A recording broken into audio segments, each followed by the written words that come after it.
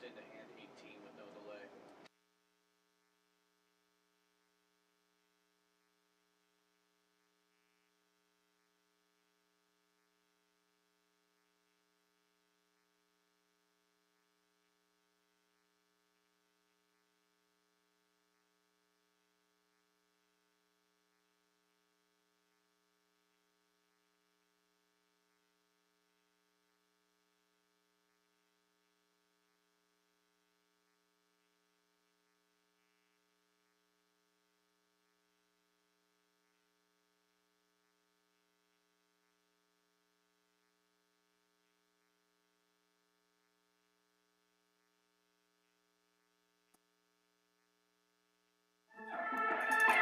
Play your hand, play your hand.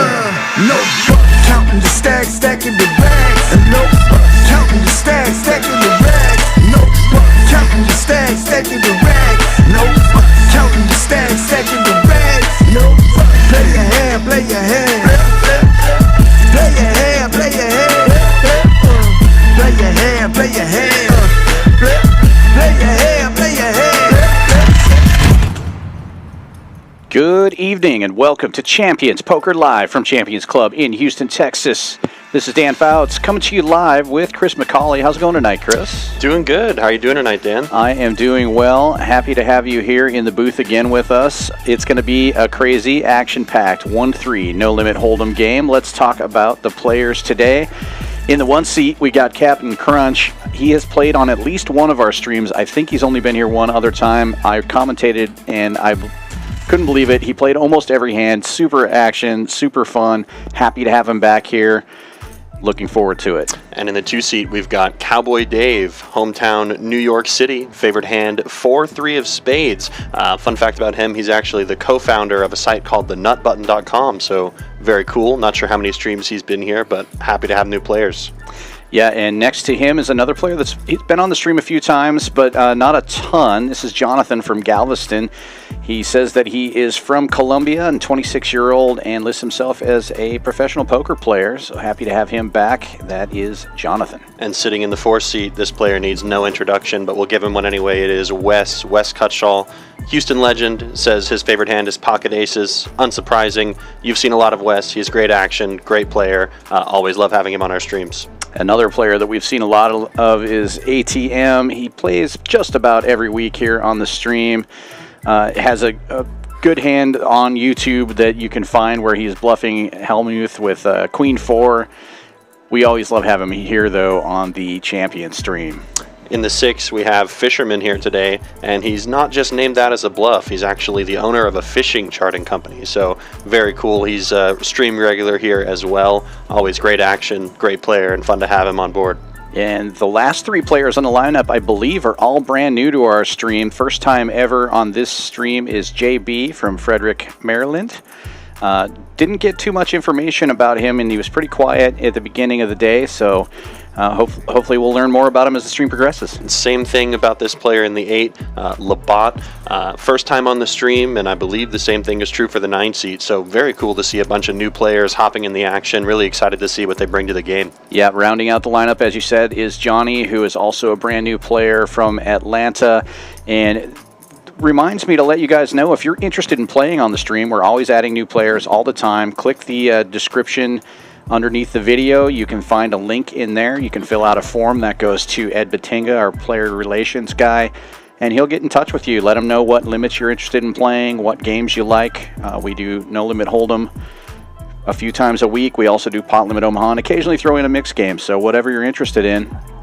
Everybody's starting with $1,000, but they're doing a $100 sweat, so you can see the current chip stacks are at $900 each as they do one PLO sweat to start the game, and somebody's going to start off a $900 winner. Absolutely, and no doubt that's going to mean Match the Stack takes effect immediately, so very fun idea to get the action kicked off here. Yeah, and another thing, I was out there before they started the stream, and they were talking about they're just going to leave the NIT game on the whole night, so just run it back as soon as it's over. So this should be an action-packed game, and I think it's going to play a lot bigger than your standard 1-3. Obviously, these players have no idea what the cards are yet, but it looks like ATM in the commanding lead so far with his set of 9s. That'll be a fun one to see revealed on the table. Yeah. Johnny has a couple of aces and the nut flush draw. So Jack of spades, four. that could be exciting as well. Well, Jack of spades and 6. just pick them. Just take a peek at each. Well, not like that.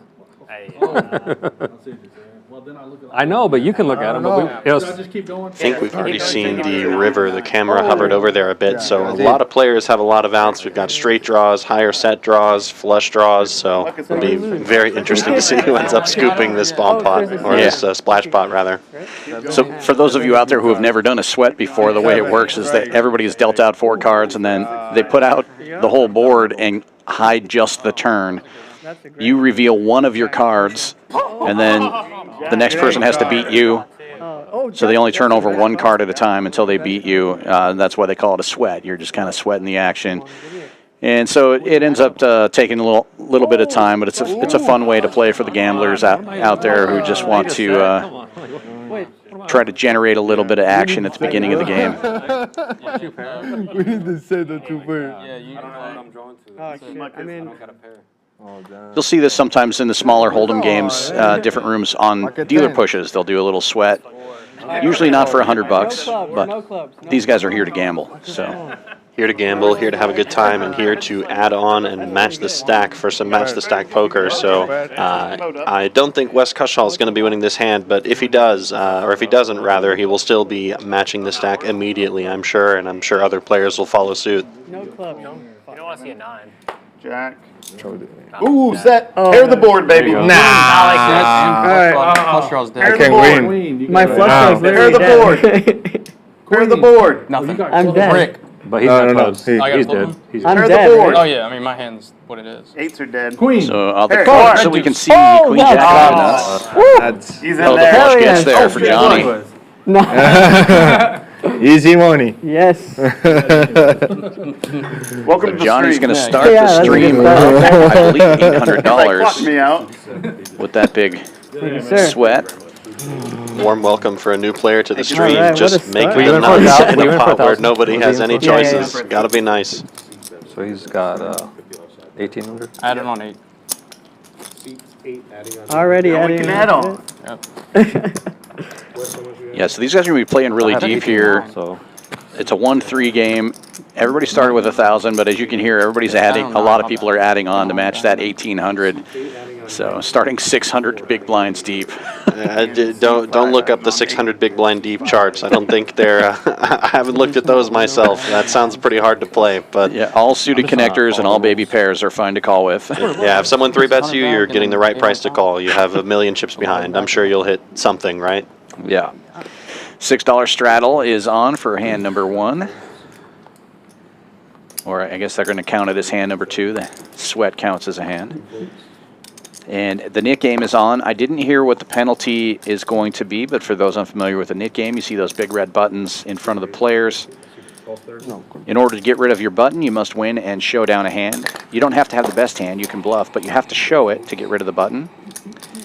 The last player with a button has to pay a penalty, and that is done in the form of a splash pot. So you do have a chance to win the money back if you lose the knit game. But it just generates some action, everybody trying to get rid of their knit buttons right away. So $6 straddle. One player opens to 30. ATM 3-betting to 180 with ace queen in the small blind. And Captain Crunch is going to see the flop.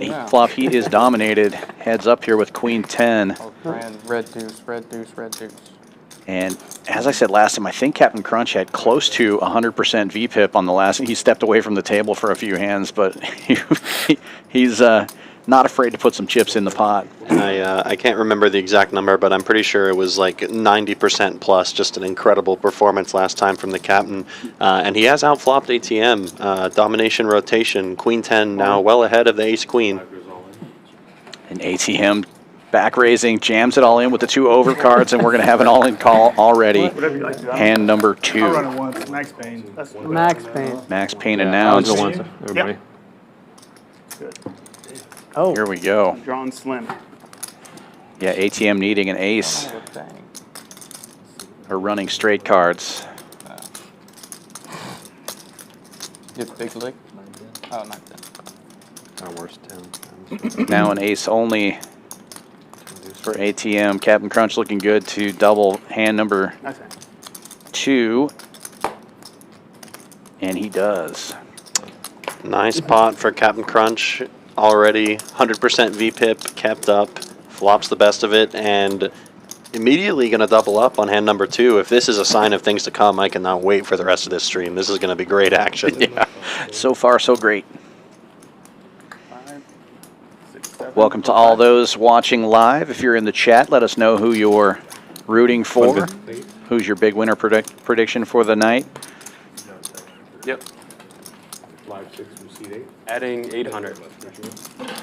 Adding 8. Seat 7, adding 800. Can I straddle? I'm adding Can I 5. straddle? Yes. Yes. You can do, Yes. you can do 12. double the first straddle. Correct. So live 12, live 6, live So the first 12. straddle can be 6 to up to 15, but when you restraddle, it's exactly 12, just so you know. So this is 12? Yeah. Yeah, 12. But if you were under the gun, it could be 15 if you wanted it to be. Adding Gotcha. 1100. Good narration by Wes. Knows all the rules here. Live 6, live 12. Straddle the first straddle for up to 5x. The second straddle can only be double the first straddle. And we limited it 2 straddles to start the stream. Unlimited straddles for the final hour of the stream. And the captain picking up aces immediately. Very large raise. I'm not sure what straddles we're on. Yeah, right? $12 straddle is on. He goes to 275, so almost 20x. Just a Or casual. over 20x. 20x open. Hand number 3. Welcome to Champions. Welcome to Houston Poker. Can I call you? Why not? Take it down. Why not, he says.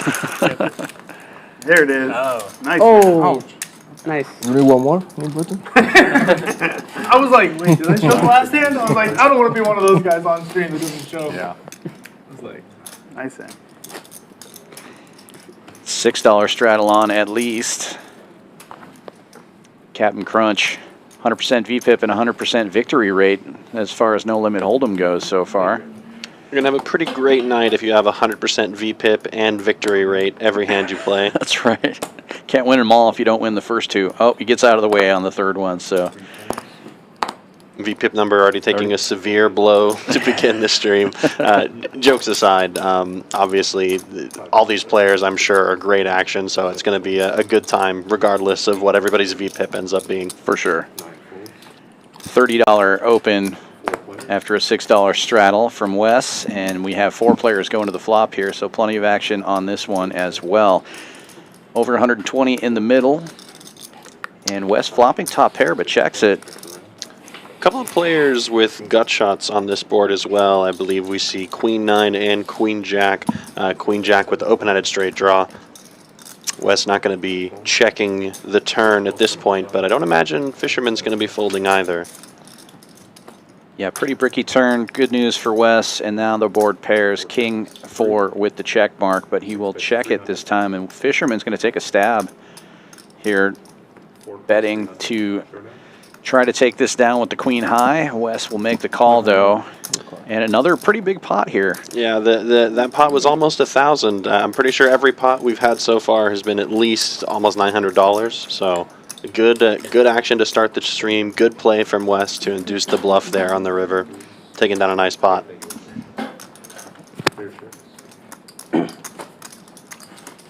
Yeah, Wes taking a big hit early, trying to get back to even, and that pot's going to help that. 6 adding on 1,000.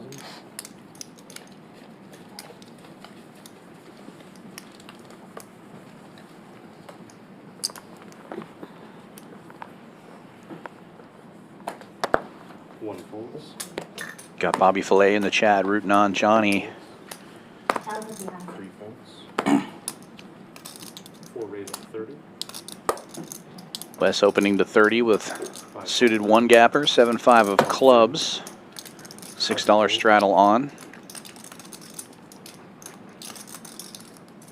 Multiple callers. Labat in the small blind will 3-bet to 155 with Jack 7 suited.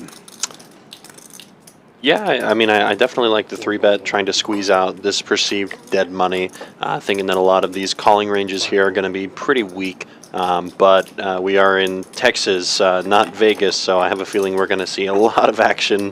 4 ways to the flop still. Did not squeeze a single player out. Yeah, I like the play. If you're going to play that hand, the raise is better than a call, but as you said, Everybody's coming along for the ride. It does show strength, though, so he's going to be able to fire at a lot of flops here. It's just so dangerous when you're 4 ways, but a great flop for him. Does flop the heart draw. It looks also a gut shot. Looks gorgeous, but Wes flopping the straight. Yeah. Stone cold nuts with 7-5 of clubs for now.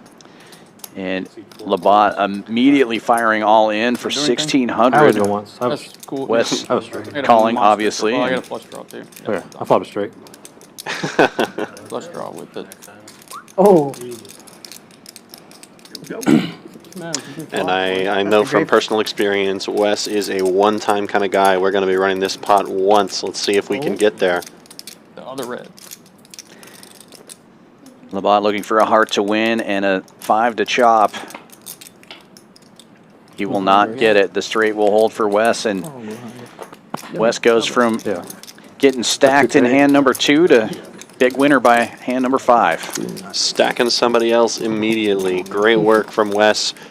Opening pre-flop, defending against the 3-bet, and he immediately, incredible action so far in this game. Not a single hand has gone by without some kind of crazy action. And just like that, Wes up almost 2,500. He was down 1,000 almost immediately. So big swings in this game. Captain Crunch and Johnny both up over 800. And Labat now down almost 2,000, 5 hands in. ATM down 12. Yeah, obviously early, 15 minutes in to what's going to be about 5-hour stream. I thought I loved that. There's going to be a lot of action here. Oh yeah, I figured you had for sure. Yeah, right. This is Like, you already didn't have a aces. great start. I hope we can keep up this kind of pace, especially with the Nick game on all the time. Looks like Jhonathan's going to go ahead and raise up the King Jack offsuit. Yeah. Yeah, this game is definitely not playing like 1-3. $6 straddle on every time, and the opening raise has been $30 pretty much every time. So it's playing more like, what would you say, a 5-5 game, I guess? I would say at least a 5-5 game, and honestly, at a lot of times, playing pretty similarly to a 5-10 game. In some, if you're used to seeing poker in Vegas, where people are usually raising to 3 big blinds, people will be raising to 30, right? So you can imagine that as almost like a $10 straddle. 305. 4-bet here from Cowboy Dave. Jhonathan opened this one with King Jack under the gun.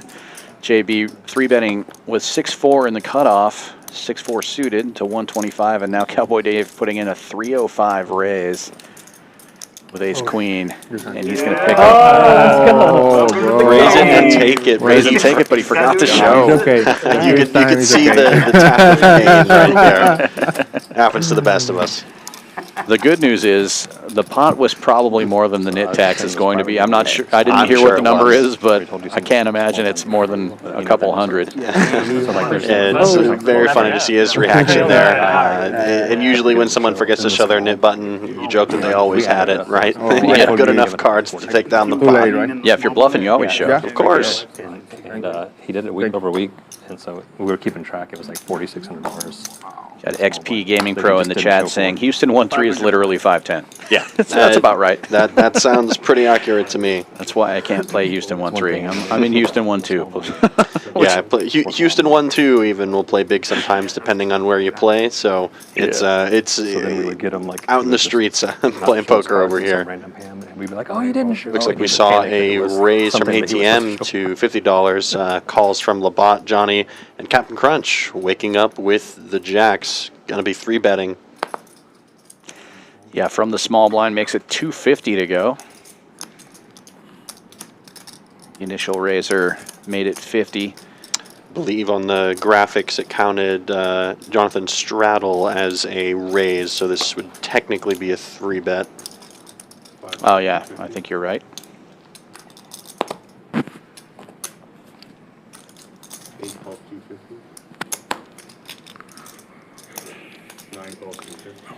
And we're going 4 ways to the flop. 2 players with King Queen, ATM with Ace High. Yeah, it should be 1-3 with a question And mark. the Jacks were in the lead until that flop. ATM takes the lead. Texas heads up, does not pay off for the jacks. We will have an interesting pot brewing though. Got a king high flush draw in the hands of Johnny, and ATM flopping himself top pair. In 4 ways, ATM may not be super confident about his kicker, but he is going to bet 500 to see where he's at. It's kind of a tough spot for Johnny now because, oh, well, not anymore. we're ripping it all in there. I was going to say sandwich between multiple players could be a tricky spot, but Johnny with the all-in, ATM with the quick call, and we are all in again for a $4,000 pot on hand number 7. Welcome to 1-3. These guys are going to run it twice, it sounds like, so... in this case, the top board will go qualify for the knit button, so it looks like ATM's going to be getting rid of his knit button unless Johnny hits a club here. He does. Wow. And so an ace wasted for ATM. Doesn't really matter, though. Johnny's going to take that first board and get safe in the knit game. ATM looking to just hold here on the bottom board. Clean turn. See if he can fade the remaining clubs on the river. He does. Chop it up. But Everybody loves a good chop pot, but nobody loves not being able to lose their knit button because they lose the first run out, and Johnny is going to be able to get rid of his as a result of winning that hand. yeah, 4-way action pre-flop, so they each win about 250 also, so not bad for either player. Profitable hand at the end of the day. Johnny feeling great about been all in getting there. there on the first Everybody else board. been all in. Thank you very much. Appreciate it, guys. Live 6 and 4. It looks like ATM is going to be putting on the 12, so we will have the live double straddle on this hand.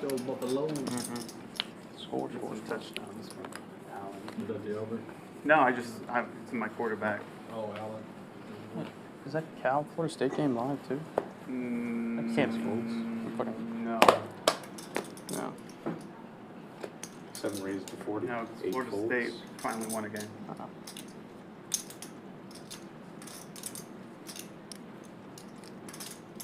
9 raised to 130. 1 folds. Can you put your green chips in the front? JB opening to 40 with Queen 7 suited. Johnny 3-betting to 130 with Ace 10 in the cutoff.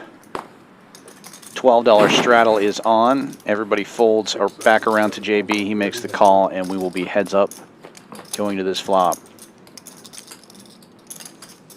7 checks. Ace 10, best of it pre-flop and best of it post-flop. Great flop to see when you have Ace 10. 9 bets, 100.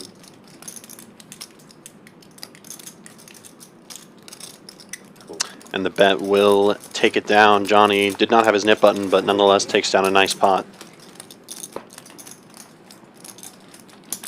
Live 6 for C5.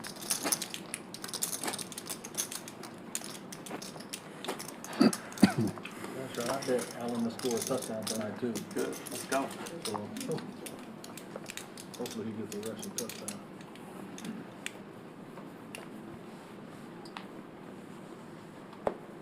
Six folds. 7 raised to 25. 8 folds. 9 folds. 1 fold 25. 2 folds. 3 folds. JB opening this one with a suited ace wheel. 25 is the number. 4 raised to 100. Captain Crunch gets in there, and Wes looking down at ace king in the big blind. We'll raise it up to 115. 5 folds. 7 folds 115. 1 folds 115. 3 players.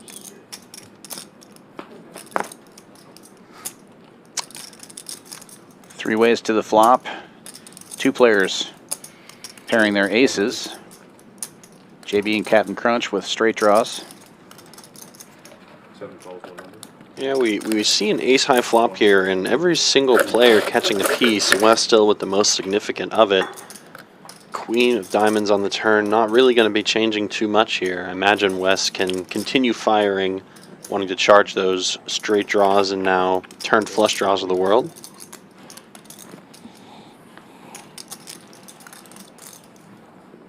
Good fold from JB. Same thing for Captain Crunch.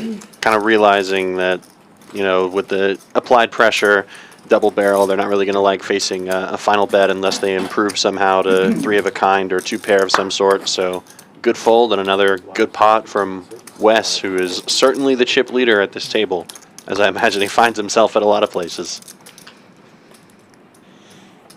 Yeah, he's definitely knows how to generate action. Not that he needs to help with this lineup. $12 straddle on again. 8 folds, 9 folds, 1 folds.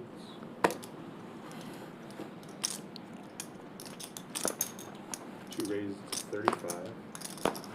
3 folds, 4 folds.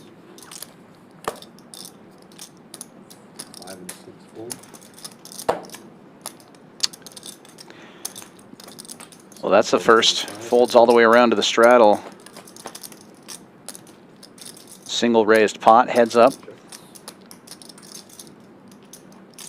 Ace high flop, the pre-flop aggressor should be able to bet at this board pretty frequently and take it down, and that's exactly what's going to happen. Big lick. Who's that? Big liquor. Is that what you had last time? Is that what you had last time? Dave forgot to show his ace queen earlier, but will not forget to show the big lick, and is also now safe in the Nick game. One of them was face card.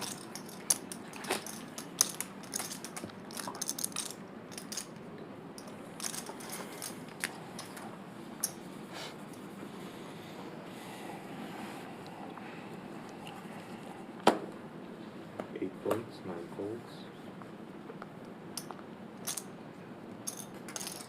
1 raises to 55. 2 folds. 3 folds. Captain Crunch going to be raising up the Jack Deuce suited here, and Wes waking up on the dealer button with the Rockets. 135. Going to raise up to 135, giving a good price to all of Captain Crunch's hands.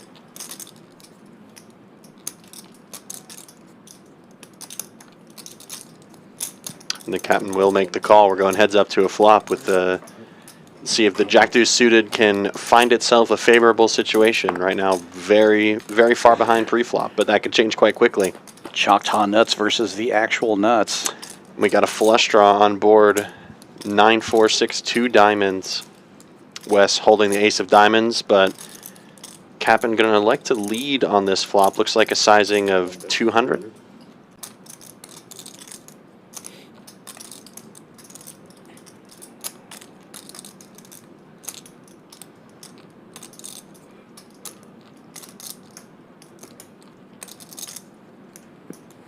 I think Wes just going through his options right now, kind of deciding what he can do.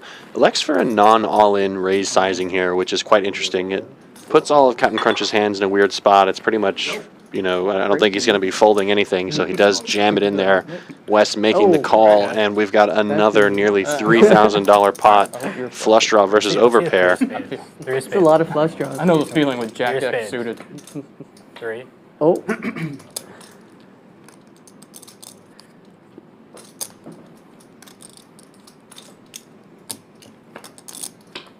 Your hand, Wes. And the aces are going to hold Wes, felting another player, stacking him with the aces. I got Another fun hand. And we're less than 15 hands into the stream, and how many all-ins have we had at this point? I want to say like 5 or 6. Yeah, I've lost count, but it's a pretty high percentage. Yeah, well, give me some, bro. No, I'm not looking nothing, bro. Huh? no veo All the nada. good parts are going to him. So he huh? said, he's like, nuts, nuts, nuts. Let me get some. Double check. We try to recount this time. 1,000. 1,000 behind for seat 1. Live 6, live 12. Running good. Deja vu from last Friday, huh? Yeah, but 12. we gave some that away. Seat 1 calls 12. And he flopped And the the flush. captain is going to now look down at another suited diamond hand. Queen 10 suited, does elect to just call the $12 straddle. how much behind? 1,000. 2 and 3 fold. Not a vector, just passing some chips. Mm-hmm.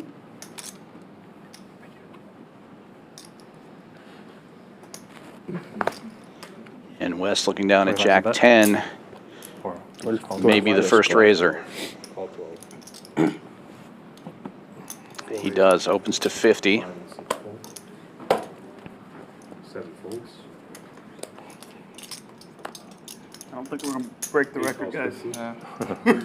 Same thing happened last time. We were like, let's break the record, and the first one was like 45 minutes. We're like, We're pushing the action. it's not gonna work. We're not getting rid of the buttons. I don't mind it. There's Yeah. action. No, yeah. It is kind of weird though to break the record. You kind of have to be a nitty stream. Yeah. It can't be a crazy stream where everyone's going to the flop every night. Fair, yeah. I don't mind. 9 raises to 325.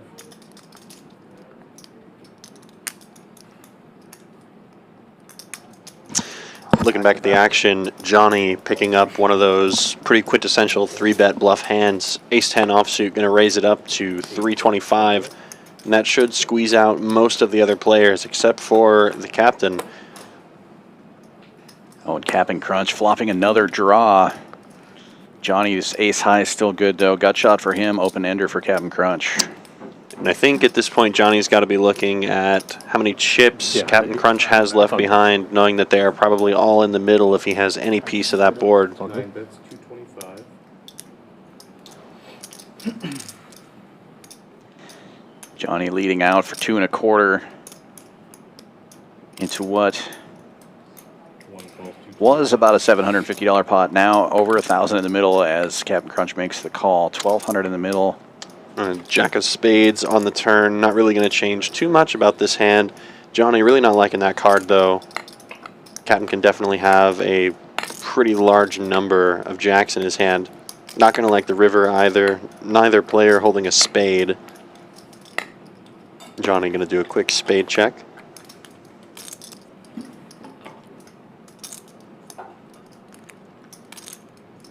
And Captain Crunch may be able to steal this one now, the way it has run out. If Johnny checks this and the captain fires out an airball bluff, it's going to be really hard for Johnny to call with his ace high, but he does fire, pulls the trigger, and is going to get the quick fold. So nice aggression from Johnny to take down the pot. Kid came to play. First time on the Champions stream, making moves. Already up quite a bit, won a couple of notable hands. 6 is full would have been good. No. Oh shit. King Yeah, Jack. kings. I believe him too. Kings or quads. One of those. I believe him. I had a monster. Yeah. Johnny pulling a little bit of the Vegas Viet trick right there. Had a monster on that board. Compared to the other guy. True. Turns out it was true. Dominated. $12 straddle is on again. And the Nick game continues. Still a lot of buttons out there. The same guys seem to be picking up most of these pots. Folds around to the blinds.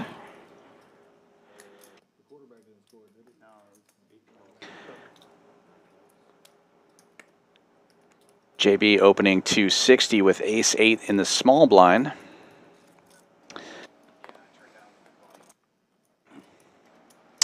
We are going through ace to a flop here. No one really catching a piece of this flop. Ace high still good. No one wanting to really stab at this though. 3 of clubs does change that a bit though. Labat does improve to a flush draw. See if he wants to bet it. It looks like he does.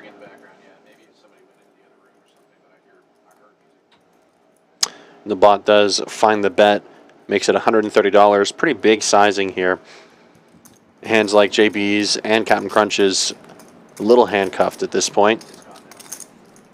But I do see the captain cutting out chips, maybe with some devious intentions here on this river. Is going to make the call. Yeah, he's got a diamond and a club in his hand, so he can represent either of the draws if they get there. Yeah, blocking with that king of diamonds right there. Only way the captain is going to win this hand is with a bluff. Let's see if Labat gives him the opportunity. 380. 8 bets, 380.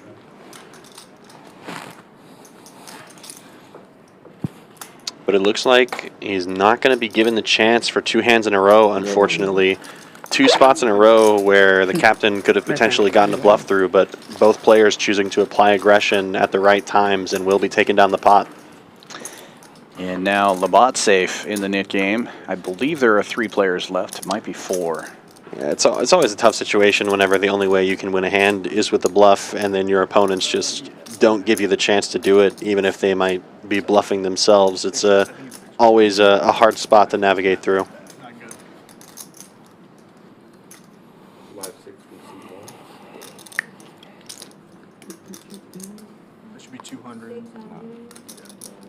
he gets 6? Did they go for 2 or some shit? Should be 220. Oh, they missed the extra point? I didn't see, but Yeah, we want to go. Oh, okay.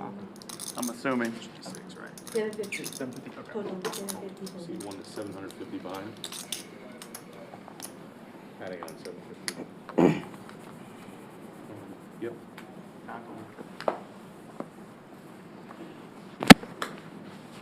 And line 6 from C1. C2 raised to 20. 3 calls. $6 straddle on this time. The under the gun player will raise it up to 20. That's Cowboy Dave. Ace Jack suited for him. We got multiple callers. 1 raised to 150. All the way around to the straddle. Captain Crunch waking up with Ace King suited. Will 3-bet to 150. Yeah, and the captain does have more chips behind than just what's currently in front of him. Has added on, I believe, to make his stack 1,000. Yeah, Wes acting as banker here, giving him some chips to play with until his show up. It's always a good feeling to be the banker in a game of Monopoly, and even better in a game of Texas Hold'em. Cowboy Dave going to be 4-betting this hand, however. Going to be making use of his position. His strong image is going to 4-bet up to 325, but of course Captain Crunch going nowhere with the Ace-King suited, and we are heads up to a flop. 25-50 game. Top for the Ace-King. Liddy over here. Probably bigger than That goes to him. Yeah, I'll push it over. No, you're good. Looking very good for him. Obviously, this is a good board for either player's range, to be honest with you, given that it's a 4-bet pot. Seeing a raise from what's essentially under the gun, followed by a 3-bet, and then a 4-bet. Both players are going to have a lot of combinations of hands like Ace-King, Aces, Kings. Captain Crunch is just going to go ahead and lead out and will take down the pot. Finally, Captain Crunch having a pot go his way. 5 more. This game is a game of momentum. It's always nice to win a hand when you've lost a few. And he is going to take down a pretty sizable pot at that because of the 4-betting pre-flop, so definitely good to get on the right track for him there. 12. Live 12 from C3.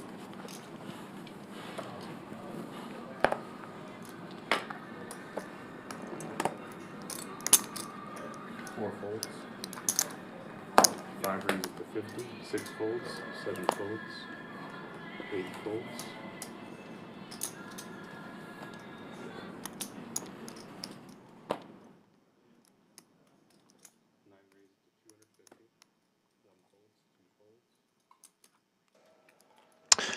Picking back up some of the action pre-flop, we see ATM opening the Queen-9 suited and promptly getting 3-bet by Johnny up to 250 with the King-Queen offsuit. Another pretty good 3-bet bluff candidate hand.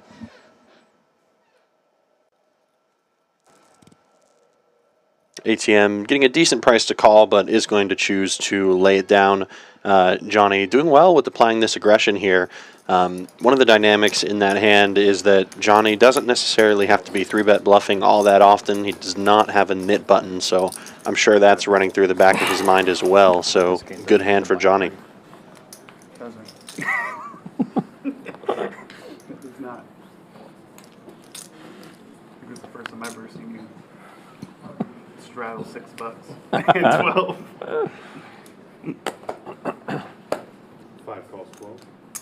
$12 straddle is on. ATM limping in with Ace Jack 7 raised to 70. offsuit. JB will be raising. $75 is the number. A couple of ducks in his hand in the hijack. 1 folds, 2 folds. And it folds all the way around to ATM. Both of these players with knit buttons. Somebody will be getting safe here as ATM makes the call, and we are heads up.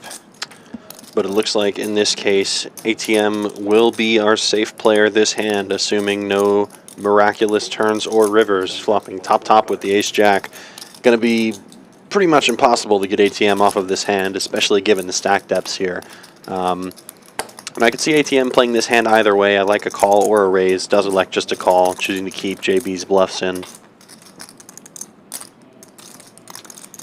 Not a great card for ATM on the turn. A third club coming off. We know that JB's club draw is deuce, but still a little bit nerve-wracking when that comes out. But this is a great river card after the check. Deuce high club draw does brick out. JB only really going to win this hand by bluffing, but I'm not sure if this is the right run out to do it on, and he wisely chooses to check it back. ATM is now also safe in the Nick game. Not sure how many players we have left in the Nick game. It looks like we have Fisherman and JB, and then I'm not sure if there's any other players who are still in the Nick game right now. Yeah, maybe Jhonathan, but I think he lost his. That was the last one that I remember seeing. Yeah, could be Jhonathan, but either way, we're pretty close to the conclusion of this Nick game here, so going to be interesting, especially with these two players now soon to be in the blinds right next to each other. It could lead to some interesting action. Diamond with pass, hit him in stride, and like. Yeah, 12 straddle on. Fisherman's probably not going to play this one, though. That's about the average strength of my hand whenever I'm, heads up in the Nick game and I peel 5 deuce offsuit under the gun. My opponent peels ace jack offsuit. JB finds a hand worth playing, but unfortunately for him, Labat right behind him, 2 black queens, 3-betting to 200 after JB opens to 60 with ace jack. And I do see there is a button in front of Jhonathan as we pan around here. Folds back around to JB. Okay, you got a pair? Jams it with the ace jack. Another hand where you can go either way between just a call or a 4-bet bluff. Does elect for the 4-bet bluff, but he is running to the goods this time. All right, here we go. Classic. Well, not classic, but We're going to need alternates today. Believe they are running it twice. Could be wrong about that. JB looking for an ace and an ace only, or running jacks in order to save himself from the Nick game and win the first half of this pot.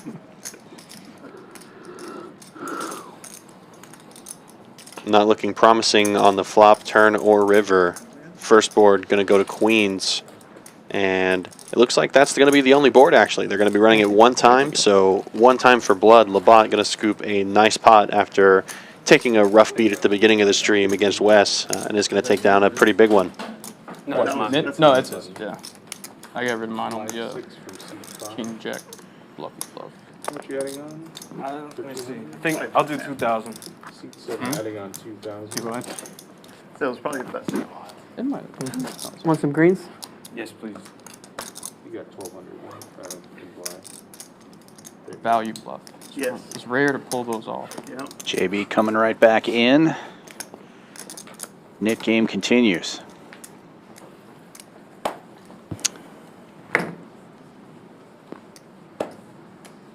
Does choose to add back on for a full 2,000, so all of that 2,000 going to be in play. I think it's always interesting when someone rebuys during the Nick game. It's always fun to see if they're going to buy in with a shorter stack to potentially make it easier to get all in, or buy in deep stack so they can potentially make a value hand and get paid off when someone thinks you're trying to bluff your way out of paying the nit tax. Does elect with the latter strategy. Heads up.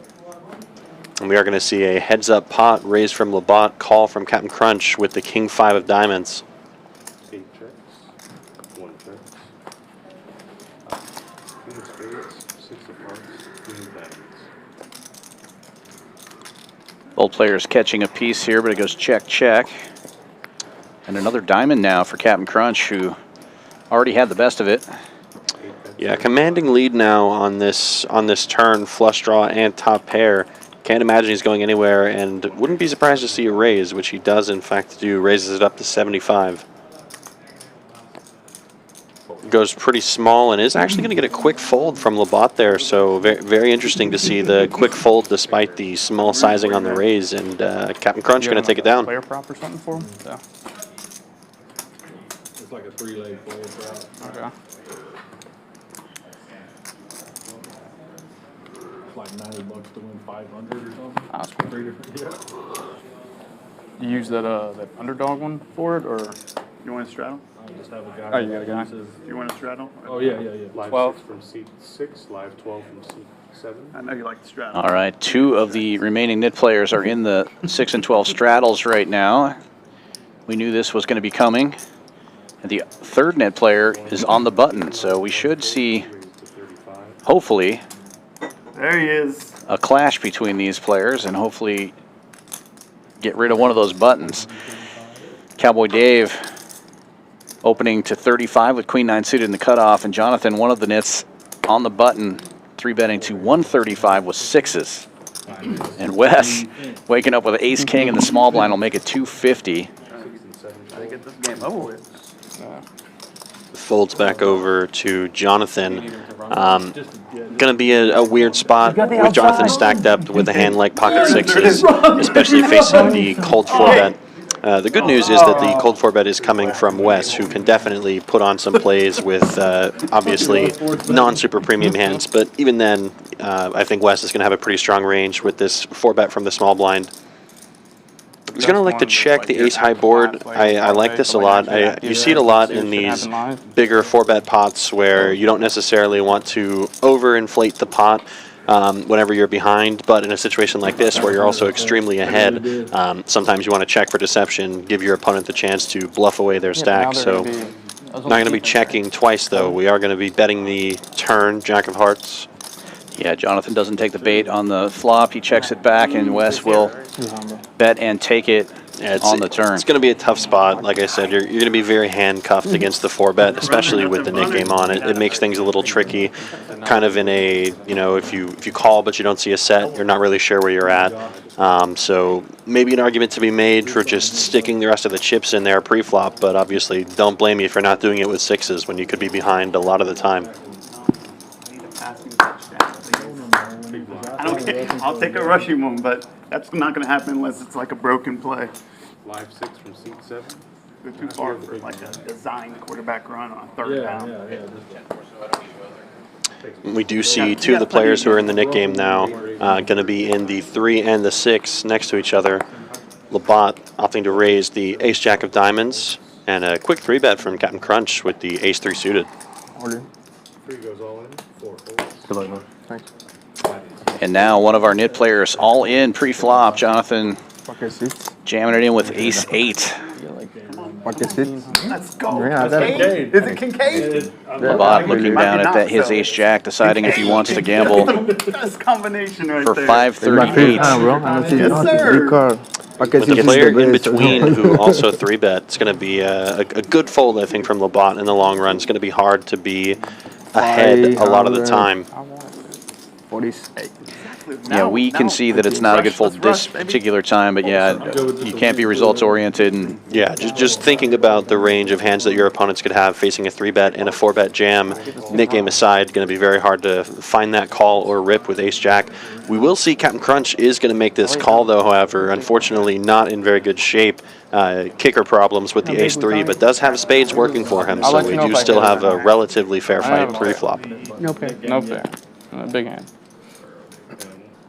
With hands like this, with these low suited aces versus low middling aces, there's also a lot of chop outs too. So there is the potential for a chop pot here, but obviously we're, you know, I don't want to see either of these players get felted, but I would like to see an interesting run out at least. I don't care. I usually do. That's a good. well, Pretty good. Captain Crunch catching a decent flop here. Gut shot for him. Backdoor spades working for him, but Jonathan's Could be ahead. ace-8 still in the lead. Ace high still good, and not quite as many chop outs now. 7, however, is going to be an interesting card for those chop odds. It's going to increase that quite a bit, actually. 7-4 gets there, obviously. Ace-8 will take it down, though. Yeah, The 8 will play. That is a nice hand for Jhonathan to take it down. Is safe from the Nick game, and also is going to win a pretty significant pot off of Captain Crunch. Do not blame him for making the call, getting a pretty great price, all things considered. It's just, it's tough, especially knowing your opponent's in the Nick game and could be making a move with a bunch of different suited hands or weak pocket pairs that you have a fair fight with your suited ace. And now we are heads up in the nit game. This first nit game taking a little bit of time, but obviously generating plenty of action. Yeah, there's a running gag on the stream where every single week everyone's like, all right, guys, this is the week where we get the new record for number of Nick games in. Never happens, but can't say that the Nick game has failed to generate tons and tons of action this game, so already done its job and then some. We did have, I think it was 1 or 2 weeks ago, a record-breaking nit game. The game was kind of shorthanded, 7-handed, and they ended up getting 9 nit games in a 5-hour stream. Okay. That's going to be a tough one to beat. I was going to say I'm interested to see what the record is for a number of Nick games had, but 9 sounds about right. Yeah, that's going to be a tough one to beat. You almost have to have a different player win every hand every time. even on a fast-paced stream, we rarely get more than about 120 hands in. So yeah, and you'll usually see some more aggressive players take down more pots than others, so it just makes it difficult to shift who's winning pots, especially in some of these games we have here. Picking up the action, Wes is going to be looking down at fake aces and is going to get called in a couple of spots, so 4 ways to a flop. 4 of diamonds, 10 of spades. and it looks like it checks all the way around here. Wes, the only one improving, and now 2 pairs for him. Improving twice. 65, 9 folds. And this time Fisherman taking a stab at it, betting 65 from first position. And I do like the stab here from Fisherman. Obviously, not good spot that he's against Wes's current hand right now, but nobody showing any interest on the flop. Looks pretty weak, so looking to take a stab, try and get out of the nick game here. But does improve to a pair on the river and is going to decide to shut down. I think here for Wes, very clear value bet to go for here. 6 calls. Quick call from Fisherman looking to escape the nick game, hopefully pick off one of Wes's bluffs like a miss straight draw, miss spades, but unfortunately no bluff this time. 2 pairs going to be good, and we are still heads up in the nick game. Thank you. Red deck, please. Action-packed first almost hour of the game here. Sounds like we're going to be Thank you so much. having our first dealer change, or perhaps we're just looking at some numbers here. Look at these VPIPs. Over half the table, above 47% on VPIP. Really disappointed in seat 10, 0% of hands played. Yeah. gotta hate to see that. But be better, sir. Jokes aside, very fun, very big action. Wes, by far and away the big winner so far, winning almost $5,000. Newcomer to the stream, Johnny and Jhonathan, both also with solid wins as well. Everyone else still looking to crawl their way out of the red right now, with still plenty of action to go. I'm sure this leaderboard will change quite a bit. I would imagine. And over 4 players over $1,000 in the hole in a 1-3 stream less than an hour in. In an hour. Yeah, pretty strong. We talked about it at the beginning of the stream. Talk about it again. If you've never played on our live streams and you want a piece of this action, definitely fill out one of those forms online. Contact Ed. He will absolutely do his best to get you in one of these lineups. I'm sure multiple of these players went through that exact same process. Definitely a great way to test your skills and also have a good time on probably the best live poker stream in the entire state. It's a wonderful operation we run here. Great action, great food, great staff. So can't think of a much better reason to take a trip down to Houston. Yeah, and we're also the only poker club in all of Texas that has a hotel on site. So even if you're not in Houston, you can come here and play on this stream, stay right on property.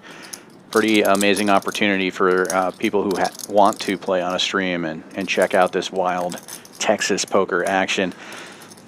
Got a promo going on for the month of September, too. If you play 8 hours in the cash room, you get your room for free. So you're going to be halfway there if you play on this 5-hour stream. Looks like we have a pretty big pot brewing. We see a 4-bet from Johnny with the ace-jack offsuit. Wes electing to defend his king-queen. Fair fight on the flop, or before the flop, rather, not after the flop. Queen-high flop going to be very good for Wes. Not going to be going anywhere, of course. Johnny going to be betting the entirety of his range here, I would have to imagine. Really no reason to check on a queen-7 deuce flop. Extremely dry. Still crushing with your best hands like aces, kings, and queens. Still want to bet as a probe with your pocket jacks, pocket tens. So standard bet, standard call here. Business as usual. And a 7 on the turn. Really not going to change all that much here. Johnny can elect to check here, which he does. And I think that's a good spot to now realize if he's getting called in multiple spots. Going to want to do a little bit of pot control. Make sure not to overinflate this pot. Both players are extremely deep. Johnny, the short stack, short air quotes, with 2,500 behind, right? So definitely electing to use some pot control and will make the fold as Wes decides to stab for 515. The rich get richer. Wes continuing to run super hot. Yeah, he's got invincibility mode turned on tonight. They Can't said really I make had a it misstep before. in any hand that he plays. So. Yeah, it's unfortunate for the other players. If Wes was the shorter stack, he would be matching, but with 7,000 in his stack, a lot of these other players are probably not going to be able to match him. Yeah, Thought they were coming to play a 1-3 game, not a 1-3-6-12 game. Yeah, if you didn't come here to play 5-10, I've got bad news for you, because the big stack is going to be, you know, more than 1,000 big blinds deep. So obviously, very, very fun, interesting form of poker to play. I think one of the things that I enjoy the most about Texas poker is the fact that you can play ultra deep stacked just compared to a regular game. Sometimes it can feel like decisions are pretty forced, pretty mundane when you're, you know, between 50 and 100 big blinds deep. But with these super, super deep stacks, there's obviously a lot of interesting and fun decision points. Yeah, plenty of 3-betting, 4-betting, pre-flop. You don't see that in a lot of your standard 1-2 games, 1-3 games, but here in Texas, and especially on this stream, you're going to see a lot of it. And case in point,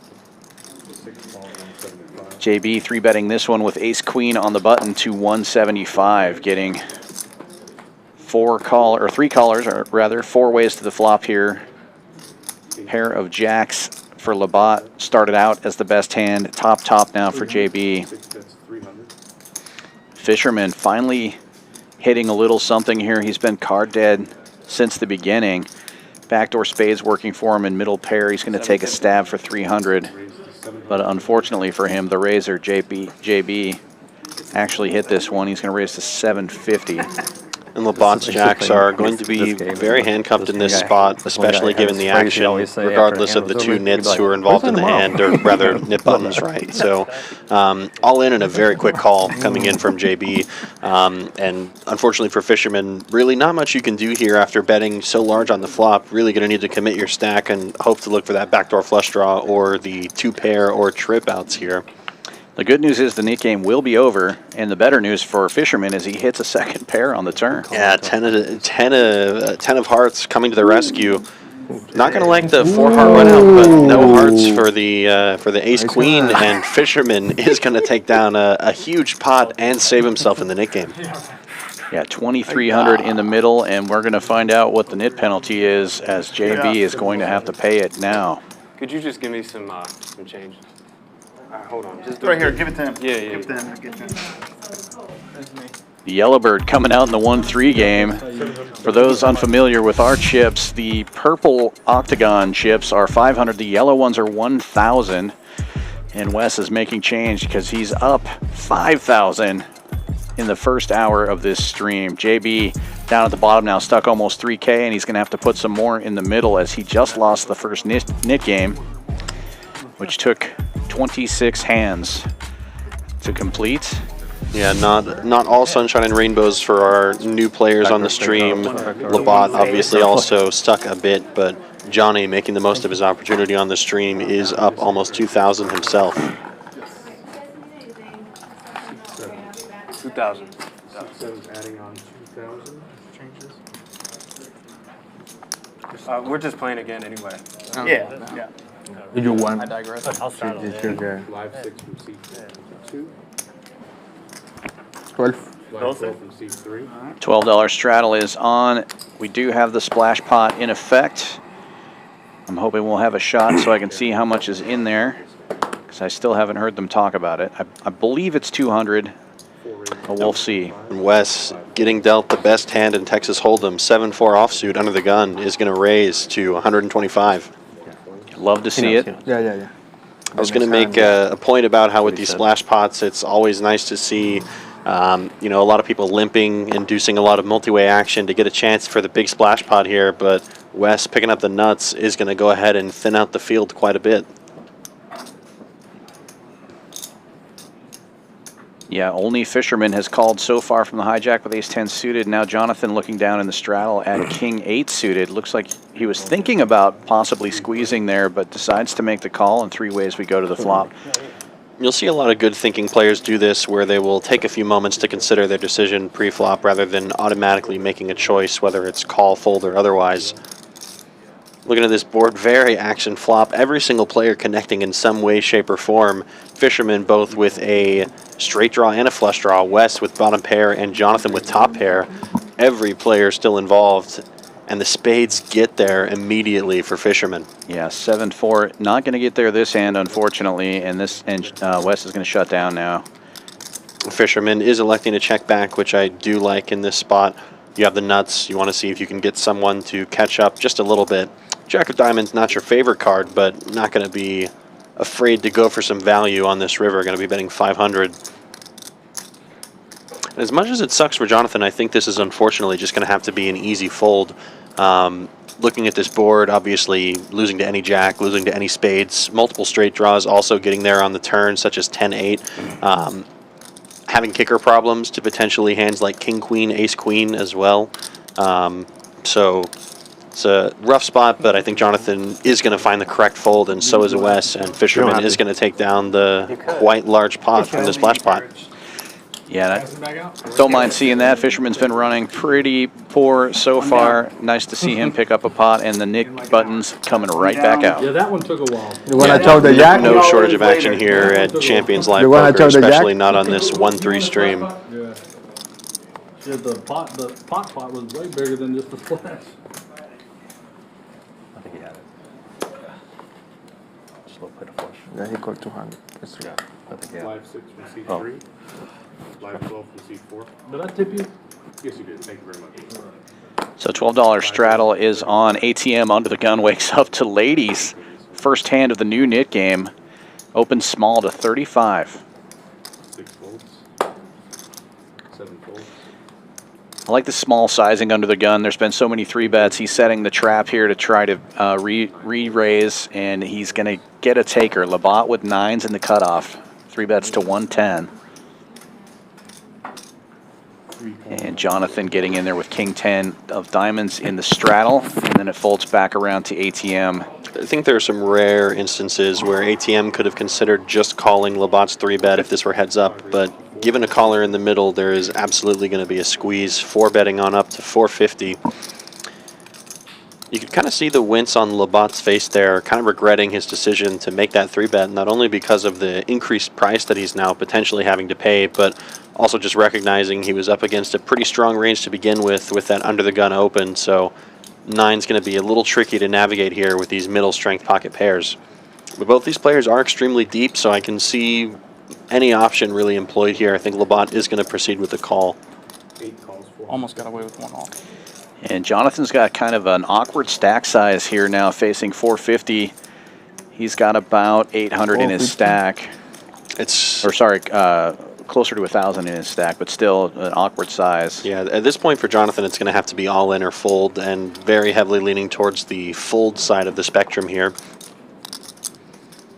Mainly just because with your hand, it's pretty hard to tell when we're ahead or behind on the flop unless we, flop gin, right, with the flush or trips of some kind. So going to be interesting to see, but Jhonathan is going to make the call interesting, so really only going to be left with a very small amount of chips compared to the size of the pot left behind. If he catches any piece of this at all, I expect his chips to go right in the middle. Yeah, I was right the first time. He was closer to 800 in his stack, and complete miss for him here. Backdoor diamonds, the only thing he flops. And on an ace-high flop, ATM is also going to check. It's going to check around. None of the players really like that flop, obviously. Coming ace-high in a 4-bet pot, you got to imagine somebody has some kind of ace. The only player who improves on this turn is going to be Jhonathan, who does now improve to some more equity. Does have a gutshot straight draw, unfortunately, ATM with removal twice to that. Same thing for Labat here. Really going to be difficult to, I think, find a bet in this spot. Ace-Jack high flop, you're behind so many of your opponent's hands, why bet? And somehow, some way, queens are going to remain the best hand multi-way post-flop. Yeah, and nobody wants to stab at this because Jhonathan has so few chips, he's going to call with almost anything, right? So yeah, if Jhonathan has any ace at all, he's going to be making the call, so you might feel like you're torching money, especially on the river. Maybe there's an argument to be made for some kind of bet for protection on the turn, but it looks like it is going to be a nice pot taken down for ATM. Yeah, this time 7-4 does get there, but queens will hold. Yeah. Very surprised to see that. I had a bad feeling about the multi-way flop with queens, but is going to find himself safe. ATM also obviously not seeing the greatest of runouts, especially with that first hand with ace-king, but is going to very quickly be safe from this new iteration of the mid button. Gotta feel good for him. I was thinking Venezuela, but No, it's Colombia. I just knew your accent wasn't. Who won that? Oh, you lost your nip. Who lost my nib? 800. 800. We can see Jhonathan reaching for some add-on chips here. Going to want to be sufficiently deep for the Nick game. Is going to add on 800, so he is now also deeper than $1,000. 6 folds. 7 folds. HV's favorite. I feel like a lot of this. Labat with the stream hand knows what's going on, raising to 50. Sometimes you get new players that don't realize that 7-4 is the hand of champions, but Labat's done his homework, but Johnny is also going to pass this test with pocket nines. He's going to make a 3-bet. Captain Crunch, seeing a suited queen jack on the button, will also make the call. 3 folds. Oh, wow. If you thought you weren't running well, take a look at this. Wes with red aces in the $6 straddle. something tells me 7-4 will not be seeing this flop. As sad as it is, I think you're right. Sometimes you have to make really disciplined laydowns pre-flop, and I think this is going to have to be one of them. Yeah, 4-bet from Wes is to 600. Wants to thin the field here, and does so. Gets the first raiser to fold. Action now on Johnny with the 9s. Such a large sizing from Wes, which is honestly pretty necessary given the number of players who showed interest in this flop. Obviously not afraid of anything with the aces, but at the same time you do want to thin the field.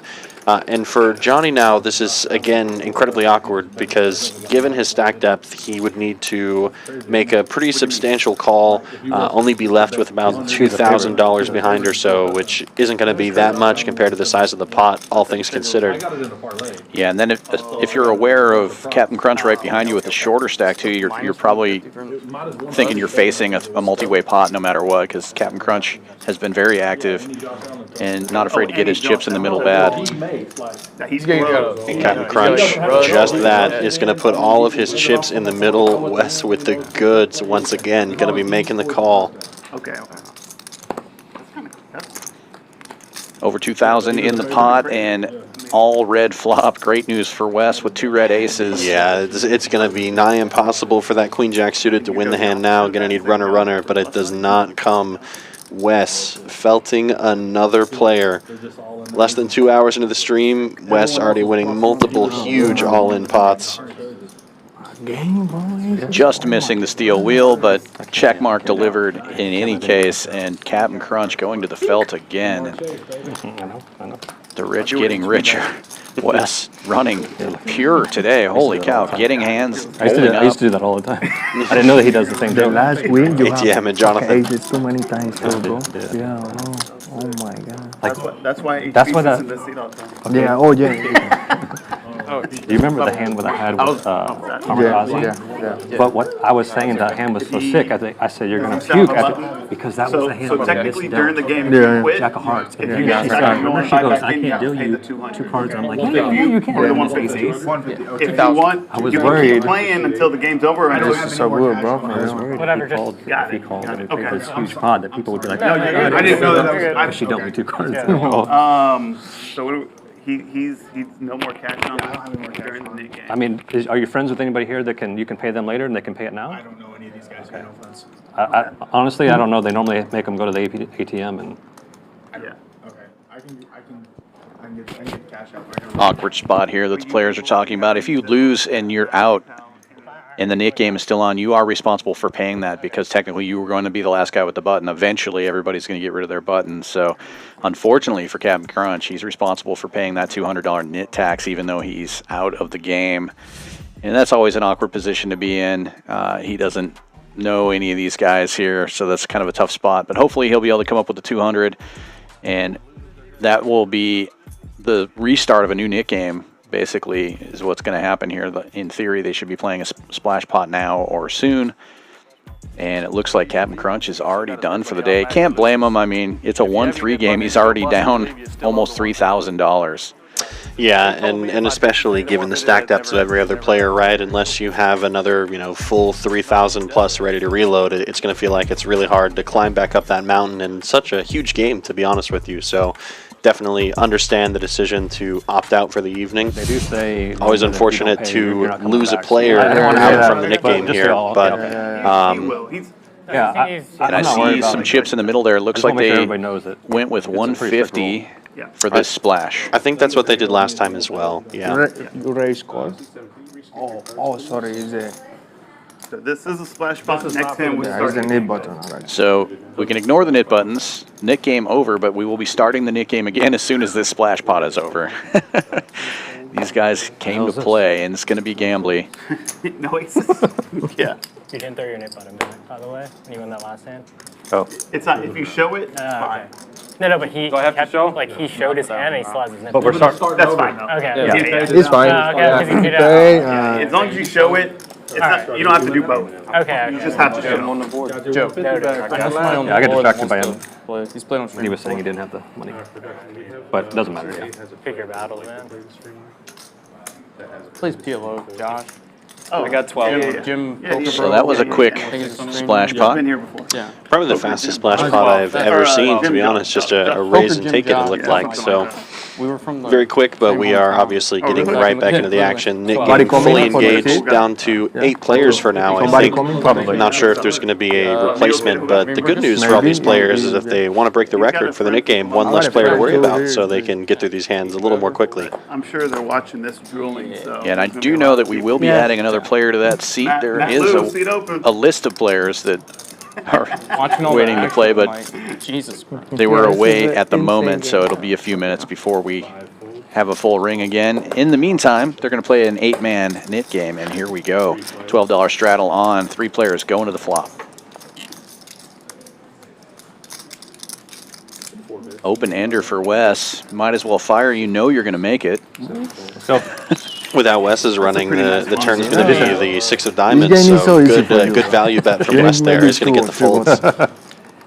Bet 25. I turned the nuts, I know. I've already seen it. I'm running good today, guys. Trust me, you want to fold. I think I would have got forever. Wes continuing to absolutely dominate the game so far. Always, I say a tough spot for the other players at the table when such a good aggressive player is the one with the largest stack.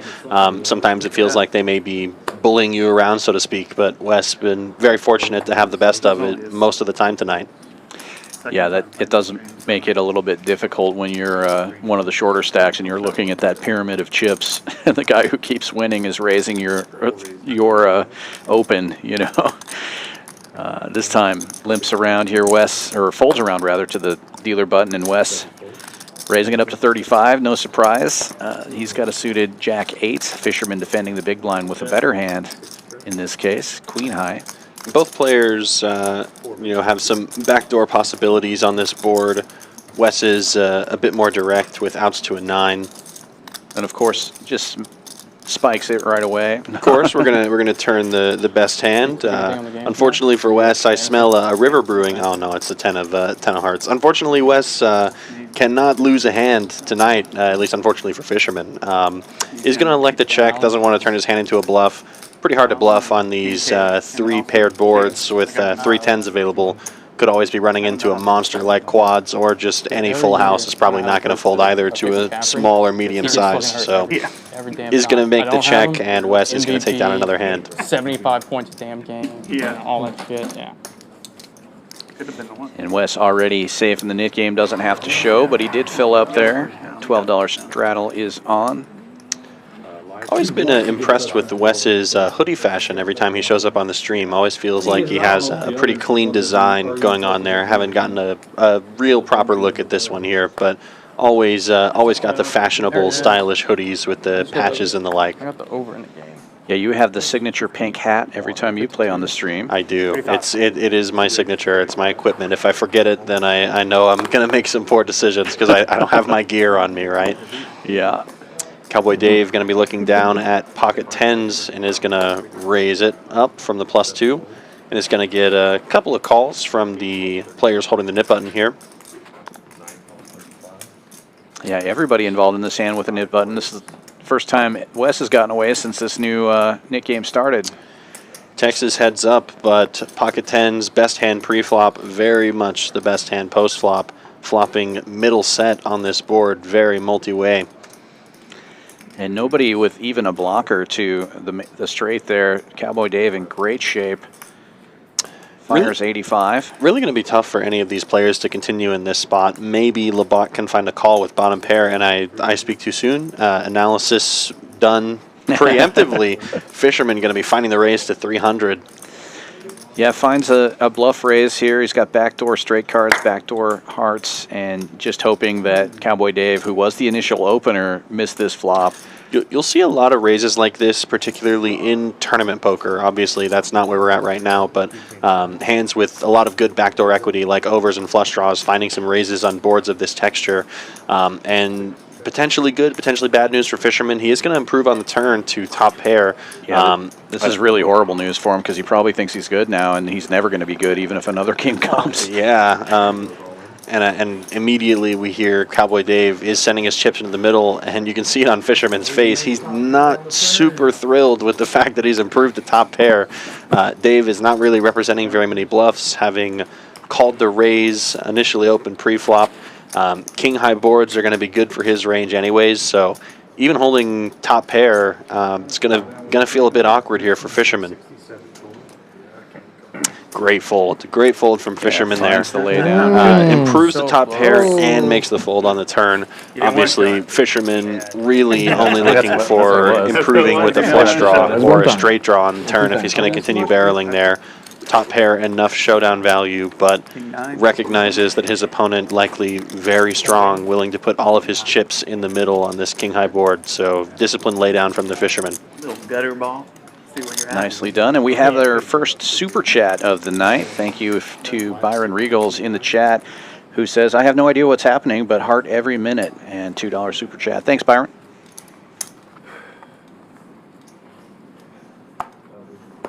Two folds.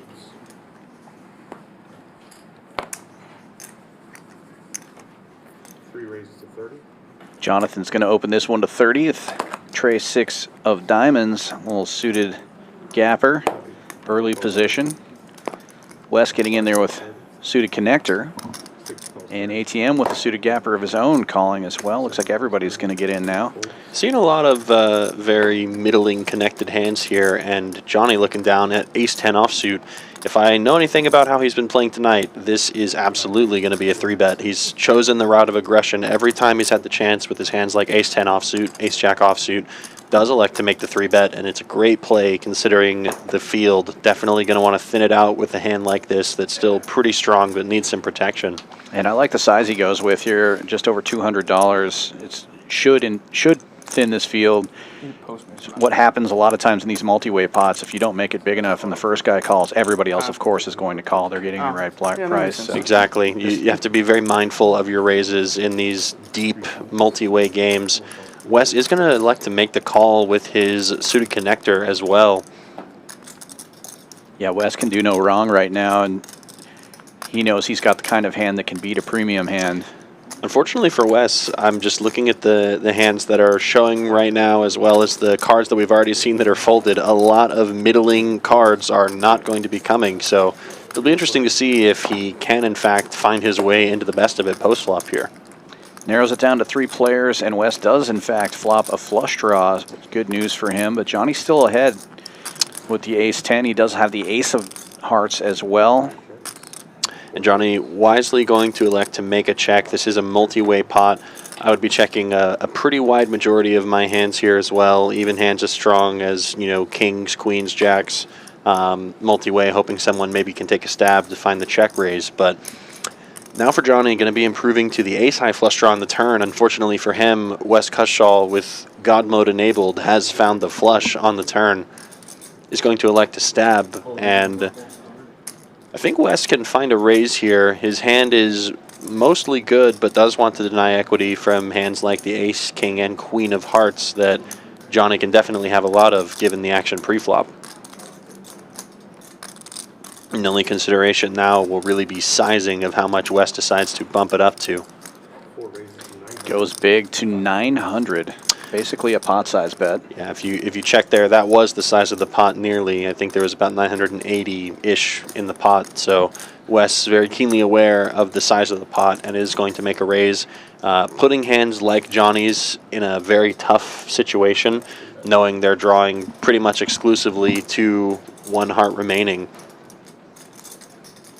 And the good thing about this sizing too is if Johnny does happen to have a hand like aces with the ace of hearts, kings with the king of hearts, ace king with one heart, may feel obligated to call. Perhaps not with ace 10 with just the ace of hearts. Obviously it's still the dry ace high flush draw in this case, but doesn't have a pair to go along with it, which reduces the equity. So would not be shocked to see Johnny find a fold in this spot as well. Not this time. Johnny gonna find the play right back at you, sir. And that's a tough decision for Wes now. Johnny jamming it in for 2,000. Is the flush good? Doesn't look too tough as he already called. Okay. Is the flush good right now? Is it good? Wes just not afraid, like he can afford to lose a $2,000 pot, you know. Wes starting the table talk, though, immediately asking him if a flush is good. Wes is going to call, though. Yeah, he had already called. Those white chips were not part of his bet. Oh, I see. Snap call. The graphics were a little behind, but Wes instantly calling. Wes can do absolutely no Another wrong. player, an almost 5K pot. Wes taking it down once again. And his stack is going to be close to 10,000 now, I believe. It's above it, actually. We're looking at 10,500 in a 1-3 game, mind you. Insane. It's very quick how things can change. Johnny booking a very sizable win up until that point, getting involved with the wrong person on the table who just happens to have it once again. 15 pre-tip.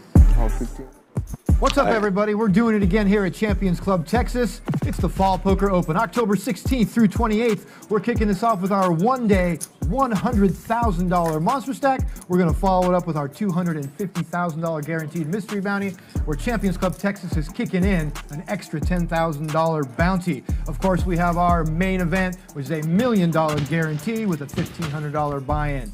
Check us out on all your favorite social media platforms, and of course, Poker Atlas. Turnover, what happened? First dealer change of the night. Joe going out, Lydia coming in. Two of our best dealers here at Champions Club. We're pretty lucky to have some of the best in the whole country right here in Houston, Texas, working for us. You can come check it out. 6440 West Sam Houston Parkway South in Houston, Texas. And again, if you're interested in playing on the stream, there is a link in the description. You can fill that out and join us here on stream. Tons of great promos going on in the room as well. You can check out championsclubtexas.com for all that information. And then, yeah. I see our player relations After the first quarter, I was like, all right, that's guru that's Ed Batinga in the chat right now saying what's up. It's Ed's birthday. Get on the chat and say hi to him. good. Even I think he's 55 or something like that, maybe 70 years old now. Wow, he's closer to 100 than not. Jokes aside, happy birthday, Ed. Obviously, always great to have you here running things along with us on the stream. Nick game still active. Just want to briefly talk about on that last hand. Even though Johnny's never played on the stream before, I really admire the confidence and the gusto to go for that jam there. A lot of players won't have the guts to go for a big bluff like that, especially with removal to the nuts with he had. So definitely very admirable play and will certainly work against a lot of players, but unfortunately Wes just not one of them. Yeah, hard to get Wes to fold, especially when he's already made the hand there. But I do like to play, like you said, if he didn't already have the flush, that play is going to work. You know, and it only needs to work a certain percentage of the time to be a profitable play. And for our insightful chatters who are paying attention, I don't think I have to say it. You can see Johnny reaching for chips. He has found a 4-bettable hand, and he is going to 4-bet. Very aggressive so far. Making the raise up to 325, a little bit smaller. Yeah, I was okay with that. But doesn't necessarily need to go very large. 4-bets are always pretty naturally stronger raises, so doesn't have to go quite as large. And especially if you're right behind the 3-better, because all those other players haven't put that much money into the pot yet, you're just trying to eliminate those players and get position on the person who 3-bet. Yeah, exactly. Going heads up to this flop of 9-tray. Going to be, all things considered, a great board for the 4-better. Only behind pocket 9s and obviously some middling pocket pairs, so he's going to be able to get a lot of respect and a lot of folds from plenty of hands, including ones that he is beating like ace-10, but pretty standard bet and take it, and Johnny is going to take it down and is safe from the Nick game. Small pair. This knit game so far seems to be going a little quicker than the last one.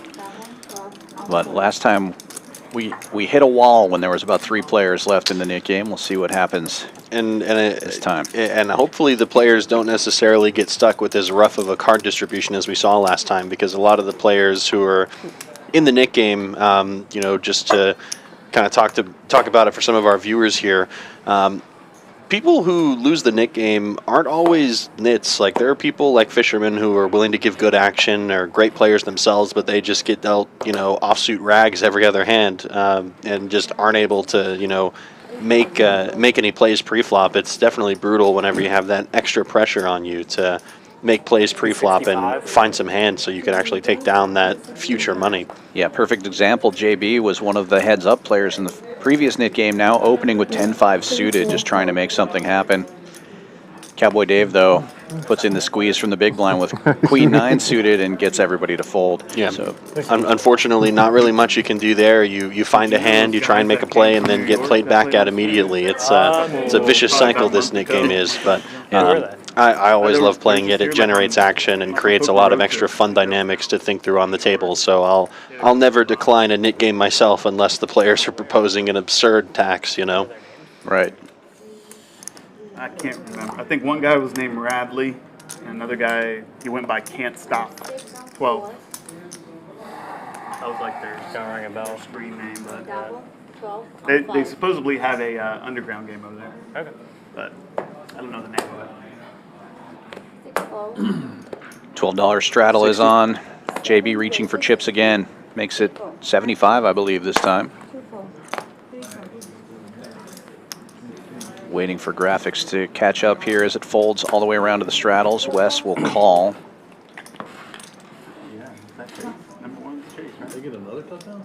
Bet must have been 60. It looks like Wes put 60 out there.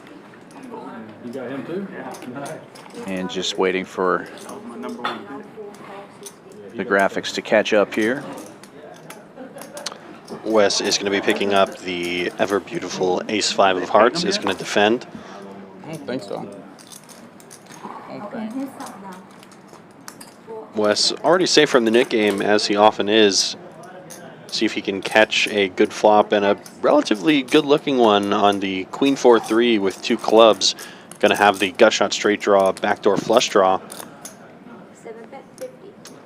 Checks it, and our raiser JB will take a stab here, c-betting for 50. And I wouldn't be surprised to see a raise from Wes here.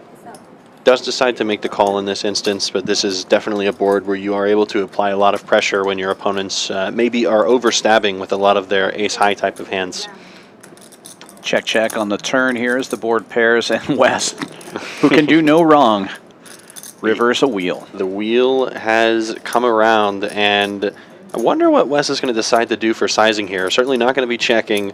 Looks like a very bricky card. Going to be targeting all of JB's pair type of holdings. Overbets the pot, 300. And I honestly can't fault him for that bet. When you're in this sort of situation, you're not really targeting his hands like ace-high. You really want to get value from his hands that checked for pot control, like his medium pocket pairs or his queens. So going to be targeting that exact type of holding, but unfortunately does not have anything he can call with. I don't think I've seen Wes lose a pot since the pot that they played. Yeah, since the hand where Wes couldn't select his cards and was dealt couldn't basically select his post flop play. Hand 1 was the first loss, and nothing but up since then. Wes holding a stack that's more acceptable for our Wild Wednesday and Takeover Thursday type of games. Almost 11,000 in a 1-3 Hold'em game. Yeah, it's pretty crazy how this seems to happen sometimes, where a person will just, or a seat or whatever you want to say, just seems to get all the hands and catch all the flops. Like that game's the same. 5, 10, 25. But the tables can turn. It's we're only 90 minutes into a 5-hour stream. For sure. Somebody else could catch fire at any time. Cowboy Dave opening this one on the button here with King 6 suited, makes it 25 to go, and then we have a 3-bet from Jhonathan in the small blind. Makes it a buck and a squirt. ATM now going to be peeling the pocket 5s and is holding a nip button, so he's going to make the call as well. Yeah, and as deep as these guys are playing, there's nothing wrong with trying to go set mining. Let's see if the mining operations are successful. King already folded in this hand. And the 5s are not going to find a set and are not going to be the best hand post-flop either. Pretty fantastic flop for top pair here for Jhonathan with his King 9. He can join or he can wait. Leads out pretty big here. 155. He can join if he wants. Oh, There's only two. And it is going to be a quick fold from ATM, and Jhonathan is going to be taking down the pot and is safe in the Nick game. Thank you, yeah. Would you like to join the Nick game, One sir? interesting thing that I like to watch for whenever there are new players on the stream, like Cowboy Dave, like Johnny, I'm interested to see what play styles they bring in, and if they're related to where they usually play cards. If I'm not remembering incorrectly, I think Cowboy Dave said he's from New York City, right? So interesting to see the raise sizing there. Generally been going a little bit smaller than some of the other players are. Interesting to see how players adapt to the dynamics of the stream and the typical, what you'd like to call, raise sizes on the stream. Choosing to stick to his guns, I think, and keep those smaller raise sizes, which is definitely theoretically sound. So fun to see how every player adapts. Yeah, we do have a number of out-of-town players, which is pretty rare for our stream. And you were correct; it is New York for Cowboy Dave. Perfect. Yeah, seeing the don't judge me, chat, but I think that's is that a Mets hat? I think I see right there. Obviously, multiple teams you can be a fan of if you're from New York, but I think that's a Mets hat right there. I cannot confirm or deny. It's definitely not a Yankees hat. If that were the case, that's more easily recognizable. Yeah. Yeah. If you forget, $12 straddle on in a rare limped pot we here. will not remind you. 5 ways to the flop. Just make And sure don't remind anybody. This is a real one. Looks like for our me. new player is going to be joining us in the 1 seat, Cole. And I believe Cole, because he is sat at the table now, is automatically opted into the Nick game. You could hear Wes discussing that earlier. If a player joins the table mid-Nick game, they can either wait until the Nick game is concluded, or they hop into the orbit rest of the players. Sounds like Cole is unafraid. He took the nit button. Has the best hand going into the flop here. ATM made a pair and will remain the best of it. Look, I was like, look. He announces he has the nuts. Turns out he does. Nuts and he knows it. Pair of 9's going to be more than good. Oh! I won the smallest pot of the night. Hey, you got rid of your net, bro. And I got rid of the net.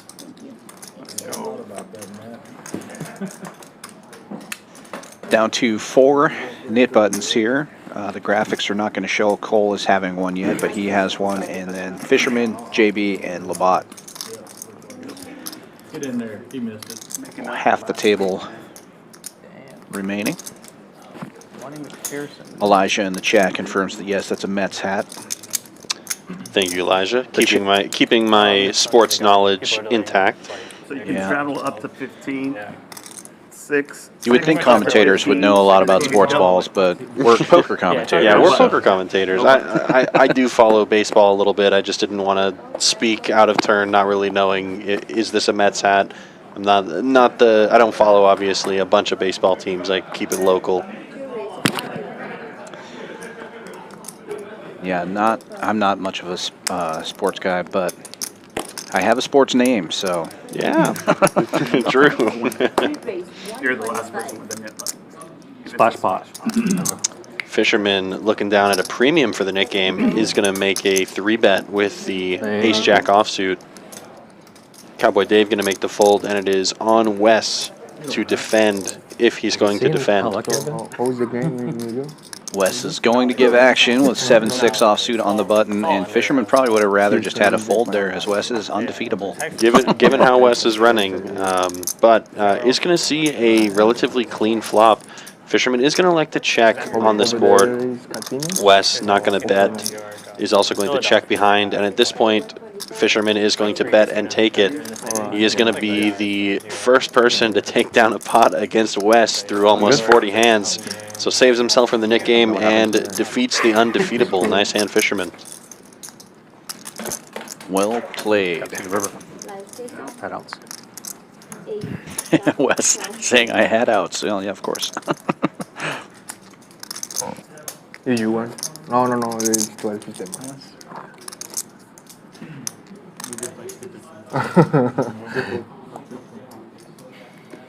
Yeah, they do limit how until like the last hour. We can't. You can blind raise, but they do stop us from going too crazy until the end. Yeah, we haven't What been happens playing. at the It's end? clearly working, right? Yeah, They I was just about to like say- they let multiple straddles go around. We haven't been playing crazy at all. But I always just tell people like, just you can blind raise whatever you want. You know, they can't keep you from blind raising. It's a blind $12 raise. straddle is on. You think people are just going to call and you're not going to get an option? Like you're going to get Oh, an yeah, option. yeah, yeah. Early position opens 235 with Ace King, and Jhonathan right behind him also has Ace King. Makes it 150 to go. Everybody loves a good chop pot, especially Ace King versus Ace King. Looking like that's the direction this is heading in. Ace King offsuit versus Ace King offsuit. I don't think the over's going to hit, Matt. Sorry. No? Interesting to see how Yeah, Cowboy right. Dave is going to choose to proceed here. They got 30 in the first half. A lot of people have mixed feelings about this never know, hand, man. about No, Ace fair King. enough. Yeah. I think given your opponent's stack size, you can choose to 4-bet small, you can choose to just call. Saturday I was like 8 for 10 in college. Really? Yeah. Yeah, And he's then going with the over-under? raise option, makes it Over-under 365, for- which is on like the little basically to bullshit put that Jhonathan in a spot where he's all in or fold. games and everything. I mean, you could choose to just call here, but it's going to leave that weird Indiana, sizing Charlotte or where something. The over in that was you have less than a Indiana pot scored size 54 on left their in your own. stack. Come on. Yeah, he is going to go Same all thing, in. And a over quick under call, in a 5-6. Dave, we already know what's going on here. Likely to be a chop. Two full boards, virtually guaranteeing a chop here unless we see a nightmarish run out. Yeah, there's like a 2% chance one of these guys makes a. I've never seen Ace King versus Ace King off versus Ace King off scoop Maybe two diamond, full maybe boards. flush, you know? To be fair, that's because it's almost impossible. Yeah, let's say 2 boards. Two full body is fine. Yes. Here you go, here you go. Yeah, they are going to run it 2 times, so Clubs on the first. highly unlikely. Right. Diamond. Any sweat? Diamond, yeah. Sweat. Cowboy Dave with the free roll on flop number 1. 3 diamonds. No fun. Chop it up. Chop board, unfortunate for Cowboy Dave. His diamonds are now dead for the second board. Two treble, two clubs. You want to chop? We can chop, right? I'll chop right now. Is that yours, diamond? Yeah. Hard. Did you? Okay. Now Jhonathan with the free roll. B? Yeah. But just like last time, free roll dead on the turn and chop it up. Ace King versus Ace King.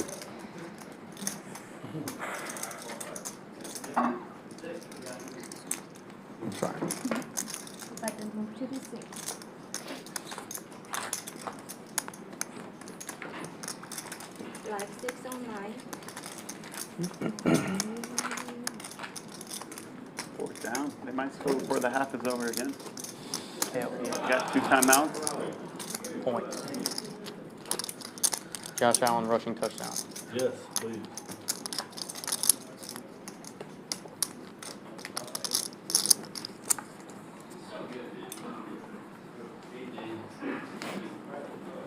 Three players remaining in the knit game.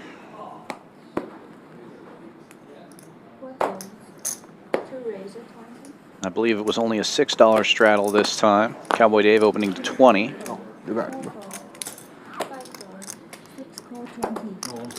Ace 10 offsuit. Fisherman calling on the button. I was just sweating. Seeing how lucky he was.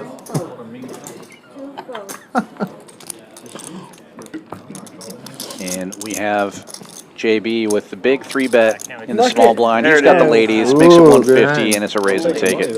I had jacks. I had jacks. Really? Wow. Let's go. No, it's a punt.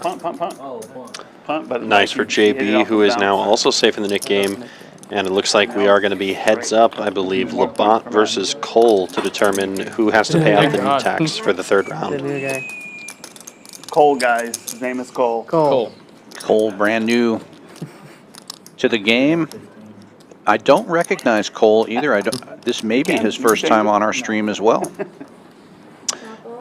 Yeah, certainly nice to see a bunch of new players getting into the mix. Always love to see fresh faces here onto the stream, along with our regulars, of course. If you can do double the first. There's two buttons right now.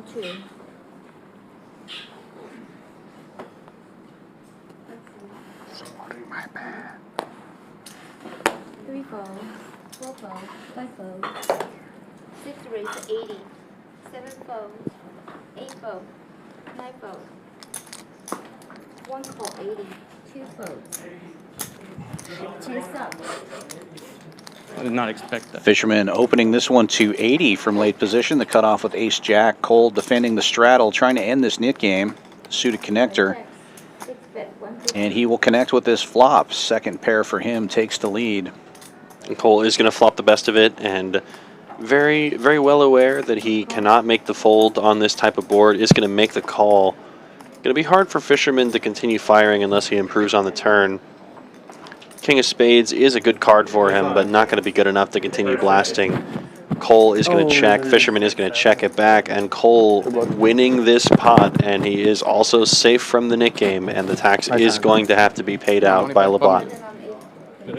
At least you have the buttons. Splash pot. And also, yes, and also right now it's the 8 lost. So the person who loses We're the nickname, gonna do it right they, after. Or never mind. have to put in $150 for it, and then Put it's it just in the through? middle. See a $12 straddle coming out already, and this should be our splash pot. With chips in this tournament.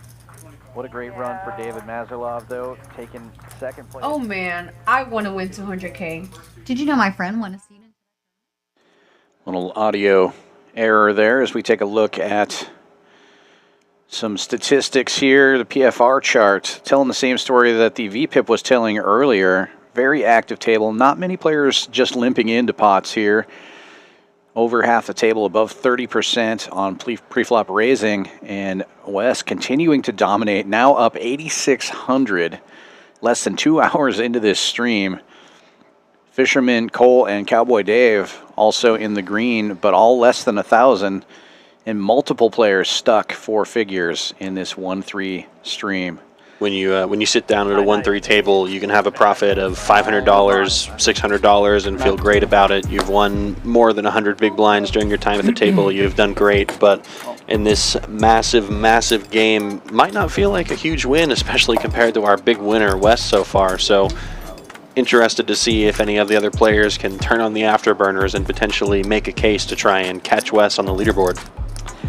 And we have our splash pot in the middle, and as you indicated on the last splash pot, a lot of times we'll see it happen like this. A lot of players limping in, taking this multi-way.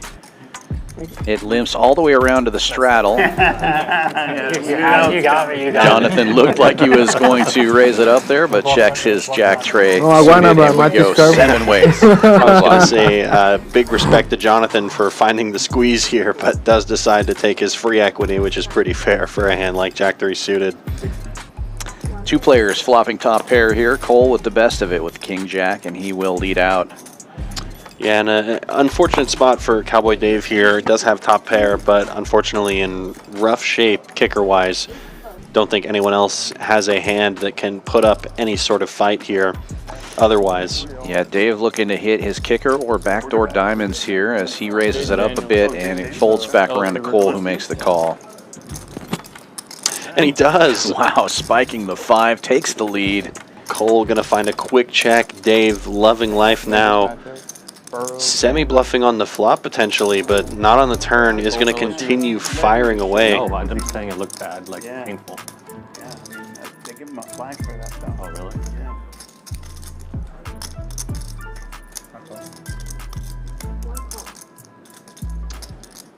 We do see Cole making the call here with his King-Jack offsuit. Obviously, don't blame him at all. Top pair, strong kicker. Going to be really hard for Cole to have hands with better kickers than his, given the pre-flop action. Dave really only going to be representing 2 pairs or potentially some missed draws here. Diamonds and clubs both did miss, so that could incentivize Cole to make a call here. I don't envy Cole's spot at all. You can see how gross this is, and he is going to make a good disciplined laydown. Cowboy Dave is going to take it down after spiking the turn in a nice pot. Showed 1, showed 2. Shows the winning hand.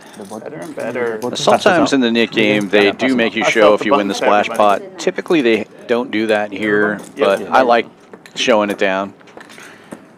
Yeah, it's a fun little dynamic, and you'll find, I would say almost every time, extremely rarely does someone have to bluff their way into collecting the nit tax hand. Usually ranges are going to be much stronger given the inflated size of the pot already, so you're going to want to be careful with your hands that you choose to insert a large amount of dollars into. Case in point, that's exactly why you see so many players limp, trying to get a cheap chance at the free money and hoping to flop gin so that they can pile their money into an already pretty large pot.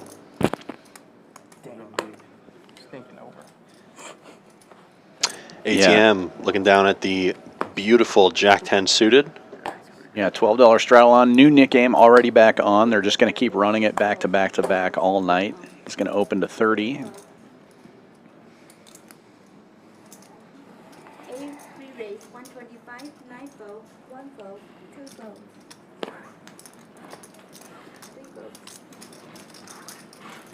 You can hear Lydia quickly calling the action. Most players fold, but Wes picking up the goods yet again. Ace-King offsuit in the straddle. First hand back from the Nick game.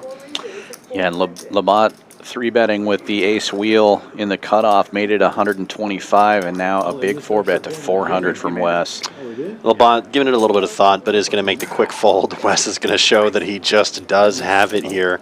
Gonna be tough sometimes sitting at a table playing with a player of Wes's caliber, feeling like you might be getting pushed around with these 4-bets in the Nick game, but Labat wisely assessing that his hand is almost certainly crushed and isn't going to get creative with any sort of 5-bet. Good choice to make the fold there, especially given Wes's 2 cards. Yeah, I don't know what's worse, somebody with a bunch of chips bullying you or somebody with a bunch of chips always having it. And in this case, Wes is unfortunately an exemplar of both, so very tough for the rest of the table to deal with. $12 straddle is on again. Wes, the only player safe in the new Nick game. Can I get one too? And now it's JB's turn to pick up a premium. Pocket aces in the +3 position is going to raise it on up to $40. Folds back around to Cowboy Dave in the small blind. Going to be looking at the very pretty King Jack of clubs and is going to elect a 3-bet with this hand. Unfortunately for him, this will be a tough spot. And wow, look at that. Jhonathan waking up with pocket 9s in the big blind here and a nit button. What will he decide to do? I could be wrong on this, but I feel like every time somebody has aces, somebody else has 9s so far on the stream. You could be right about that, actually, yeah. It's definitely happened at least twice. Aces have been 9 magnets. Look at this. I wonder what they're showing right here. This is a terrible freeze frame. Where's this from? You got to give me the story on that. We filmed the promo commercial for the Fall Poker Open, and that's right in the middle of it. That's very funny. Production maybe playing a little joke on us there. JB is going to find the 4-bet, though, with the pocket aces, unsurprisingly. Folds back over to Jhonathan, and again, it's gross. Jhonathan's been in this spot twice tonight where he has just called a 3-bet as opposed to electing to 4-bet himself, been on the opposing end of someone else 4-betting, and this time does choose to make the fold. Wow. Is going to see that he made the correct discipline laydown against Pocket Rockets, and JB now safe from the Nick game. It was 190. He put 200 in green. 200. He gets 10 back. My bad, my bad.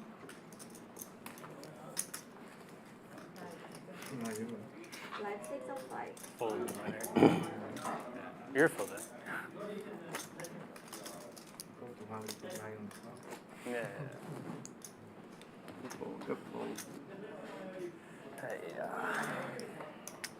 $6 straddle on this time, unless Fisherman remembers to put the 12 on. Fuck it. Let you know. Yeah. Fuck it. It's worth the risk. No. Oh. Yeah. That was weird. It looks like ATM had an exposed card there in the straddle. Queen of Diamonds will not be coming. Labat looking down at Queen Jack suited is going to open to 30. I hate it when my high card has been exposed. But still a hand worth opening here. Big suited connector. Oh, I guess it's the Jack of Diamonds. No way, you Same difference. Yep. Yeah, I know. ATM is going to be defending his under the gun straddle with the A6 or 8-6 offsuit rather, and flops Gin 6-6-9 on the flop. Bingo. Big lick gets there. Labat is going to continue to stab here for $25. ATM, I think, can go either way between a call or a raise. Is going to elect a raise and immediately takes it down. Thank you for looking at my Yeah. Good spot to check raise from the straddle. Sometimes you're going to have it, sometimes you're not. But I had a you're jack too. I had a jack going to too. check raise those small paired boards a lot. Yep. And that's one of the reasons why there is a pretty strong argument to be made on these paired middling types of boards where even if you are the pre-flop aggressor, not to stab necessarily too wide because hands like Queen Jack definitely cannot withstand a check raise. So could check and try and get there, could bet just to see where we're at. You can see an argument for both ways, just depends on your preference. $12 straddle is on.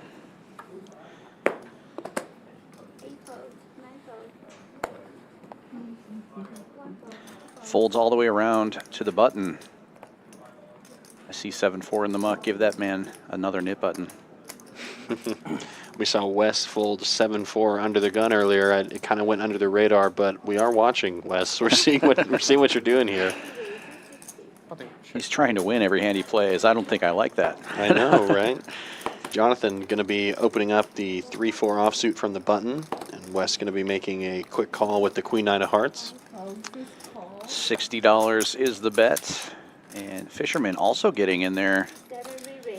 And JB looking down at King Queen suited in the straddle is going to go with a huge 3-bet sizing of $400. Laying down the law. He knows that the button can be opening wide, and the other two players calling even wider. Don't imagine this is going to face any resistance, and a nice pot dragged in by JB. Yeah, beautiful. What is it? What's your favorite hand? That's their charge. Good heads up read of the situation there. Thank you. No, yeah, in some situations, some players may like just to call with the last action with the hand as pretty as King Queen suited, but definitely recognizing that wants to clear the equity out of the field, especially with potentially weaker ranges. Even more reason to go for this sort of play.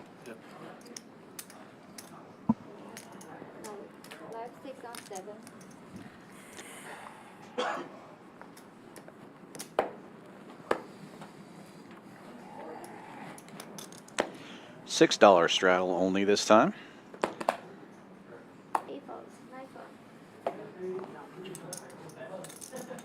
Action folding around to Cole with 9-8 suited. Looks like he's going to grab some chips here.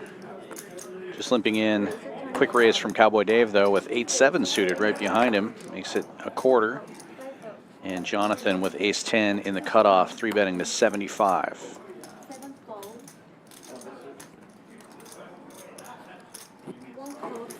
Fisherman calling from the big blind with 6s. Going to do a little set mining.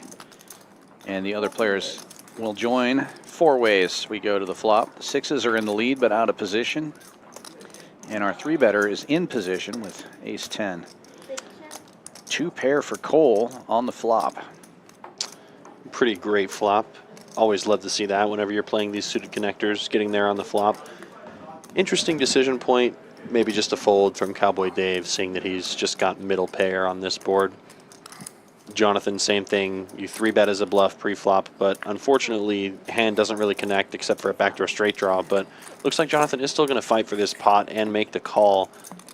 I'm not sure exactly how accurate the graphics are. It looks like Jhonathan does have more than 488 behind. Looks like he's got closer to about 730 or so. Yeah, he probably added on at some point and they missed it. But in any case, Cole's going to bet and take it here on the turn. Yeah, and I would say he's got about 735 in his stack. Nice. Button good. And you and I talked about this earlier in the stream, but I think that's one of those situations where even though Jhonathan was in position when he made that 3-bet pre-flop, unless I'm misremembering the size, it seemed like it was a little small given the action, facing a limp and an open. Definitely want to go big or bigger with your 3-bet sizing here just to try and clear out some of the dead equity from the field. But it doesn't work out this time, and the suited connectors are going to be rewarded. We still need John. What is it? 38. That's touchdown. Two scores. Any touchdown, field goal, whatever. 2 raise, 35. Cowboy Dave with a little pocket pair in early position, opens to 35. Jhonathan will get in there with King Jack offsuit, folding around to the blinds now. JB calling with Jack 10 in the big, and Labat with Queen 9 suited. So King Jack is one of those hands where you might consider 3-betting if you're going to play the hand, but I think Jhonathan, recognizing he did just 3-bet the hand before, so maybe trying to mix it up a little bit, is going to elect with just a call, and we are Texas heads up to a flop. King Jack is the best. Well, actually, the 5s are the best going into it and flopping a set. Wow. Big flop for that hand. Beautiful flop for 5s, but very unfortunately for him, no one has anything on this board other than Labat with just a pair of queens and not so great a kicker. It is going to check through on the flop, so interesting to see what happens on the turn. And another queen. Disaster for Labat. Action card. 5s full. Labat going to feel great about his hand and is rightfully so going to stab for 125, but there will unfortunately be pain to come. Cowboy Dave making the best of it on the turn. This can be a scary spot where you have bottom set and you fill up, but with it checking around, obviously Cowboy Dave's going to feel like he's in great shape here. I mean, you can't put your opponent on 6s or Queen 5 or Queen 6, right? Can't be scared of monsters under the bed. You can pretty reasonably put your opponent on a queen, though. Checks through on the flop. Opponent decides to lead into a lot of players on the turn. Going to be representing either a strong draw or a made hand, like trip queens in this situation. Labat, I don't think is going to be going anywhere, but is evaluating the situation, is going to realize that this raise does at least look pretty strong, and is going to decide how to move forward. Yeah, there is another queen out there. He does have kind of a weak kicker, but it's really hard to put somebody on a one-outer, right? And there's a lot of boards where it's going to be a chop, right? There's a lot of instances where other hands aren't necessarily going to get there. 8 of diamonds is an interesting card. Some straight draws do get there, potentially, if your opponent is bluffing, but even then, it's not going to be a fun spot if Cowboy Dave decides to blast at this pot here. It does receive a relatively safe run out for a full house and is going to overbet the pot, is going to bet 1,000 into about 800. Yeah, I like the polar bet size here, signifying either a really strong hand or a misdraw. And these are the sort of spots where, you know, you can go over these after a session and you can beat yourself up and you can say, oh, of course they had a full house, or of course they're strong, but really hard to get away from a hand this strong, right? Trip queens, Labat, obviously not having the best distribution of cards tonight, is unfortunately for him going to make the call, and Cowboy Dave is going to win a large pot, almost $3,000, and is safe from the Nick game. Yeah, great play there by Dave, and a big pot going his way. Labat showing that he did have a queen there and wasn't just throwing away $1,000. Yeah, sometimes you'll get speculative and make a call there with, you know, riskier hands like just a middling pair like 10s or 9s or something of that sort. But unfortunately, Cowboy Dave holding the goods and is safe from the nip button. And I also believe now with a pretty nice profit for the night. I'm sure we'll check in on that whenever we get to the next round of graphics, but Cowboy Dave also having a good night for himself. First time on the stream, I think.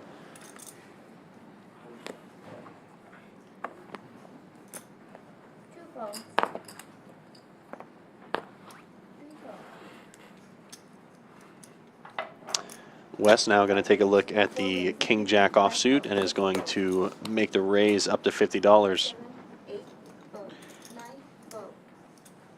Yeah, folding all the way around to the $12 straddle. Cole will defend with 4-5 as we go heads up to the flop. Not the worst flop for 4-5, but Wes still in the lead. Wes is going to bet and is going to take it very quickly, though. Cole not really interested in chasing a gutter. And Wes continuing to apply pressure, win pots in necessary spots, crawling towards that $11,000 stack mark.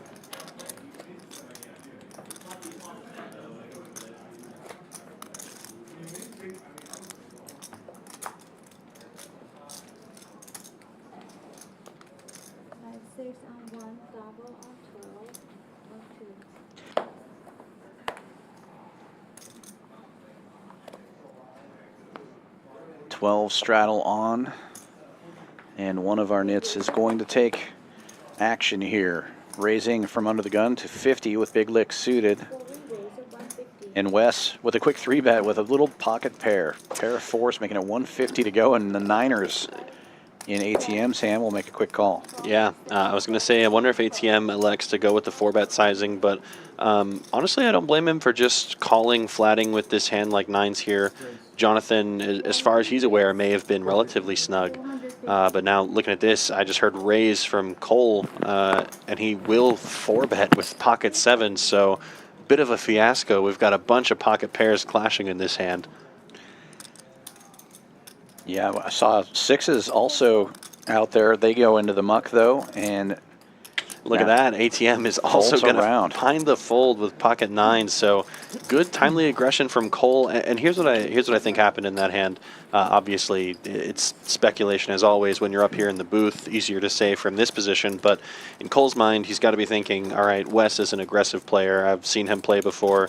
ATM just called, so maybe that's not a super strong hand. So, you know, we can apply big pressure by putting in a 4-bet here with our medium-sized pairs, and it is going to get the job done against a hand that had him out-kicked. So really good aggression from Cole. Yeah, great play and good analysis there. I think you're right on the money. What his thought process in that hand. Just a semi-bluff squeeze, and then if you end up getting callers, you can still hit a set and take down a big pot. Exactly. Or, you know, if the flop comes ace king high, you can stab once and then give up after that, right? You know, bit of a mergey bet there, but I really like the timely aggression. It's always fun to watch players make aggressive plays like this. And exactly as we say that, ATM going to be opening up the Queen 8 suited, peels multiple callers, and then Labat with the Jack 10 suited is going to 3-bet it up to 155. I like the play, but it didn't have the desired results as Jhonathan in the straddle will defend with pocket 8s. Jhonathan wasn't even involved in the pot until this point, didn't have money invested other than his straddle. So, and just as I say it didn't have the desired results, everybody else folds, so I guess it did. Yeah. He gets what he wants out of that, and narrows the field. 7-4 gets there. Yeah, 7-4, super nuts. Got a bet to represent the strongest hand in your range.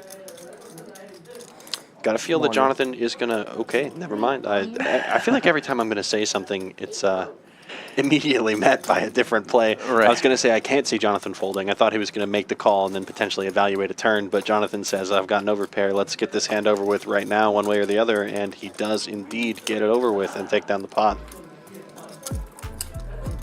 And with that, it looks like we're going to be taking a look at some of the numbers. I hear the number viewing music at least. Maybe not. Here we go. Wes still dominating, up 8,600. Cowboy Dave, though, now making some moves and up almost 2,000. Cole and Fisherman in the green as well. Labat down at the bottom. Captain Crunch gone for the day, down 29. Thankfully, the graphics have cleaned up. The ghost of seat 10, who was unfortunately 0V pipping the whole stream, really just couldn't tolerate that. They were just waiting for the nuts, and they never played any hands, so unacceptable. Got to get them off the stream. Yeah, but great game so far, obviously. Great performance so far from Wes, obviously having it way more often than not. We do see the continuation of the Nick game now with 3 players. Jhonathan is going to elect to make this open with the 8-6 of diamonds. Is going to get called here, or rather, I'm sorry, he's calling. He's calling a raise from Fisherman, so that's my mistake. 3 ways to this flop. Not a good flop for any of these players in particular. Same thing with the turn. Only player who improves is Wes's pocket 3s. Does have a straight draw now. And the best hand. But Jhonathan will lead out here for 175 after the check around, put some pressure on. You know, it's hard to feel that way with 4th pair, but Wes Cutshall is able to sniff out, you know, where he's at. His opponents aren't going to be particularly strong here after the ace-jack high flop checks through. Is going to represent those straights that he has removal for and turn his hand into a bluff. Nice hand. Yeah, well, he knew he was going to river a wheel, so yeah, trying to get some value in there. Just get the money in while you're ahead, right? Doesn't matter if my opponent has an ace. I know what's coming. When you're running good, you're running good. You want more? No, it's fine. Just kidding. You need to know what's over there. We hear Wes, the Monopoly banker, talking about potentially divvying out some smaller size chips to other players if they need it. Almost. Gotta be quicker than that. Yeah, starting to get quite the collection of yellow chips in his stack. 7 fold. Every raise 200. 9 fold. Big 3-bet from Labat with the ace wheel, 200 after Fisherman opens with ace 7 suited. And that's a tough spot for Fisherman, right? We know he has the best hand, but ace 7 is one of the worst aces. He's still going to call, though. Both of them are holding on the nip buttons, and, you know, we've seen a lot of this from the table so far tonight, choosing to play the suited aces aggressively rather than passively, which is always the right way to go about things here. We are going to see a pretty bricky flop for both players. It's very quickly going to go check, check. Interested to see what the recommended strategy is on that board in a 3-bet pot. Queen 6-9, not particularly draw heavy, so I would have liked to see a continuation bet from Labat, but is going to find the delayed continue on the turn, which is probably going to get the job done against Fisherman's exact holding. Yeah, neither player turns their backdoor flush draw, and both players feeling like they have kicker problems. So it's the first aggressive player is probably going to take this one down, and it happens to be Labat this time. Oh, wow. Fisherman finding the bluff raise, and it wasn't even a bluff. Best hand does find the raise. Wow. Nicely played from Fisherman. Yeah. You kind of see it in his eyes. He didn't really believe Labat, especially given the fact that he didn't bet that flop. Right. I think he sensed that as a sign of weakness and decided to pounce on that, and is going to be rightfully rewarded. We are down to heads up in the Nick game. Cole already got rid of his nip button, and I think graphics have caught up for this round of the Nick game. So it is going to be Labat versus Johnny, who's been relatively quiet for, I would say, the last orbit or so. So looking to see how he decides to get involved. And it does feel good if you are heads up in the Nick game to be in position, because he knows every hand that his opponent folds. So he doesn't have to defend with terrible holdings out of position.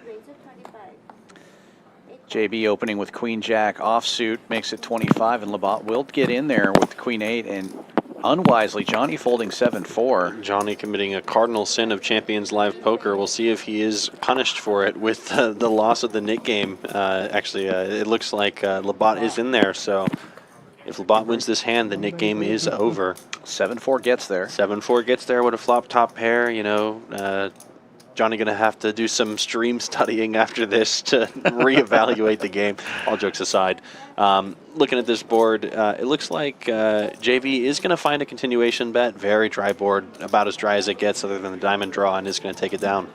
The Nick game will continue.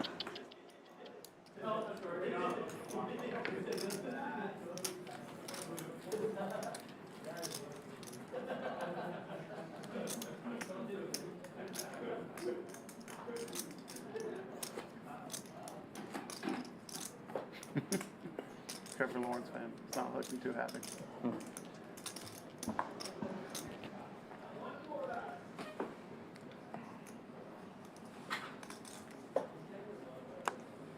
See our camera there taking a good look at both of the players who are left over in the Nick game.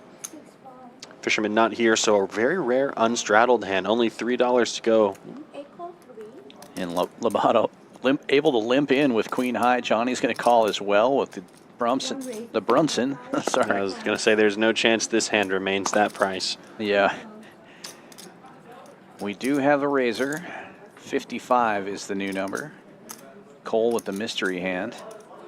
Mystery hand, no match for Wes's 9-7 of diamonds, is going to be putting in that 3-bet.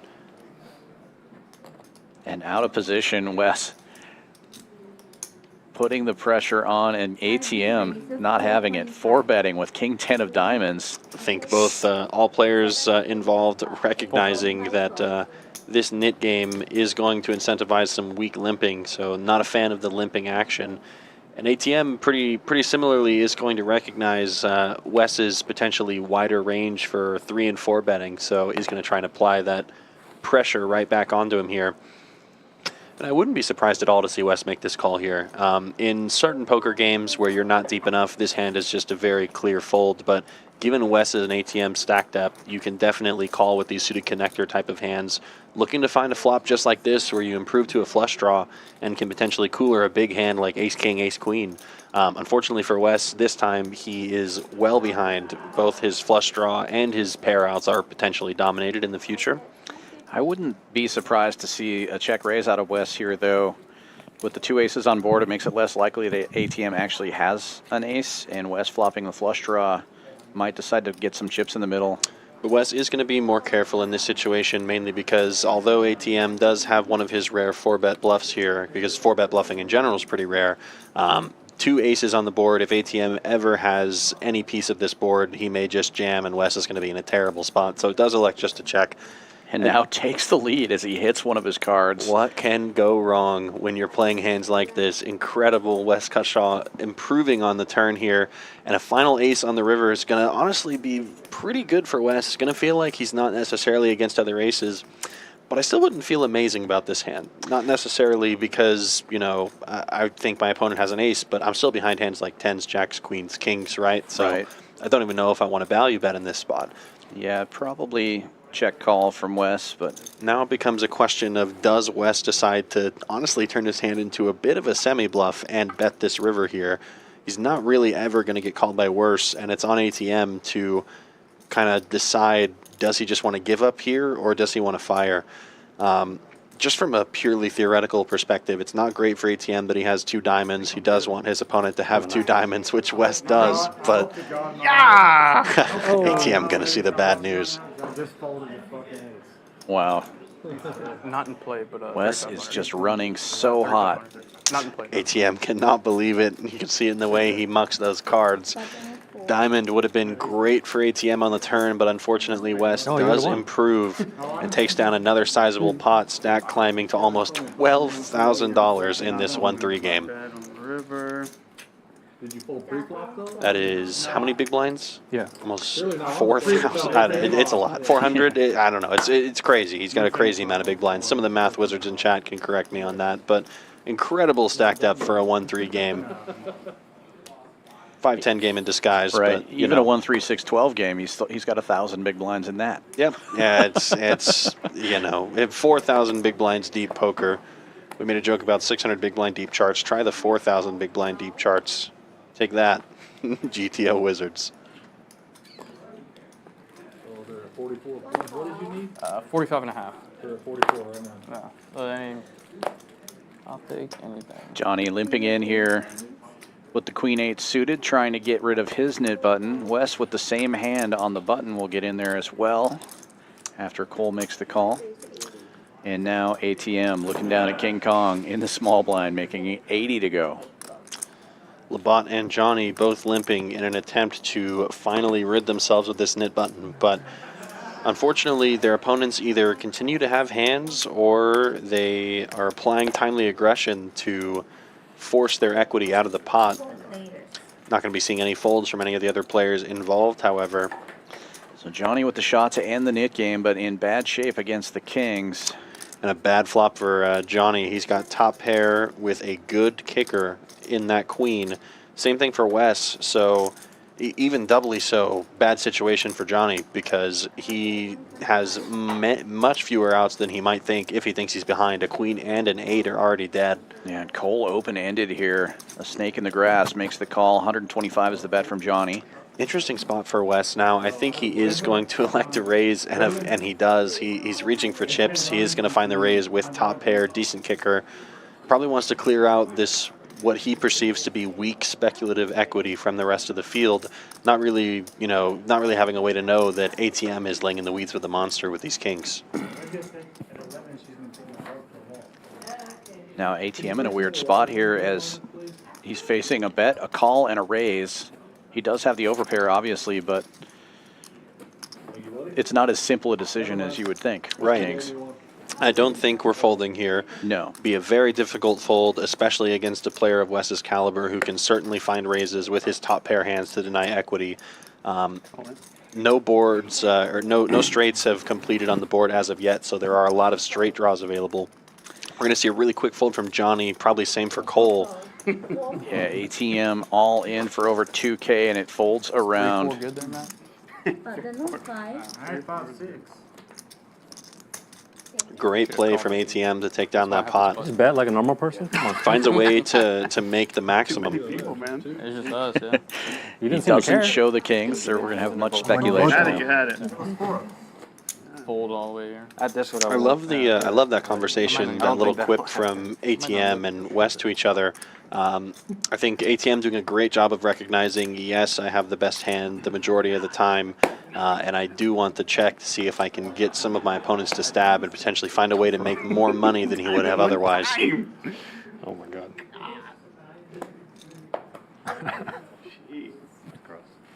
Check raising, not necessarily a play that a lot of players are employing as much as they should, and ATM definitely finding those.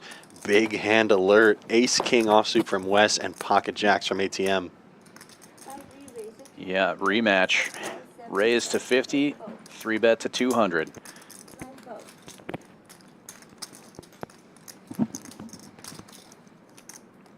And Wes might be thinking that ATM is picking on him a little bit now.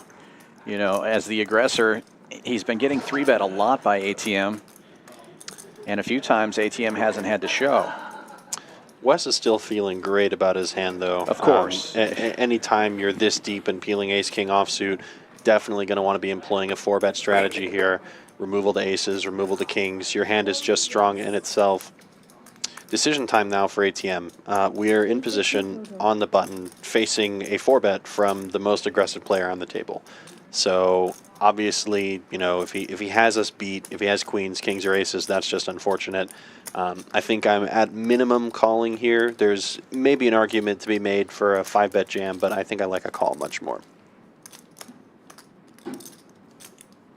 Definitely a large sizing by Wes here to 850. And I believe the graphics are incorrect. They put it down as ATM raising to 100. I think he raised to 200, so it's 650 Right. for him to call. Wow, he laydown. does make the laydown. That is a big fold from ATM, giving Wes a huge amount of respect there.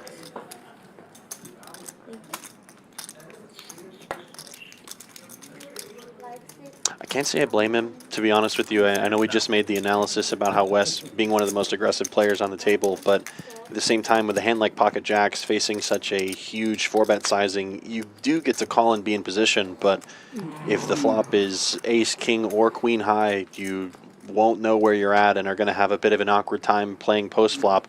It's always talked about how jacks is one of the strangest or most difficult hands to play in Hold'em, and that's a clear example of it right there, especially in deep stack poker.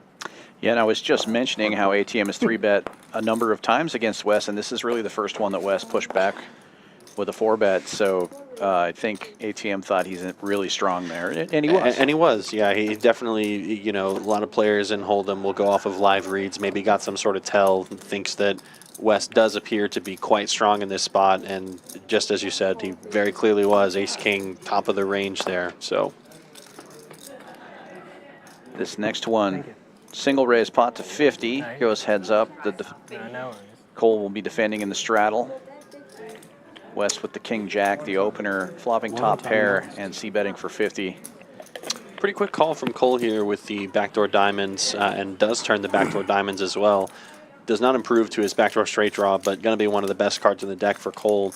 Can't imagine he's going to be folding now as he's improved. Yeah, Wes betting $1 and a squirt this time after the check, and the call is made. Almost 500 in the middle now, and no help to Cole. King Jack remaining the best hand. Front door flush gets there, backdoor flush bricking. Wes now with a decision between bet or check. I do like the check, obviously beating most of his opponent's hands, but a hand like King Jack offsuit, if you go for a bet on the river there and then you get raised, really not going to be feeling good about life, losing to all sorts of straight combinations, losing to all sorts of two-pair combinations, losing to the front door flush. So good spot, I think, to just check it back and take down the pot a good chunk of the time, which Wes does.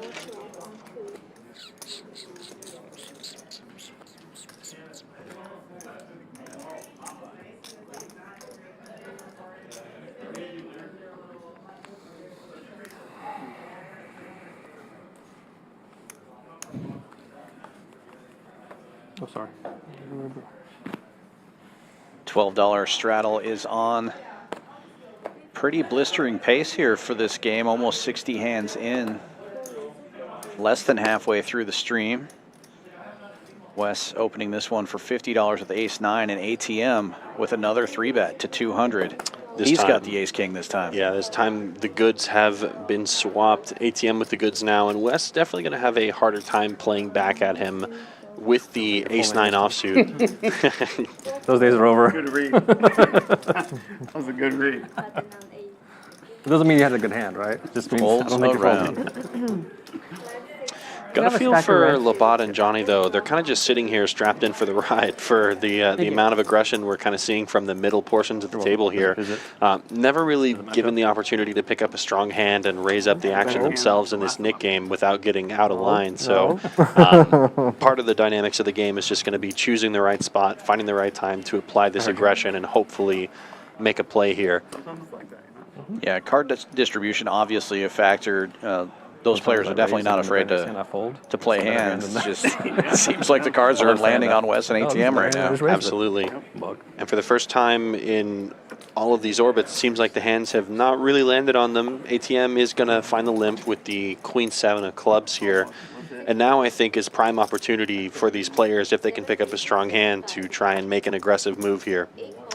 JB raising it to 75 with ace-7 in the cutoff, and Labat calling though with 6-4 on the dealer button, trying to do something about this Nick game. Yeah, just getting tired of not seeing flops probably. And Labat, with the advantage of position, is going to be able to potentially put in raises post flop on low connected boards, even if he doesn't necessarily have his hand just yet. So gonna like the play, but that's kind of the strength of everybody's hands right here. And look at this, smashes it here with 2 pair. But Jhonathan, who limped or defended the straddle, has the open ender with the 5s. This is going to be a very, very action pot. We've got top pair, top kicker, open end and straight draw, middle 2 pair.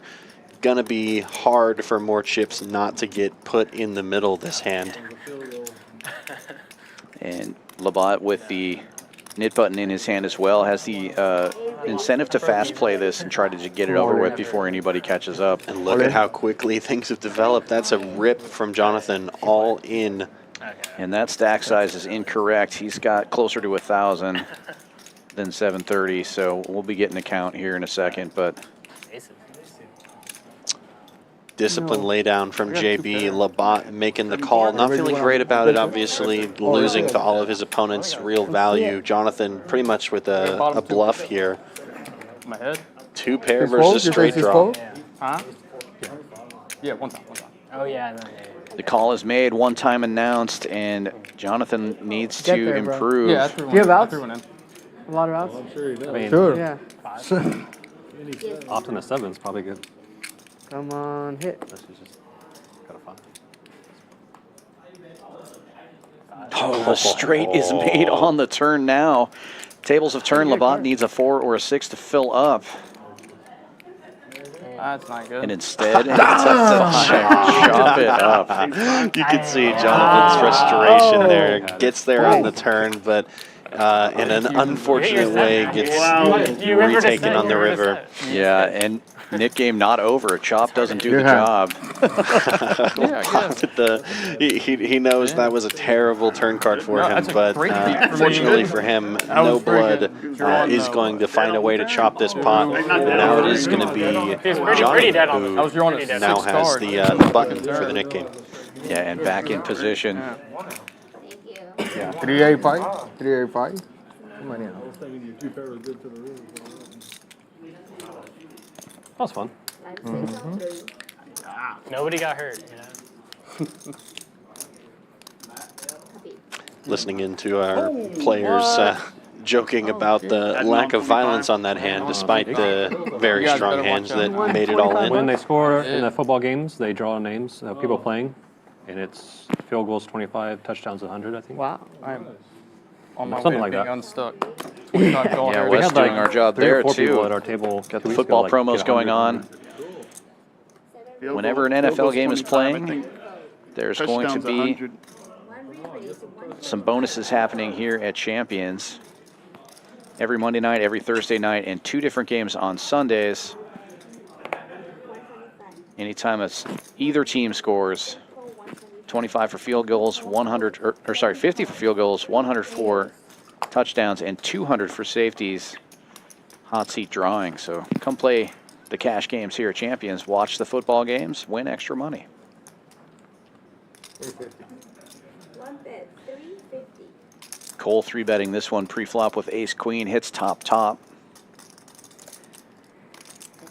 Jhonathan with an ace as well, and backdoor spades working for him, giving it some thought. JB is in there with a gut shot. Unlikely to continue is JB, but Jhonathan with a tougher spot. He does get out of the way, though. Okay. And Cole will take this one down. Cool. Shows your it. green chips in front. Just so good.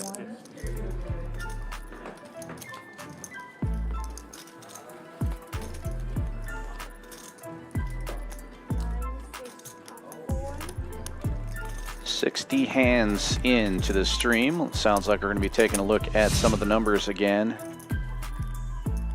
Look at these VPIPs. Nobody below 36%. 4 players above 50%. It is a very active table. And all of that action is going to culminate in a current big stack. Wes almost up $10,000 in this 1-3 game. Cowboy Dave also picking up a win along with Fisherman and Cole. Every other player still looking to play catch up, with Labat almost down 4,500 as well, trying to make his way back into this stream. I like to start. That was a good idea. That was a really good idea, yeah. Feels like you're stuck super deep in a 1-3 game, but as we've said many times, this game is not playing like 1-3, and anybody can turn it around. There have been multiple pots over $4,000. That takes a while. You do it fast. Not just like flip the card. And Labat looking to do something about it right now. Queen 10 in the hijack with the nip button. Opens to 50. And for both of these players, these are the strongest hands, really, that they have seen pre-flop in the Nick game. I have a feeling this hand will end the Nick game right here, right now, one way or the other. Labat opening and getting 3-bet by Johnny. This time, ATM and Wes do not have the proper hands to come back at them with for 4-bets, so we are heads up, and this will be the conclusion of the Nick game. Most likely, unless we see another straight on the board or something weird like that, this should do it. I hope not. Labat with the best hand going in, but out of position. And flops the best of it. Hits a pair. Johnny with a gut shot, though. And it is definitely possible to chop it up on this board. Going to need to see some runner action here. Yeah, and unlikely, as both players are blocking the other's gut shots. But it is a C-bet from Johnny and a call from Labat. Johnny now just drawing to one of the last remaining 10s in the deck here. Only 3 of those left at this point. So going to be tough to win this pot. Labat is going to find a check. And now interesting to see how Johnny chooses to proceed here. Goes with an aggressive sizing of 275, representing hands much stronger than his own. And honestly, this is how you have to play these spots in the Nick game. Labat not going anywhere with his pair and straight draw, of course, knowing that he's heads up in the Nick game, but Johnny not going to find a win in this pot without being aggressive, so going for it here. The backdoor diamonds do get there with the 5 of diamonds, neither player with a diamond in their hand, and honestly, it's unfortunately for both players relatively likely that the other player may be holding diamonds given how this is played. Labat choosing to get the Nick game over with himself. Rips it in with the best hand, and the Nick game is over. Labat takes the hand down, and Johnny will have to pay out the nit tax. Yeah, very brave play there. It turns out he had the best hand, but could have easily been jamming his stack into the winner. Yeah. The Nick game is over. Yeah, I was going to say. $150 splash pot going into the middle, courtesy of Johnny.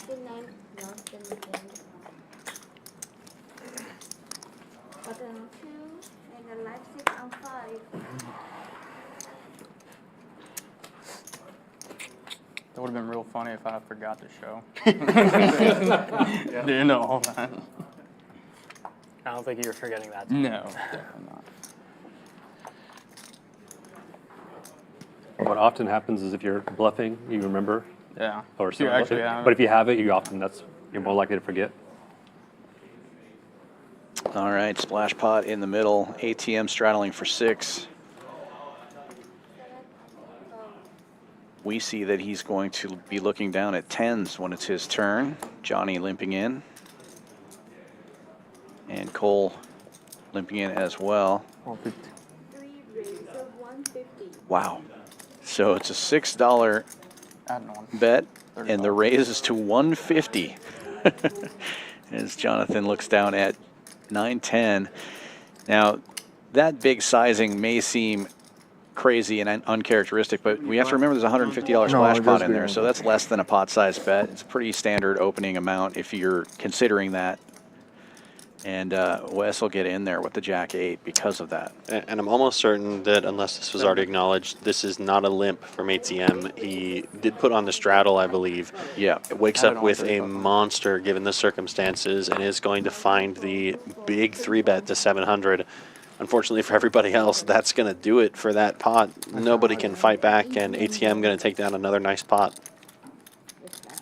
The old raise and take it, picking up an extra 150 courtesy of Johnny in that one. I do not mind the old raise and take it, especially in a game this big, knowing that any hand you could play your entire massive stack, given the game size is on the line. Feels good to take down a big one without seeing any cards. Yeah, if you can get plus 470 without looking at a flop with 10s, you're doing pretty good. You're in a great game if that's the case. Yeah, I'll take that all day long.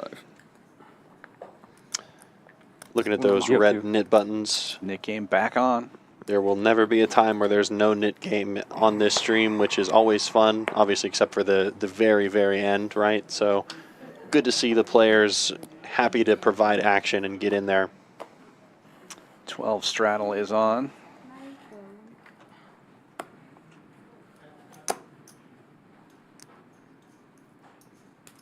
One razor, 37.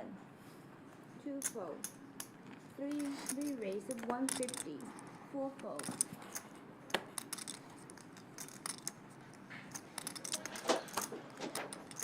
Looks like Cole is going to be opening up the hand from the hijack, and Jhonathan with a quick 3-bet to 150 with the Queen 5 suited, and ATM is going to make the call looking down at the very pretty King 10 suited. Cole not going to be folding the 9-8 either, and we are 3 ways to a flop.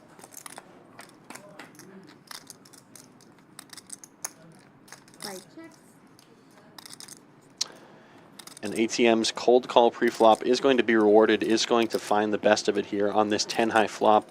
He's going to check, given that he's out of position, which I am a fan of. I like that. There's a lot of draws available on this board, however.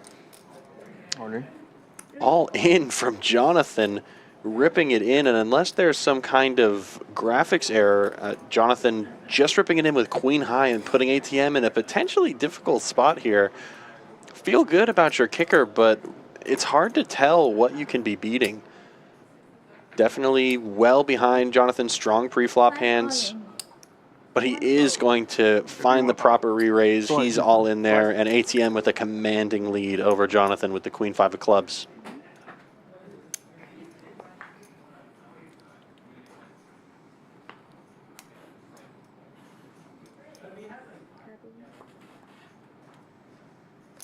And a 10 on the turn is going to seal the deal. This hand is wrapped up.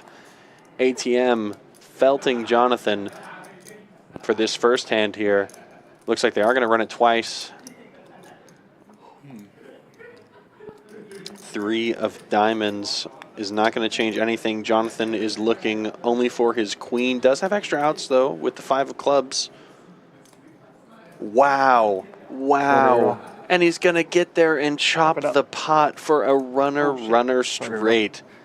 5 of clubs. You're right, you're perfect. Yeah, you're right. Wow. Well, my bad, sorry. ATM probably can't help but feel a little annoyed with that, running it twice and getting punished on the second run out despite making a great call on the flop. Nobody loves a chop pot. Chop it up. I'll take that action all day, baby. Button move to the 4.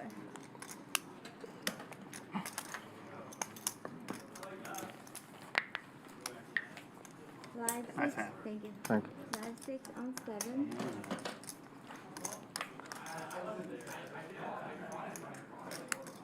I thought you meant sorry, bro. I scooped both. It's like, dang. Didn't she win the first? Oh, yeah, I did. Thank you. Queen on the first board. But only the first board counts. Oh, the field bar. Only the first board. Yeah. Don't be greedy with that. take the win. Yeah, usually if they have any weird games like this, they count the first board. Mine was off. Mine was I think she off. was saying something. Like if there's high hand or, I mean, just any kind of side game that's going on. You run it twice to count the first one. See calling in the chat saying stop running it twice. It definitely feels that way sometimes. Running it twice obviously doesn't change anything mathematically, but results-wise, you know, sometimes you're kicking yourself in the foot whenever you would have won just the first run out. And the contrary can be true. Sometimes you'll get unlucky on the first board, but lucky on the second, and you know, be really happy you ran it twice. So obviously impossible to know the cards that are coming. If you did that, you'd be a really good poker player. Looking back at this action, though, Cowboy Dave's going to open it up with the King-6 suited. Is going to see some action from Jhonathan and Wes, but JB waking up with a real hand. Pocket 10 is going to be 4-betting it up to 400, and it looks like that's going to get the job done here as well.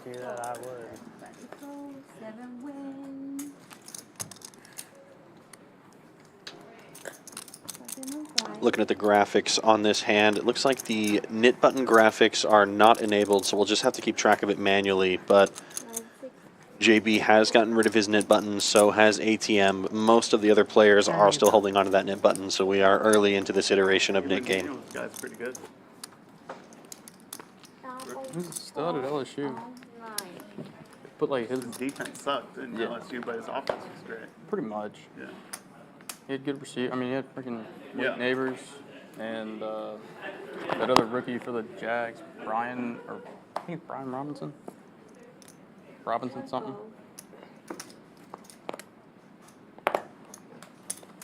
Two raises 35, 3 and 4 fold, 5 fold, 6 call, 35, 7 fold.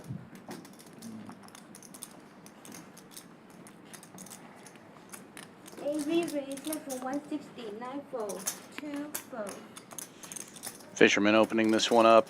8, yeah. Sorry, Cowboy Dave opening this one up to 35.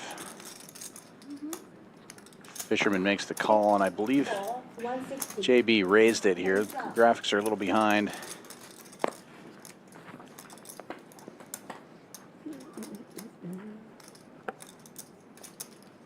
Yeah, JB did raise it. Fisherman makes the call.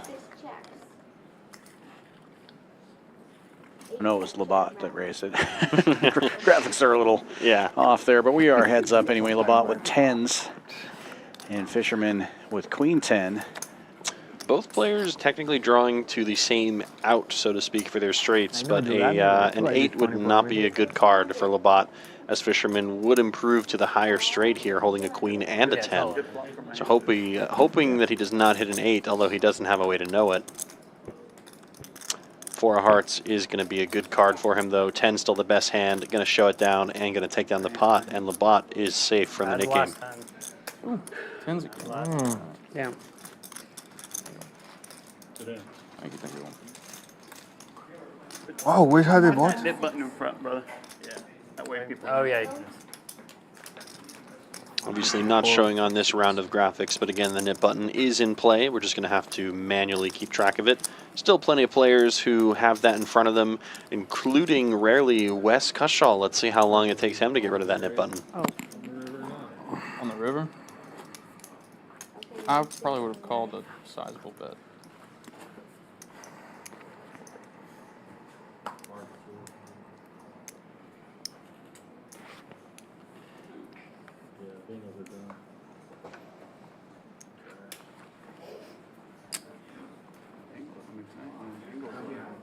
Their offense isn't as. 1 fold, 2 raises 20, 3 fold. Overhit. Raised from Cowboy Dave with the 5-4 suited, makes it 20 to go. And Wes getting in there with a suited queen.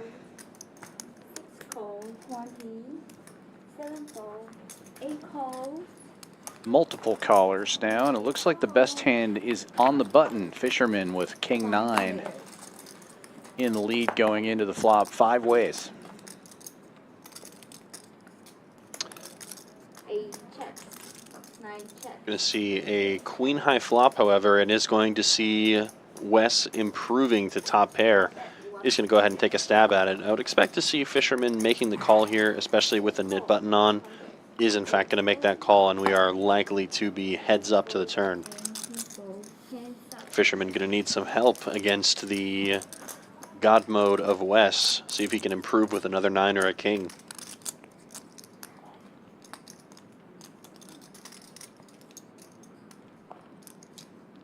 Ace of spades. Wes giving Fisherman the side eye there, trying to get a little bit of a read, but he does lead out. And the 4-bet 150. 150 is the number.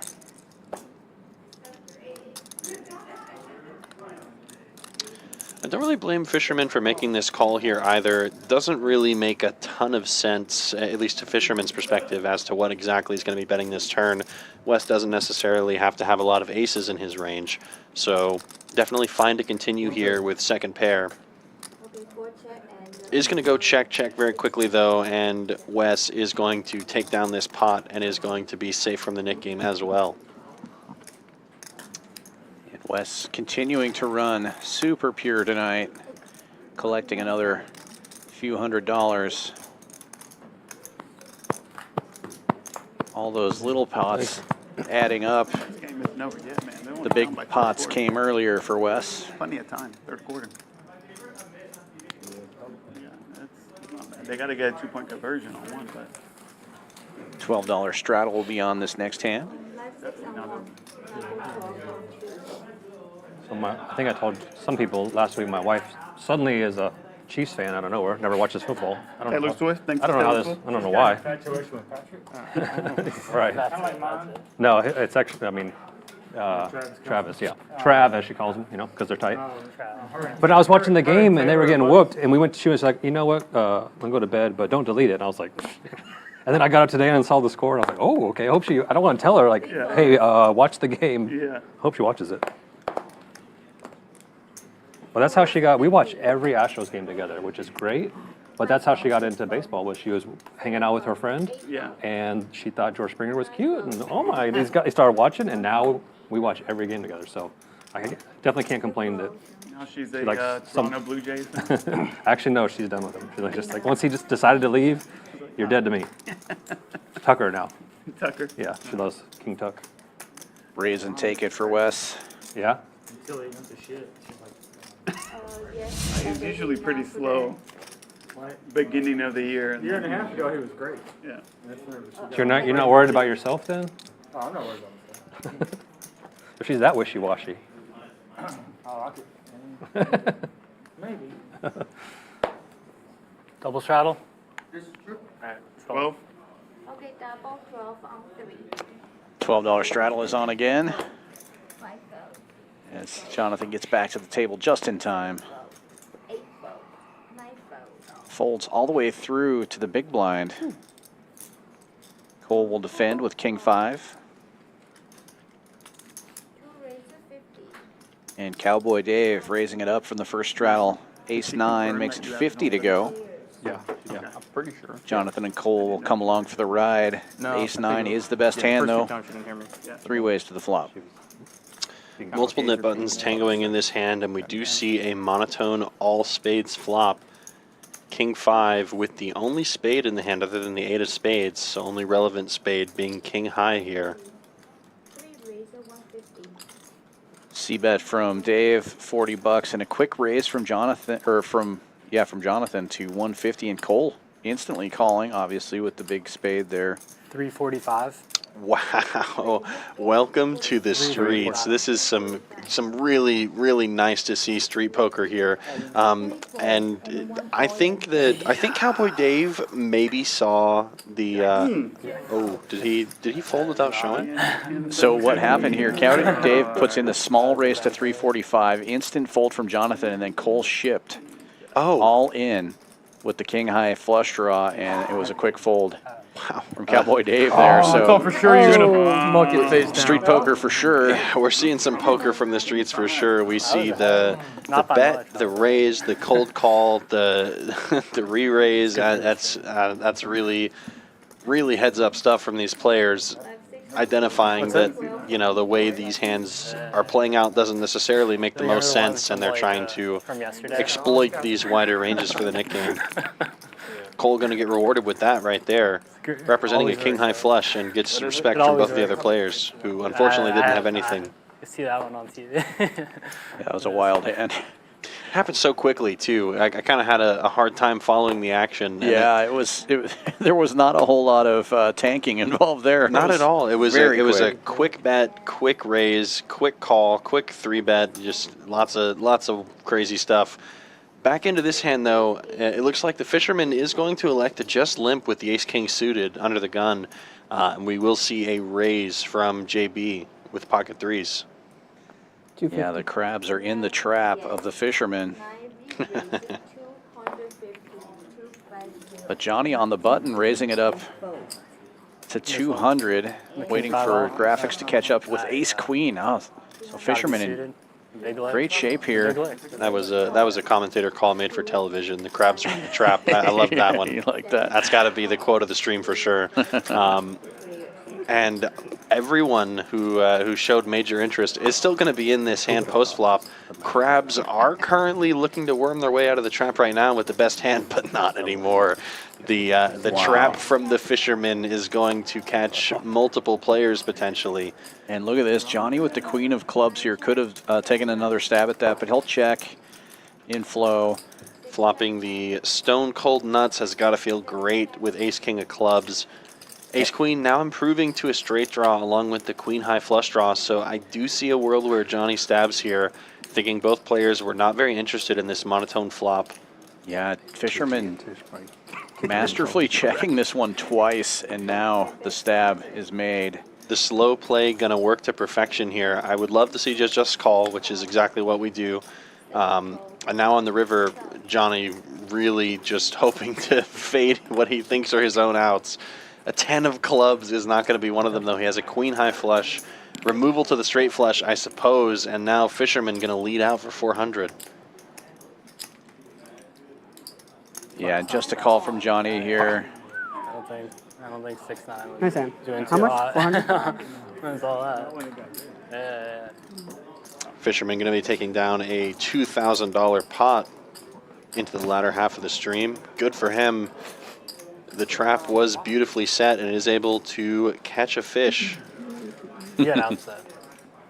Just to be clear, I'm making a fishing joke, not talking about how Johnny played the hand. I don't blame you for a call at all, especially with the queen of clubs there. Oh, yeah. Definitely beating all kinds of bluffs there. Removal to the super duper nuts with the straight flush blocker, so definitely I'm calling in that spot too. So especially with it being checked through twice. Exactly. Like maybe my opponent just has the dry ace of clubs and got lucky. Maybe they didn't. I'm going to pay to find out. And it turns out he was behind the whole way. So the wettest ace of clubs ever. Good to lose the minimum in that hand for sure. Could have gotten violent if there was a back 4-bet there from the Fisherman. Doing a bit of an inventory on the nit tax here, or the nit button rather. Looks like Johnny still has one, Cowboy Dave still has one, and Jhonathan still has one, but I believe all of the other players have relinquished their nit button at this point. It appears to be so. And Jhonathan, one of those nit holders, wakes up with kings in the big blind and with a huge 3-bet to 250. Labat, who opened this one to 50 with Jack 10, will defend. And Cole is on the dealer button in position with an ace high. He gets out of the way. So heads up we go now. Labat in really rough shape against the kings of Jhonathan. Does improve those to a gut shot. Hope on this flop, an 8 will give him the stones and a commanding, lock on this hand. Kings will not be able to improve if we see an 8 on the turn. Unless it's the 8 of diamonds. Yeah, that's true. 8 of diamonds would be a fun sweat card. That would be really fun. Jhonathan is going to continue for a pretty big sizing here. Looked like almost 300, and a quick call from Labat with his gut shot. Queen or 8 of diamonds would be a fun card here. Instead, it's a board pair. Great news for the Kings, and Jhonathan just jamming it all in, and he's going to take it down. Yeah, good pop for Jhonathan here. Going to save himself from the Nick game. Obviously, nice to see a premium hand here, and now it is going to be on Cowboy Dave and Johnny to fight for that final spot in the Nick game. And I believe Johnny lost the previous Nick game, so that would be 2 in a row. Looking to avoid that for sure. One player with chips in this tournament. What a great run for David Mazurlov, though, taking second place. Oh man, I want to win 200K. Did you know my friend won a seat into that tournament? Really? Yeah, he played a satellite and he won a seat into the main. Oh, really? Really, it only cost him $200. It's true. You could turn 200 into 200,000 at the Fall Poker Open this October. Oh, really? Oh, yes. You can really turn that $200 into $200,000. From October 16th through the 28th, come on down to Champions Club Texas Fall Poker Open. For more details, use QR code and link. Play your hand, player.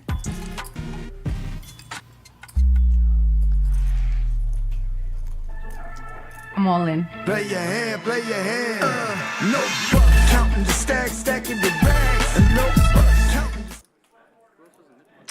All righty, dealer change. Joe coming back in. Lydia taking her break now. So we come back to the action. Heads up in the Nick game. Johnny and Cowboy Dave trying to get rid of those buttons. If I'm right, we've got just about 2 hours left on this stream. Plenty of action still to come. All the players looking to catch back up to Wes, and the conclusion of the Nick game potentially coming soon. Looks like Cowboy Dave is reaching for chips.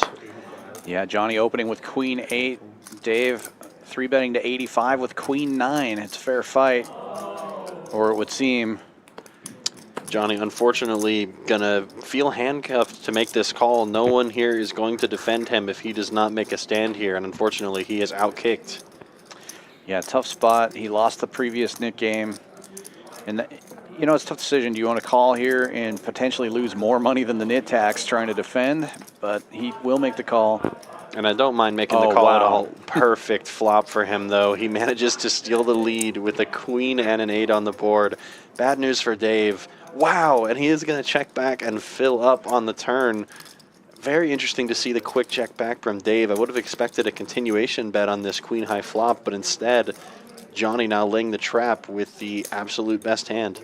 And now Cowboy Dave taking a stab here. Needs to catch the final queen to chop this one.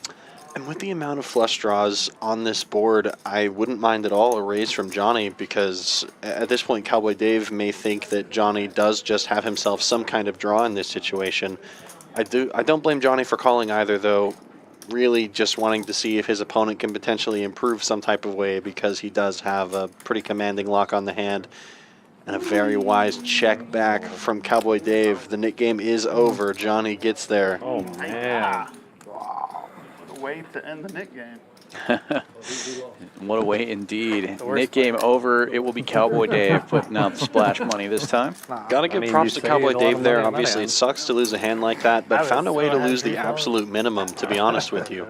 Doesn't put any additional money in on the river, which, to be fair, isn't a great card. Flush draws get there. Potentially other, pocket sevens gets there.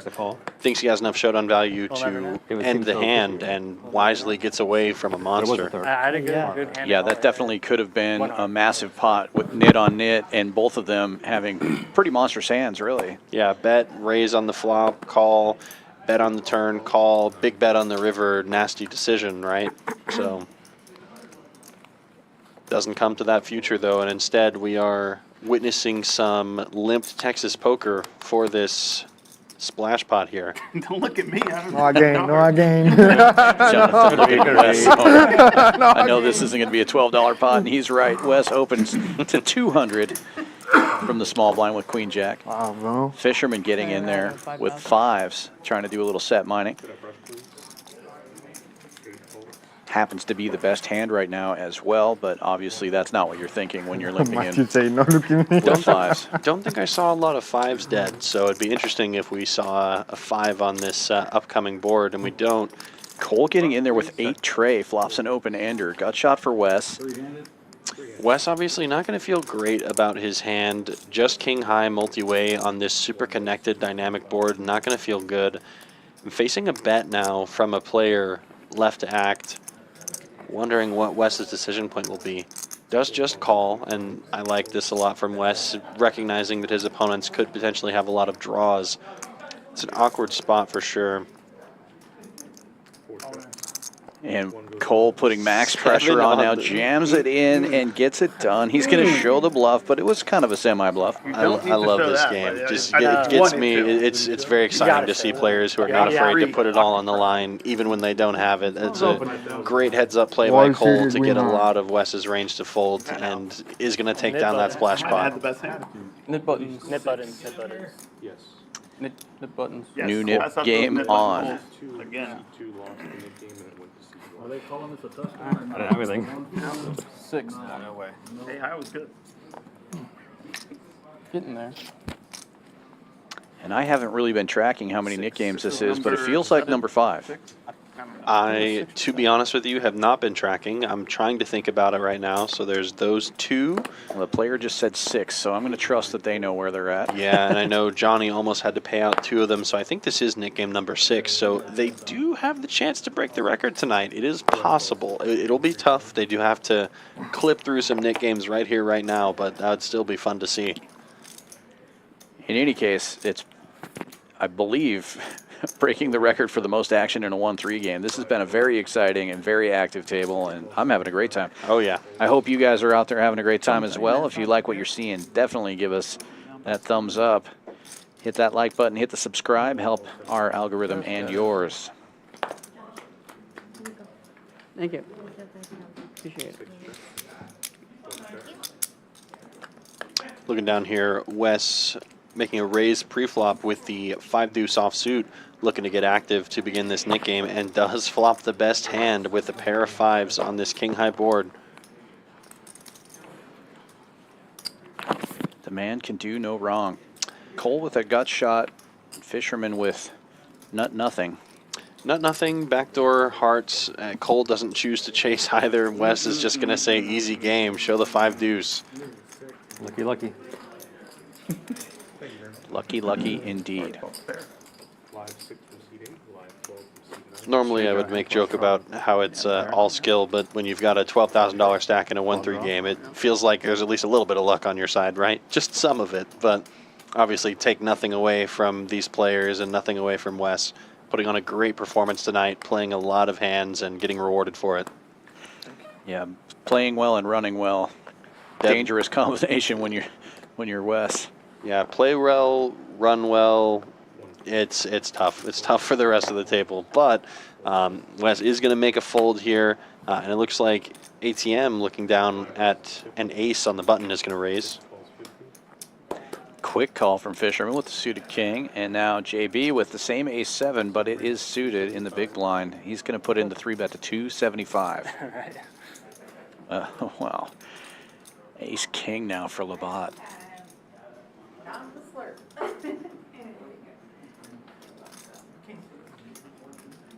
And he's just going to call here.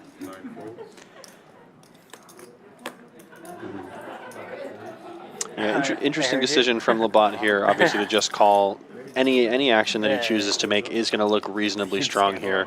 Facing a 3-bet, it's going to be hard not to have some kind of strong hand. And it works out in his favor as everybody else folds. He's now heads up and in position with the best of it. JB reaching for c-betting chips. I think he said 225. He did, and Labat, you could see the wince on his face, and he just lets it go. Not going to be happy to see that. Going to be shown the bad news for the nip button. Put yourself in a tricky spot whenever you don't 4-bet this hand pre-flop and then see a flop exactly like this. You've got no backdoors except for a straight draw. Really no hope if your opponents have actually connected with a serious piece of the board. So definitely a hard spot to navigate with ace-king. Maybe a reason why we can put in the 4-bet pre-flop, but I don't blame him for calling either, because you know, found out I was allergic to, JB like, also has a dogs really that strong shed range, after, so definitely a difficult dogs spot that to for a play. week. Not a fun Yeah, and with the raise on the button and the call from the small blind, you have to imagine there's probably at least one dead ace there, and so you have to put the 3-better on a pocket pair, or you don't have to, but that's going to be in their range a lot of the time, so you're just going to be behind a lot there. Yeah, behind, flipping, and you're going to have to put on a pretty aggressive move, which honestly won't get as much respect as it normally would in the Nick game. Obviously, probably works for him there in that exact instance, but you can't really look back on hands with hindsight like that, trying to play every hand as well as possible in the moment without seeing everyone's cards. Looking down at this board, we've got some action. We've got an 8-high flop, and I see 2 8s. I see Cole and Fisherman both catching top pair. Fisherman with the best of it. Cole betting pretty large, and Fisherman is going to make the call. One bet's 320. Moving ahead to the 5 of clubs on the turn. Very dynamic board, but that's a pretty small bet given how big the betting was pre-flop and on the flop. Yeah, it goes from pot size on the flop to a third pot basically on the turn. Yeah, small bet. Front door spades do arrive on the river. Gonna go check, check, and it's gonna be the best hand for Fisherman. Cole not gonna be happy about that one, but quick save on the Nick game there, and you know, speak it into existence. I'm seeing some pretty quick hands here. There is a chance that we can rip through some more Nick games here. Love it. Live 6 from seat 1, live 12 from seat 2. $12 straddle is on. 5x? Wait, do I? Just passing the 3-hour mark on the stream. Oh, sorry. Oh, I'm sorry. Almost got away with it. Millions watching. This game feels like it's just flying by to me. Lots of action. So much fun to watch. Yeah, absolute roller coaster of a start here to this game. Huge action, huge hands. It felt like every single orbit. So obviously continuing to see more of that. Table has gotten a little bit calmer, I would say, over the past couple of orbits, but I think that's kind of a symptom of having to grind through some of these later stages of the Nick game. Or maybe we're just getting used to the $180 3 bets pre-flop in the 1-3 game. I don't know. 3 bet and take it for Labat this time. Who knows? Yeah, and he is going to take it. I believe Labat had a knit button, so we are going to get rid of that one as well. Yeah, and about half the table safe now. I believe there are 4 left. I know. I had to wipe my. So moving pretty quickly through this one, as you said. I think we haven't had very many repeat winners. It's a new player winning every time. Yeah, definitely very interesting to see how everyone decides to approach these latter 2 hours of the stream. If I'm not mistaken, towards the end of the stream on the last hour, they uncapped the straddles. So if this game wasn't big enough, the last hour might get pretty crazy. I don't know if we've changed that or not, but ATM opening this one 250 with King Queen in early position. Fisherman getting in there with a little suited connector. And as often happens in Texas, when you have a single raise and a limper, you're going to have a multi-way pot. It's going 5-handed to the flop here. Ace deuce in the big blind is the best of it going into the flop, but King Queen is going to take the lead. Pretty dynamic board here, though. Jhonathan with an open ender. Fisherman hits a piece of this as well. Our pre-flop aggressor, ATM, c-betting for 125. Just waiting for the graphics to catch up here. 3 players. Like Fisherman and Jhonathan getting in there. Jhonathan with the open ender. Fisherman with middle pair. And King Queen for ATM. Checks all the way around on a blank. And now a board pair. Good news for ATM. Check mark delivered.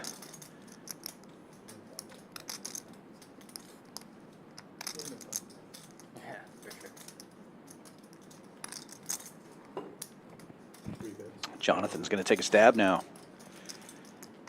Leads out for 500. Just under a pot size bet.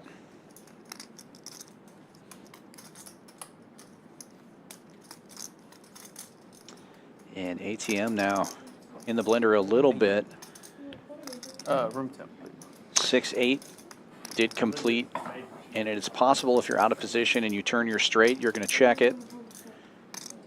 Yeah, and, you know, kind of been quiet through the analysis of this hand, but ATM's going to have a hard time assigning a range to a lot of these players, and for that reason, like I was about to say, I think he's going to lean towards call, because in a situation like this where a lot of the hands your opponents might have don't really make a lot of sense, and you do have a strong hand, which is a bluff catcher, sometimes you just got to stick in the money to see it.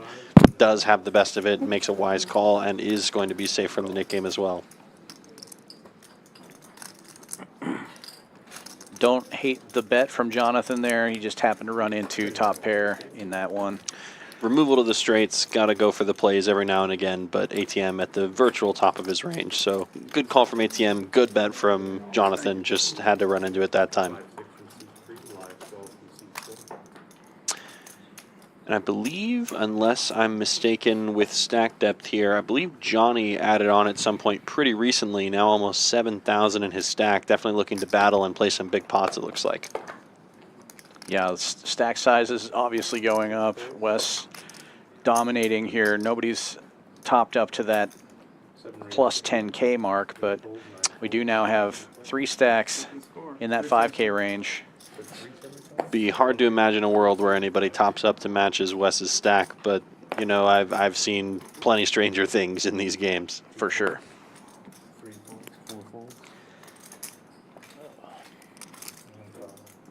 JB opening this one in the hijack with 10-9 suited. And Cole waking up to ace king in the small blind will 3-bet to 175. Raise and take it for him. And I believe Cole is now also safe from the Nick game. I believe Cowboy Dave still has his knit button, as does Jhonathan, so getting pretty close to being heads up in this Nick game. Only a couple players left at this point who still have not gotten rid of their knit buttons. Yeah, I think it is just those 2 players. Johnny may have one. Everybody else, I believe, is Johnny does have one. Yep. I just saw a little flash from behind our dealer. JB with the 10s opening to 40. Early position. Folds around to the blinds, and Cowboy Dave, one of those knit button holders, Jack 9 suited, electing to 3-bet to 185. And it will fold back around to JB. JB with a pretty standard defend and call here, especially against a player with a knit button. Want to keep all these bluffs in. Heads up to a flop with 3 diamonds on board. JB not going to be winning this hand. Cowboy Dave flopping the flush here. I don't really blame JB for calling one time, especially to this small sizing, $90, you know, quarter pot sizing here. Turn's really not going to change anything, so there is some hope for JB. He can drill a miracle 10. The bad news for Cowboy Dave, or maybe even for JB, I guess, is if the out that does come is the 10 of diamonds, there's going to be 4 diamonds on board, and a jack high flush might not feel that great if there is 4 to the flush on board. Yeah. Cowboy Dave sizing up now, 375, about half pot. Once again, we are going to see chips in the middle from JB. Makes sense. He's beating all sorts of bluffs here.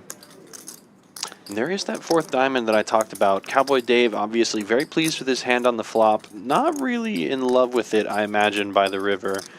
We still have a jack high flush. We have a knit button, so maybe it's a question of do we bet as a blocker sort of sizing and pray we don't get raised, because it's going to be a real tough spot if Cowboy Dave gets raised on here by JB. Yeah, and it looks like he's electing to do just that. Pretty small sizing, 600.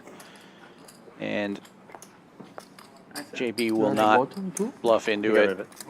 JB thinking wiser of it. Obviously, if he knew exactly what type of hand Cowboy Dave had right there, he could just rip it in his face to try and represent the 3 flushes that beat Dave's, but very hard to do when you have no diamonds in your hand especially. So nice play from Cowboy Dave, being aggressive pre-flop and getting rewarded with the goods and a removal of his knit button. That's all right. And now heads up in the knit game between Johnny and Jhonathan.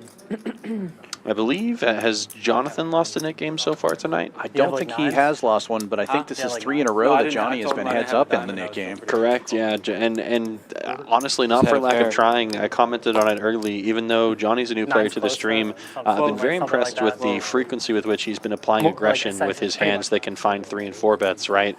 So certainly not for lack of trying. He's definitely putting on the pressure whenever the cards agree with him. But right now, just not getting the right card distribution to do that. 100%. And both nits getting uninvolved in this one. 3 players going to the flop. Queen high, the best of it going in. It's all early position players, and Fisherman will stab at this one and take it down. As nobody has anything to defend with. What's up? I mean, I literally got here on Wednesday. Like, I don't know. Maybe. No. They do a different stream almost every night. So Mondays is going to be 1-3, Tuesdays is PLO, Wednesdays is the bigger, those guys, 5-5. It's 5-10, 5-10 straddles, you know. And then they usually do maybe even bigger. Like last week it was 25. Yeah, another look here at some of the statistics. What a great run for David Mazurlov, though, taking second place. And PFR chart still telling the same story that we were looking at earlier. Almost the entire table, 30% or above in pre-flop raising. Wes still dominating here, but we see more players getting into the green. Everybody who is stuck, though, is stuck over 1,000 now. Labat still down at the bottom here, stuck 4,000. Not much changing for those red numbers. Everybody looking to turn it around here, as we've got about a little less than 2 hours left of the stream for them to do that. And just in general, I will say that the card distribution for a lot of players on this stream has been pretty poor. Haven't really had the opportunity to make plays and get involved in these big pots. So certainly these players are wanting to get involved, but having to mix it up and get involved with some of these more speculative hands pre-flop in order to make anything happen. Because if the cards aren't going to work for you, you're going to have to make the cards work. 100%. And Cole trying to do that with 10-6 suited, raising to 75 in the hijack. Cowboy Dave, though, 3-betting to 230 with 9-8 suited. Awkward position for ATM with the ace-queen offsuit, and I certainly don't blame him for just finding a fold right there. Against these two players in particular, they don't have knit buttons any longer, so they're not incentivized to be doing this quite as wide. ATM not really wanting to elect to play his hand as a just call, so either 4-bet or fold there. Does elect to make the fold, and great fold by him, knowing what we know now. He would have had top versus middle 2 pair. Yeah, and what an action flop here. Double gutter for Cole with backdoor hearts and 2 pair for Cowboy Dave. We could see some action between these two players. ATM kicking himself under the table, but he's gonna straight gets there. He's gonna be real happy about it now. Instant rip from Cole. Cole gets there, jams it all in. Cowboy Dave looks like he's about to throw up, and I think he's just going to make the fold given this action. Such an overbet. Yeah, just an absolutely massive blast from Dave into the pot. Gets the straight and wants to deny equity from all the other hands, like 2 pairs and draws. So nice hand, Cole.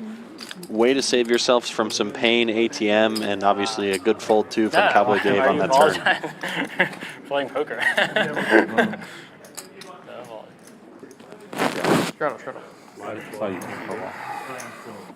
Nah, yeah. 12 straddle is on. Man, these guys are playing some poker here. Call. Johnny now. Ace trace suited under the gun with the knit game. Limping in. And now Cole, back-to-back raises. He's got ace deuce suited, makes it 80 to go. Look at all these suited ace wheels. Eight folds around to the small blind. ATM looking down at ace 4 of clubs is going to defend. And it will fold back around to Johnny. I'm sure he's going to be calling here, and we're going to go 3 ways. All the players with ace wheel. Do you have any big chips? Battle of these pre-flop beauties, but I don't know if Johnny's going to just call here. Johnny added on for a reason. I think Johnny added on to fight, and I'm not going to be shocked if we see this raise here from Johnny. And that would look super strong, a limp re-raise. And you are correct. Here it comes. Johnny has finally seen two cards that are suited, connected, and have an ace in them. He is not going to be just calling. Boy, and Cole did not think long before calling there. Cole calls pretty much immediately. ATM, with a nut flush draw of his own, is going to call, and we're going to see whose suit is the mightiest in this tango of the aces. Yeah, over 1,000 in the middle already. 2 spades on board, no help to anybody but a 3. Johnny. The victorious suit is the one that no one has. Johnny gets the best of it after his aggressive play pre-flop. Cole very quickly making the call with his backdoor flush draw. ATM going to be handcuffed here. Don't blame him for making a fold, but let's see if we can get an action card on the turn. 10 of hearts, really not it. Pretty good card for Johnny, though. Now he's full. Highly unlikely that Cole has a 10. He could have an overpair, though, or even a middle pair. That. Yeah, obviously Johnny's not fist pumping about his spot. He's glad that he has a full house, but again, pretty much the worst possible full house you can ever have in this spot here.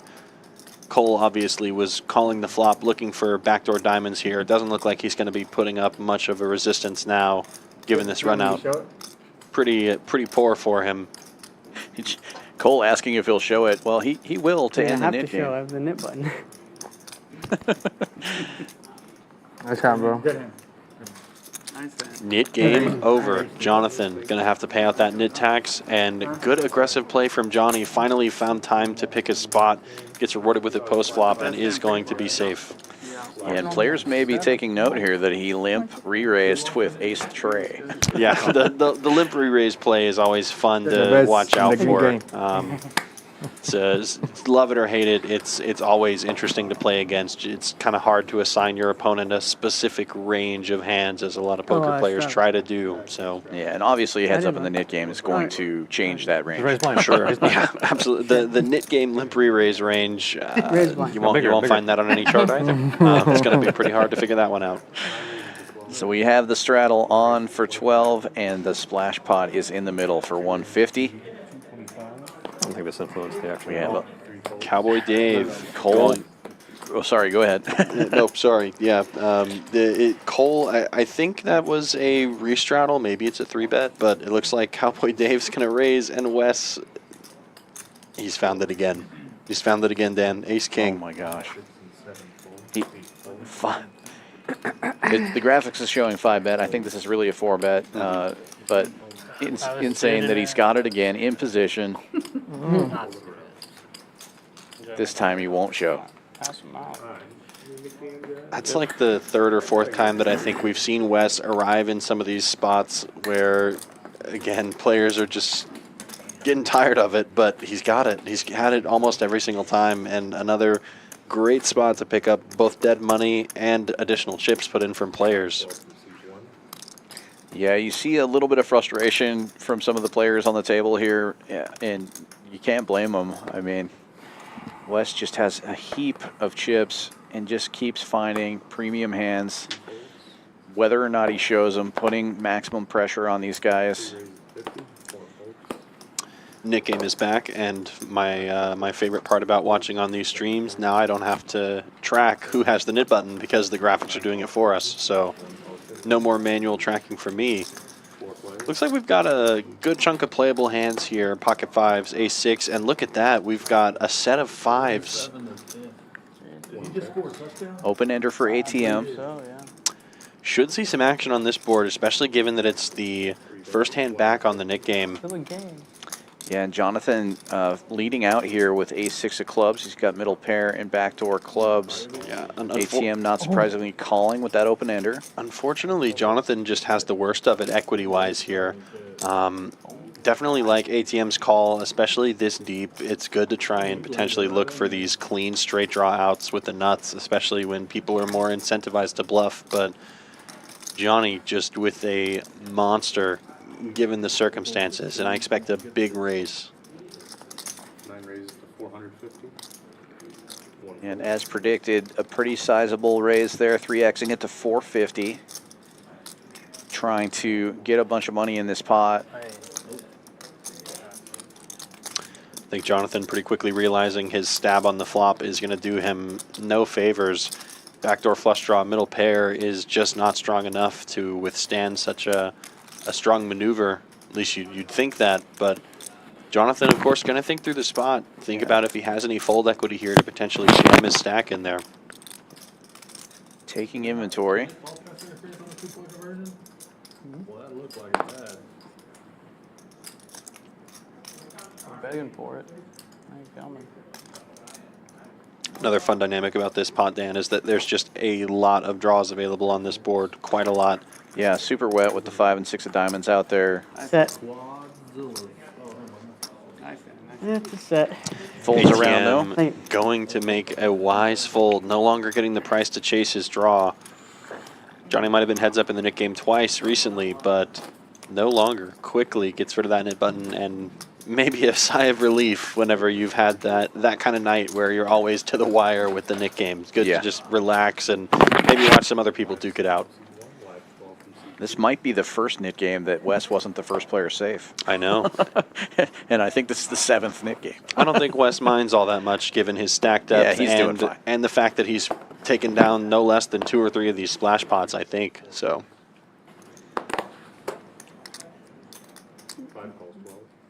$12 straddle is on. We have a limper and Fisherman raising it to 75 with 5-6 suited. This is one of my favorite hands to open with.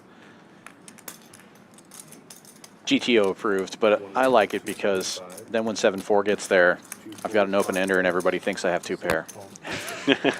So it's just the perfect 2 cards for your range. Right. Cole is going to be making this 3-bet though with the suited king, especially with the Nick game on. It's a good play. And looking at this flop, Fisherman does connect with the better of it. All red, but wrong color for both players.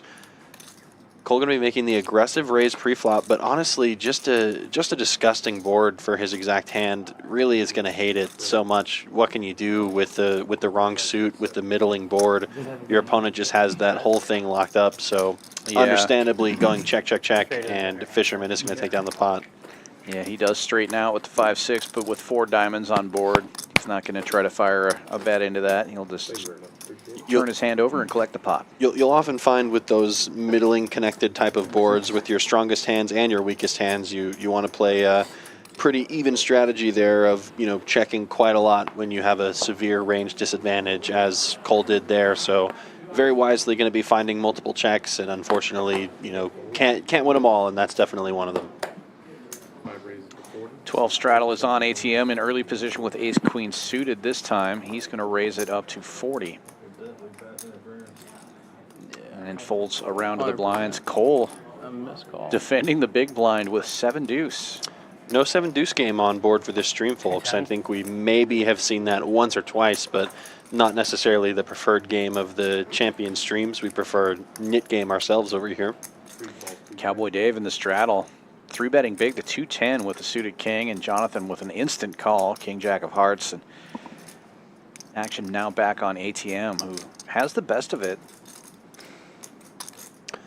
We've seen it at least twice tonight. It might be 3 times if ATM makes this 4-bet here, but Jhonathan's just call of these hands in this spot is just going to put him in such a nasty situation given his stack depth. And on cue, ATM's got a premium. We're going to put in the 4-bet.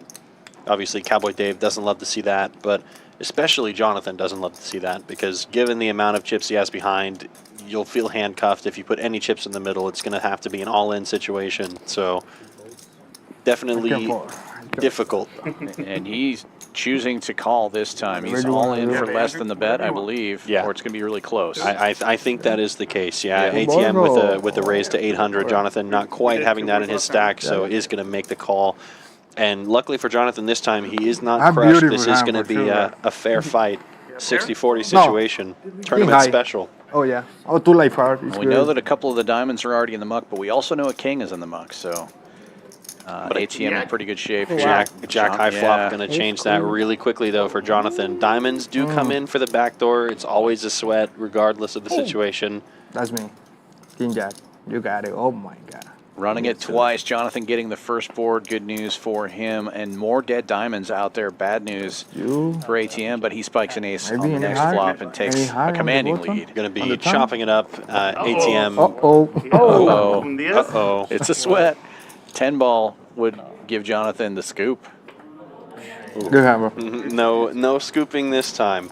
ATM gotta feel unlucky with some of these spots here. Don't know if you potentially saw it earlier, Dan. There was another spot all in Jhonathan versus ATM.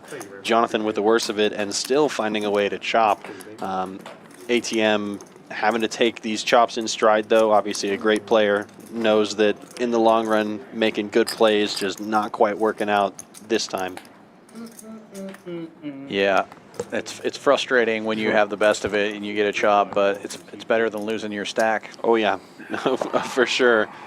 Getting it all in pair versus pair and somehow losing 2 boards with the better pair, stuff like that does happen more often than you think, and you know, better to have some money than none.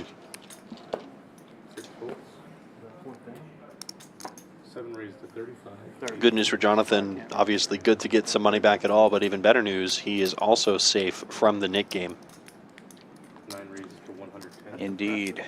JB opening this one to 35 with 9-10, and Johnny looking down at the ace-queen this time. It's hearts, and he 3-bets to 110 on the button.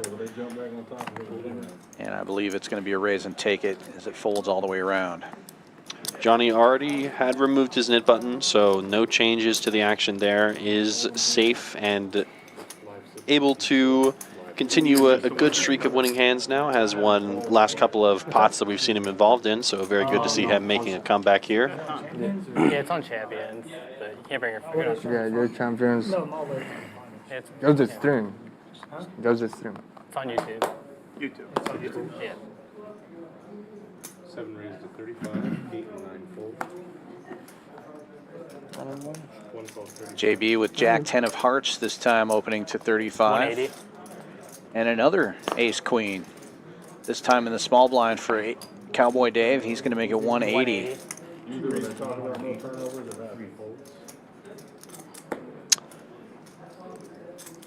And Wes in the straddle with ace-jack, giving it some thought here. Very playable hand, but facing a raise and a 3-bet from out of position.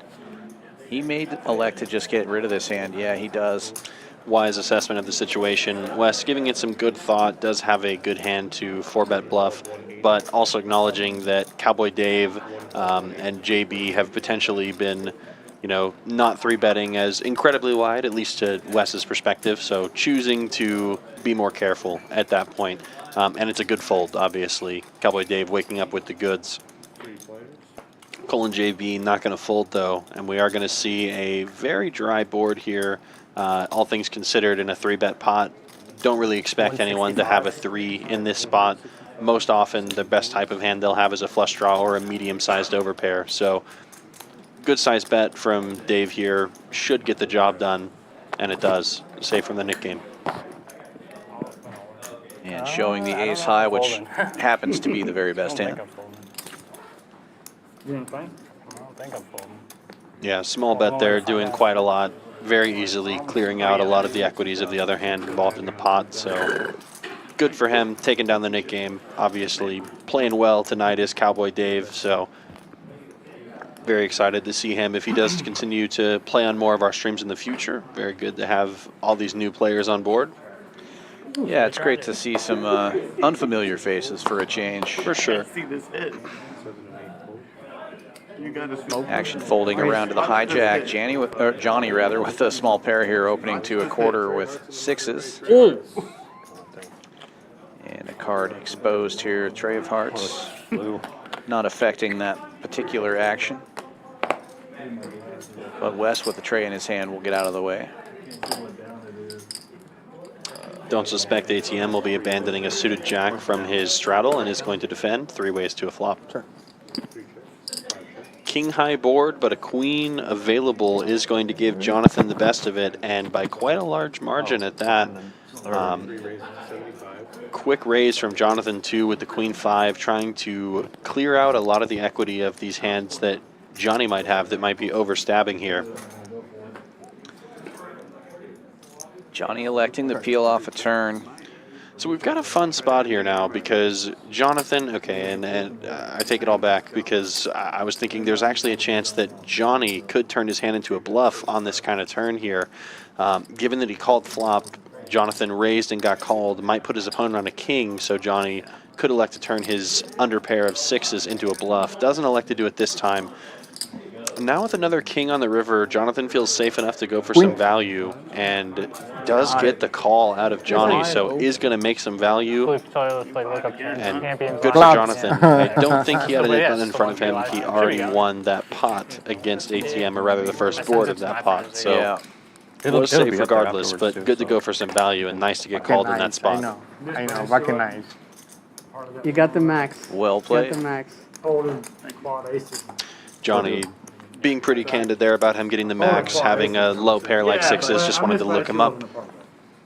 But there is some merit to potentially turning a hand like sixes there into a bluff on the turn specifically. After it goes check, check on the turn, pretty hard to tell that story on the river. Not very convincing. But right.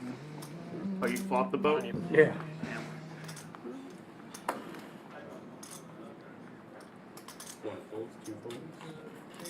Folds all the way around to the button this time. $12 straddle is on. Jhonathan looking down at a suited queen will make the call. And looks like Wes is going to squeeze out of the small blind with 7-8. Makes it 75 to go. Nice, well-run room. Recognizing that Jhonathan likely has a weak hand and he's beating some random hands. Oh, Wes in my body.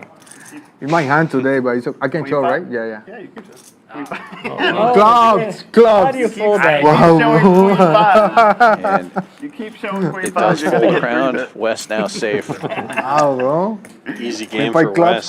Doesn't have to do all that much to be safe from the Nick game. I hate that hand.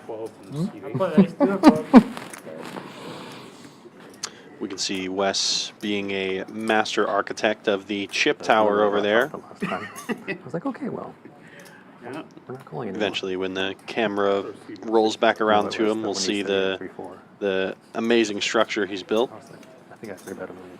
Oh man, I had 3-4. I was like, oh, okay. Yeah, it's pretty impressive. When you play, whether it's live poker or tournaments, Dan, do you like making your chips into like structures, like stuff like that, or do you just keep it in pretty standard barrels of 500? What's your usual chip configuration there? I build a pyramid similar to that. I usually do the triangular base. Yep. 1,000 on the base and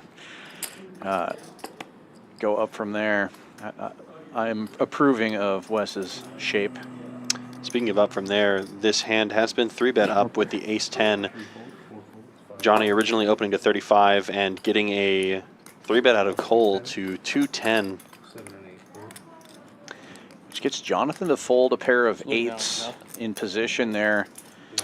And I think for Jhonathan, it's kind of just going back to some of the commentary earlier today. Feels like he's been burned multiple times with just cold calling these 3-bets, so decides not to put himself in this pickle and decides to just fold. Would have had the best hand, but pretty hard to know that given the multi-way action. Looks like Cole is going to continue telling his story, making it 350 to go, and gets a quick fold out of King-Queen. Yeah, 7-4 gets there, but ace high will get the pot. Thank you very much. Oh my! I saw somebody forget the show. Sir. Must have been a monster. Must have been a monster. I want to see your card, 100%, man. Turned over now. It's okay. What do you have? I fucked it up. And you're not going to get that one past Joe. If you don't turn your cards over, they're going to go into the muck instantly. Yeah, Joe's not here to play favorites. If you don't show your cards, that's on you. Very nice of the dealers, of course, to make sure they don't give any advantage to a player. It's on you to show your hand to remove your nit button. Cole's obviously disappointed in that because everybody thinks he had it, and he really just had ace high in that spot. So turns out in that case it was it, but yeah, definitely sucks to think you're bluffing and then not lose your nit button. Very tough. I talk about it on the stream quite a bit. I don't play in the bigger games. I typically play 1-2. And you don't see the Nick game very often. I've never actually played a Nick game, but I'm sure I would do the same thing. I would forget to turn it over. Yeah. Especially if you've got such a strong hand. You don't really want to show you're still trying to play your A game. Don't want to show the aces in the Nick game. Feels too easy. So right. Forget the show. wanted to get rid of this. Heads up in this one, and Labat smashing it. Wes opening with ace-jack. Labat defending his straddle and just flopping triple fours. Could we see the first significant pot that Wes loses tonight? And I love that Labat just makes the call here. Keep Wes's range plenty wide. Keep Wes's hands that he has absolute correction involved. Deuce of clubs is going to be a great card for the most part, and he gets one of those gin cards on the river, the jack of clubs. Wes definitely thinking he's going to have the best of it now. So Labat with pretty much impunity to go for a bet here. Looks like he's sizing up quite huge, though. This is going to be much more than the size of the pot. Yeah, it looked like 385 and like 200. And Wes does have a good bluff catcher here with the ace-jack. Don't imagine he's going to be folding, makes the call, and someone has taken a relatively big pot off of Wes Cushall. Nice hand, Labat. He can be beat. Really good of him to go for that sizing as well. I think that's one of the things you'll start to see the river in bigger games, but also in games where the quality of player is higher. You'll see more of those polar types of bets where they're really representing nuts or nothing, or a very strong hand or nothing, as opposed to just small value types of sizings that are pretty common across a lot of live cash games. So. Yeah. It gets shipped. Definitely makes the pots bigger, but it also, you know, makes decision points more interesting to know that your opponents can be more polar. So Wes obviously making the correct call there, got one of the strongest hands he'll ever have other than somehow Jack's full or a full house of his own. So well played hand from both players, and Labat happens to make the maximum. Cowboy Dave with ace-jack offsuit under the gun, opens to 35 with a $12 straddle on. Multiple callers. Fold. Calls 35, 9 folds. 325. Cole could close the action from the straddle with 9-4, but opts to 3-bet huge to 325 instead. I'm not sure which play I like better. I think this might work, because if Dave folds, everybody's going to fold. Yeah. If Cowboy Dave makes the call here, he's going to be a genius. Instead, he isolates, raising to 700. Basically a min click, but it's making it super expensive for the limpers to call. Street poker at its finest. Cole not pleased with himself. little wry smile, trying to make a play happen, making up for the fact that he did not get rid of his knit button a few hands ago and is unfortunately punished by a good fork.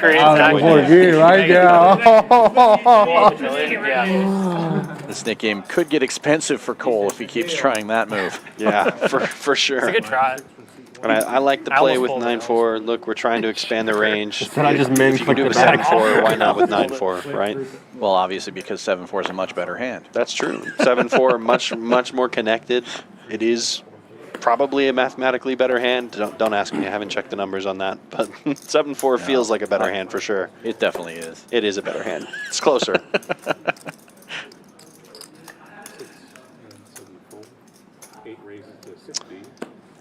Ace-king, pretty good hand too. From the small blind, Labat raising it up to 60 after we have a couple of limpers.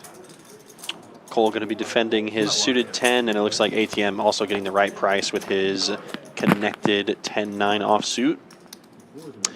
We're going to see a 5-hay flop, which is going to see Cole improve to take the lead and have the best hand here. 75. One bet 75. Wouldn't be surprised to see the action go bet, fold, call here. ATM is going to make the call with his 9-10. Very interesting. Got some devious intentions here. You have to imagine, with not very many backdoor draws, but willing to fight for this pot. 8 of clubs is an interesting card specifically for ATM's hand. He has hands that are close to the 8, so could represent something, but Cole decides enough is enough, lays down the hammer, and is going to remember to show this one and take it down. Very well played, and now heads up in the knit game are ATM and JB. Don't think we've seen ATM lose the knit game tonight. Same thing, I think maybe JB has lost one of these knit games. ATM has not, I don't believe. kind of harkens back to about 3 or 4 weeks ago. I believe it was the last stream that I commentated. ATM just had a miserable run where he lost like 3 Nick games in a row or something like that. Maybe I'm misremembering, but I know there was a session in recent memory where ATM had a pretty bad run of cards and couldn't make anything happen. So looking to stay away from paying the nit taxes, ATM. All right, 6. All right, sleeper 6 in effect, live 6. And it looks like we got Cowboy Dave away from the table. We do have a sleeper straddle here, though, from Jhonathan. $6 is on. Wes, of course, waking up with Cowboys. We'll make it 30. Wes waking up with the best hand yet again. A shock to no one. 6 plus 30, 7 folds. And Fisherman with Ace-Jack will get in there. Fisherman does like to just make the call, and JB is going to fold despite being in position of the initial raiser with a hand that should probably fold, so it makes sense. Jhonathan getting a good price to close the action with his Jack-10. No card is good right now. And everybody getting a little something here except for Jhonathan. The Kings are still in the lead, but not by much. Kind of a scary board for that particular hand. Kings are not likely to be the best hand by the end of this this pot, just depending on the run out goes. Labat is going to elect to turn his bottom pair backdoor flush draw into a bluff. And for Wes, I mean, we're not folding, but there are a lot of really scary runouts here. I would have potentially liked to see a raise from Wes, but given how multi-way the pot is, I don't really blame him for the way this played out. Yeah, and he's likely to just get away from this now if Labat continues, because this board is just so wet, and with a bet and a call before, he's losing to a lot of hands. But it checks all the way around, and now Cole picks up trips. Fuck! What are you fucking... God damn it! Oh, Jesus Christ. Cole's very upset the Kings didn't bet there. Wes, too wise for that. This board is pretty unfortunate. We're just going to say that for an overpair, losing to so many things, losing to any 5, losing to any 3, losing to any strange full houses that might exist on this board. So wisely checked through by Wes and is going to lose the minimum with Kings there. Record's 9. Record's 9 to tie. In a way, continuing to run super hot. I mean, loses the absolute minimum with Kings. Yeah, loses the minimum there. Doesn't lose an inflated pot when he flops or rivers top against trips. Obviously, still playing well. It's not just run well that this man does. He does play well as well. And wakes up with something again because he opens this one to 20 or 25 with the $6 straddle on. Just waiting for the graphics to catch up here. ATM calling, and then a 3-bet from, I believe, JB. Yeah, here we go. Graphics coming around now. No, they have the wrong person raising, though. Doesn't matter. Heads up with it between the two nits now. ATM with 9-5 suited. Not going to find anything appealing on that flop. JB can bet pretty much whatever he wants, and is going to have to get a fold out of ATM. And shows the ace-10 high, which is good here. Plenty good, and it is going to be a splash pot paid out by ATM. Splash pots are? No. Yeah, it's my good. Oh, you mean just playing in general? Just camera. It's cool. Yeah. Supposedly watching you. $12 straddle is on. All right, $150 splash pot, guys. Aces one time. Splash pot engaged. Maybe 2 more. And if it doesn't complete before the stream is over, the remaining nip buttons will just chop it up. Correct. 6 folds. 7 raised to 250. Getting close to the final hour of the stream, so they're talking about what happens if we don't finish a nit game, and the answer is the remaining nit buttons would chop up the splash pot when we get down to the final hands. Goodbye. And my prediction for the stream is that we tie the number of nit games here. Obviously, we're going to pay attention to the action on this hand now. Looks like there was a raise and then a 3-bet from Labat. Yeah, big steal from Labat with the ace-jack. Gotta show it to win the Turns pot. out it's the best. That's good. Thank you very much. And another raise and take it for Sorry. Splash pot. So we're going to need to get the chat pros and stream to kind of count us on this. I believe this is knit game number, if this is not 7, this would be 8. So there's a real chance that they can break the record for number of knit games or tie it. I'd say tying is the most likely outcome right now, given the number of hands left in the stream, but yeah, I think this is 8. Yeah, if this is number 8, then I think we're going to tie it. Regardless of if it finishes, that means they're going to match the record at 9, which is impressive given the fact that this has been a full ring game basically all night. Really shows the elevated pace of play for this game and the fact that these players are willing to get involved. Very much so. JB opening this one with a suited 8-4 and Labat 3-betting with Jack 4 suited. Only premiums here in Texas Poker, and Wes Cushall. Yeah, I mean, it just again, it's been less than an orbit. I mean, the jokes write themselves, right? I mean, the number of times that Wes has woken up with the 4-bettable hand tonight has been certainly more than average. Yeah, and it's going to look so super suspicious here because, like I said earlier in the stream, he's been safe first hand of the knit game almost every knit game, and here he goes. 4-betting to 550, and Jhonathan's got definitely a playable hand here. This would be a bad time to try and commit the rest of his chips, though. Absolutely crushed. I know. Wes says, I'll show. Jhonathan and Wes, obviously, I believe, friends off the felt, have played with each other multiple times, so definitely friendly, not trying to angle or anything like that. And Jhonathan is going to make the wise fold. Wes showing the kings. Wow. I tried.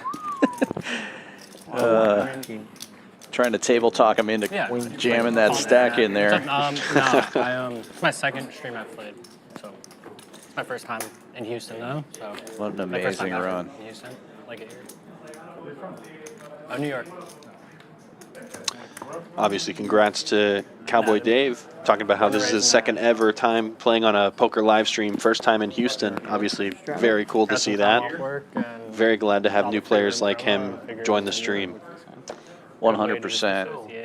To experience Texas poker for the first time on a live stream is pretty scary. This live stream, no less. I mean, you really have to sign up for a wild ride and just go in knowing you are not actually playing 1-3 poker. Unless you get on some very specific live streams, but not this one. Not a Champions Live poker.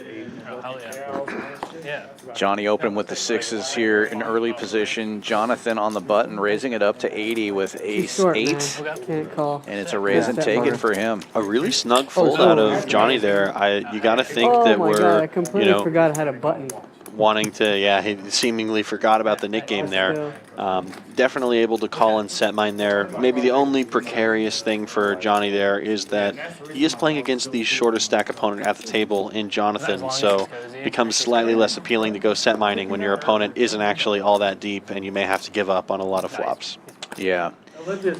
And probably thinking back to when he played 6s out of position just a few orbits ago and how much pressure he was faced with. This game is just playing so big, it's hard to peel with those smaller pairs out of position. And it's a sign of a good thinking poker player to think about how previous hands have played out and potentially how decisions you've made could have gone differently. Definitely looking to do that again. And the man of the night, Wes Cushall, just calling with the ace-king. Interesting. What do you think about this, Dan? Well, mixing it up a little bit. He's in position. He knows he's got a monster, and he knows this game's been super active. So maybe he's thinking one of those, straddlers will put the 3-bet on for him. But it ends up folding around, and he's going to be heads up in position with a monster. Oh, and just a terrible flop for Cole. Going to be flopping top pair good kicker versus Wes's top pair top kicker. Obviously, is going to find a check here, but I don't think this is a scared check. Cole not afraid to put chips in the middle and right on cue. Check raising. 400, I believe I heard, right? Yeah, and I love this small sizing from Wes here, just taking like a little stab and letting Cole give him some rope, and he's using it. So far, it's been a masterfully played spot from Wes. Now that I've thought about it some more, he knows by now that Cole may not be raising, the most tight range. He's seen some of these hands at Showdown, so letting him trap himself here, and now he's found himself in the absolute dream spot. Top pair versus top pair, dominating kicker. Not the greatest turn card for Wes's hand, but as you said, he's probably feeling very confident and still in a great spot here. Cole does elect to check on the turn, though. Wes is going to continue firing, obviously for value. We've got a great hand here. Your opponent probably has something decent at minimum if they are going to raise here. And Wes goes 800. Cole jamming it all in, and I think Wes beat him into the pot. Yeah. Just not even scared. Cole rips it in. Wes makes the call. Domination situation for Wes. Wow. And finally, somebody finally putting a dent in Wes's huge stack here. He just needed the old 3-outer to come through. Gave him the handshake after the pot to ship the pot to Cole. Wow, what a huge pot. $5,000 pot on hand number 100. Crazy river for Cole, obviously. Great to get there in the clutch in one of the biggest pots of the night so far. You'll be all right. Yeah. And I think Wes will be okay, but definitely unfortunate to lose that hand. Player with chips in this tournament. What a great run for David Mazurlov, though, taking second place. Oh man, I want to win 200K. Did you know my friend won a seat into that tournament? Really? Yeah, he played a satellite and he won a seat into the main. Oh, really? Really, it only cost him $200. It's true. You could turn 200 into 200,000 at the Fall Poker Open this October. Oh, really? Oh yes, you can really turn that $200 into $200,000. From October 16th through the 28th, come on down to Champions Club Texas Fall Poker Open. For more details, use QR code and link. Play your hand, player.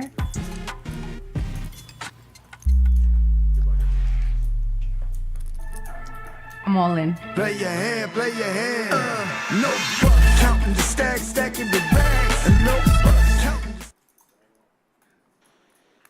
Last dealer change of the night, last hour of the stream, which means unlimited straddles will be available. An hour delay. And our man Wes, who's been running pure all night long, just lost a big chunk out of his stack on that last hand. What's up? As Cole hit his kicker and He shoved, he called. almost a 5K pot going his way. Super exciting stream so far. Hope you guys are all enjoying it out there in Streamland. Hit that thumbs up, hit that subscribe button, and hit that notification bell. Speaking of notifications, we will be streaming all week this week. PLO with the Stallions tomorrow, 7 p.m. Central Time. And then 2 more No Limit Hold'em streams on Wednesday and Thursday. If you're interested in playing on our stream, you can fill out that form in the description. Ed Batinga will take a look at it and get in touch with you. Let us know what limits you're interested in, what size game, what game you like. We do PLO every week. We do Hold'em multiple times per week. And every once in a while we throw in a mixed game or something weird like that. So if you're interested in those games, put that down as well. Limits from 1-3 all the way up to as big as you can think, 5,100. Apologize, poker, man. It's poker. Lots of poker variety here. Yeah, if any of you tuned in last week, there were obviously a couple of really big games that ran here. Very fun to watch. No shortage of action at all at Champions. Come on down, play our streams, play our tournaments, play our cash games. No shortage of action on any given day of the week.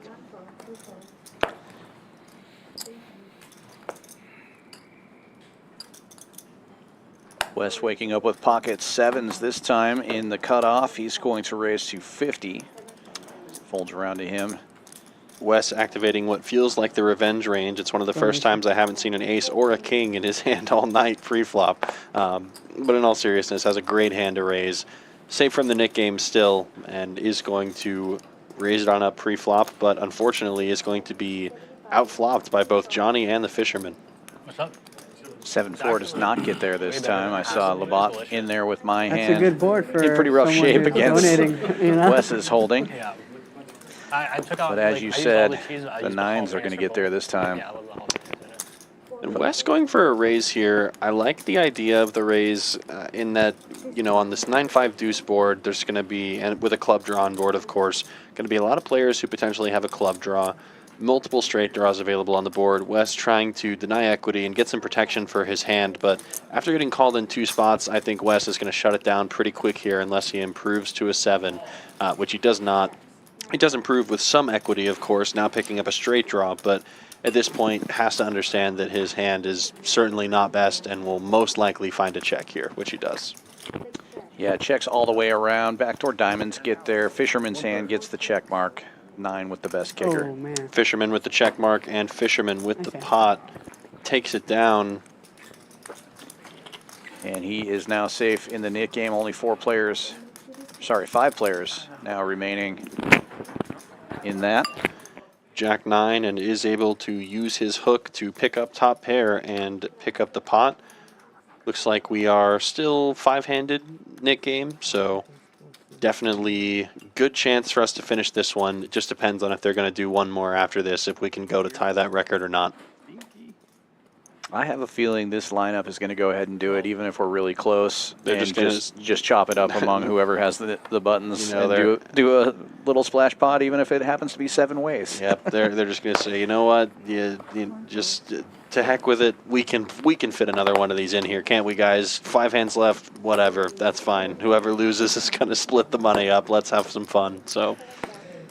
And Wes's run good has seemed to run out, but it hasn't slowed him down. He's going to open again. This is the 3rd hand in a row. Makes this one 50 with 4-5. And we have a 3-bet out of the blinds. Your big moment. Johnny with ace-10, making it pretty big, and is just going to take it down without a flop here. Regardless of what the final numbers end up like, I'm not sure if Johnny is fully unstuck here. I think he is, if not fully unstuck, very close, given the fact that he's added on a couple of times. But gotta keep saying, really impressed with his performance so far tonight. Choosing the aggressive option whenever presented with the choice to do so, and that's definitely the hallmark of a poker player who can win in the long run, is someone who's willing to get in there and battle and turn some of their, just flat call hands into these 3-bet and 4-bet type of bluffs. So.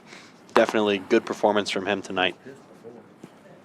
Yeah, I hope we'll see more of Johnny in the future. Always good to see new players, but it's even better when we see repeat players, especially when the new faces come back as winners. Looks like Jhonathan is going to choose to just limp with a very pretty Queen 9 of diamonds here. 135. No such thing as a limped pot, though, on these stream games. Not in this case. Cole opening from the straddle with 5s now makes it 135. Punish the limpers. But Jhonathan will call in position now. And heads up we go.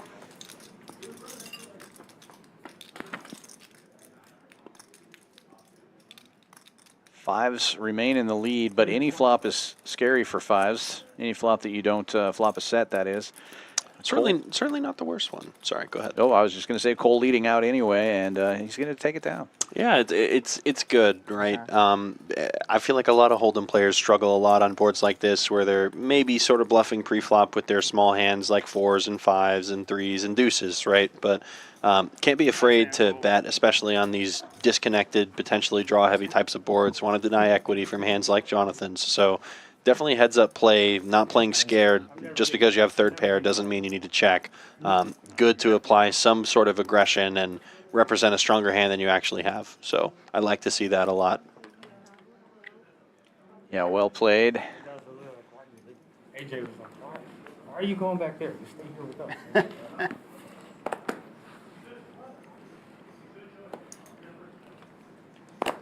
Wes opening again. Makes it 50, this time under the gun. He's got snowmen. And folding all the way around to the big blind very quickly. Cole wakes up with ace-10, and I think he thought he was raising it. He said 55, but that's going to be a call. Maybe we'll get a fold over there. Cowboy with 7s in the straddle, calls, and Jhonathan gets to close the action with 5-3. We're going to go 4 ways to the flop here. Wes with the best of it, and in position with the 8s. Great flop for Wes's pre-flop range. And Wes is actually in position, so gets the rare opportunity to check under the gun, which is definitely fun to do. going off to the turn doesn't really change anything at all. Jhonathan's hand does technically get better, but these players don't really love this board. 2 kings and a queen on board definitely smashes Wes's pre-flop range, regardless of how wide you might think that is. Yeah, and the delayed c-bet of 125 gets a call from Cole, and now Jhonathan, as you said, not loving that 5. 5 is no longer a clean out for him as well, right? I mean, 5's full loses to king's full, and Wes can have plenty of kings in this spot. So Jhonathan going to be assessing his options here, figure out what he thinks is best. Doing inventory, again, definitely a sign of a solid thinking player when you're trying to evaluate your stack size and kind of realize if he has the ability to turn his hand into a bluff or not. Does elect to make a fold, wise fold. And heads up we go now to the river. Cole picking up the best of it now.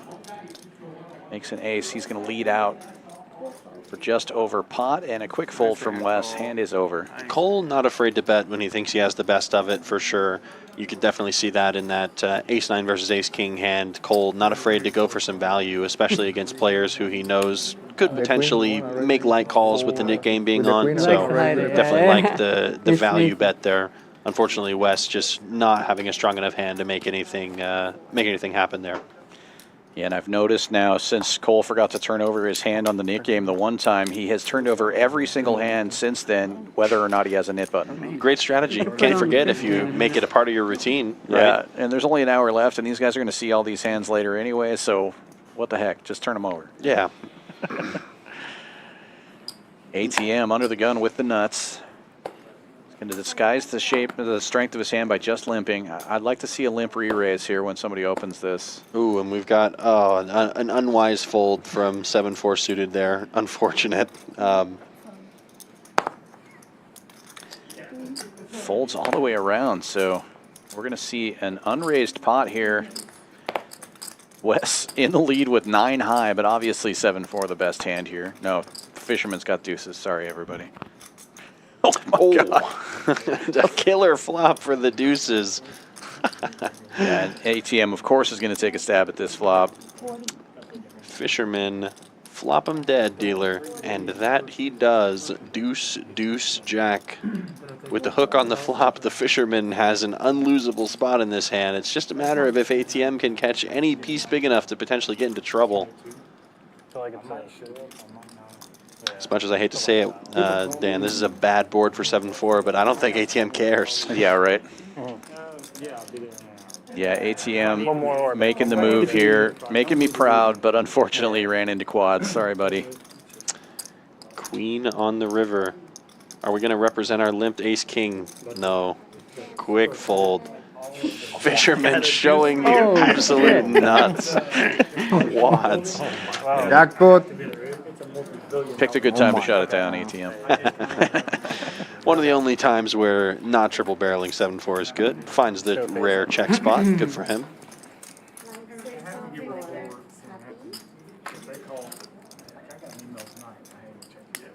Had the stream's best hand, but got outflopped. By the quads.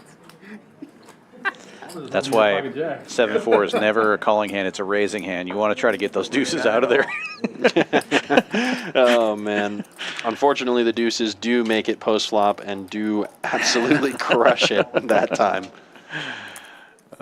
Pocket deuces, hard hand to play post-flop? What do you mean? Look at this. Fisherman, obviously a nit. Look at him. V-pipping only 39%. I know. Yeah, only 39% of hands played. You got to get back in the lab and study your ranges. Obviously, great action tonight. Every single player putting in plenty of hands. Looking now at the leaderboards, Cole, now with a very big win, almost $4,000, is making the case to catch up to Wes after that huge pot. Of course, multiple players still in the red. Labat still looking to make a comeback in this last hour of the stream.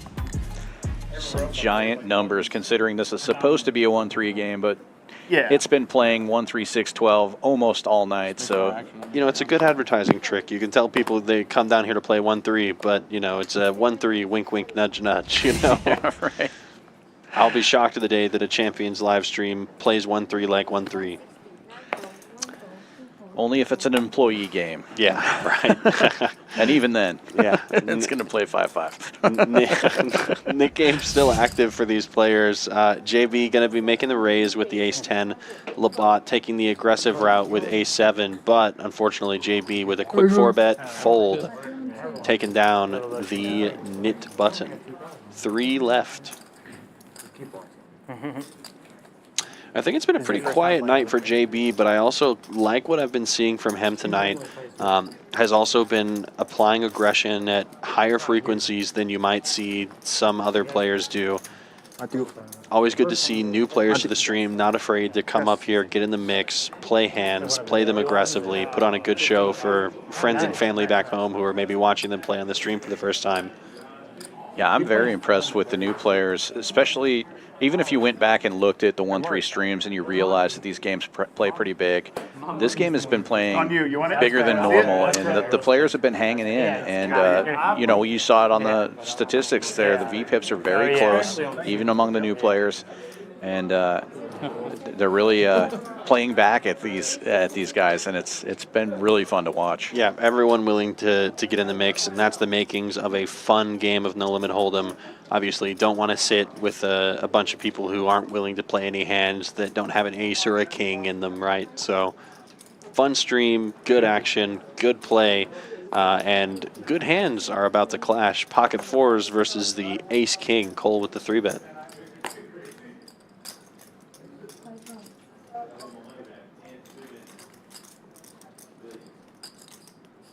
Yeah, Labat opening this one. Early position with those 4s. The 3-bet of 250 gets rid of everybody else, and heads up we go to the flop as Labat makes the call. If I'm not wrong, we saw a fold out of pocket 5s from Wes. Not really willing to get himself involved in a tricky spot multi-way, so good fold from Wes here.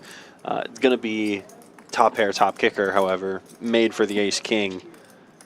Interesting. It looks like Labat is actually electing to lead on this king-high board, and Cole decided to end the hand right there, right then. Yeah, it's just all in. Jamming for $5,000. Just a casual jam for $1 million big blinds. You don't need to keep it, but it's all good. We like it.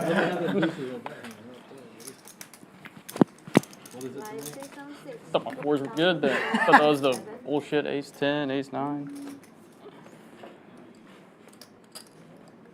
Straddle. Our first triple straddle of the night, 24 live. And it's going to be followed up by the, it looks like the 50, I think. Yeah, so we're going to make it a 25-50, it looks like. I don't think there's going to be 100 put on. This is a more realistic depiction of what the stakes are tonight, though. So really good of our players to finally take off the mask and make the stakes match how it's been playing.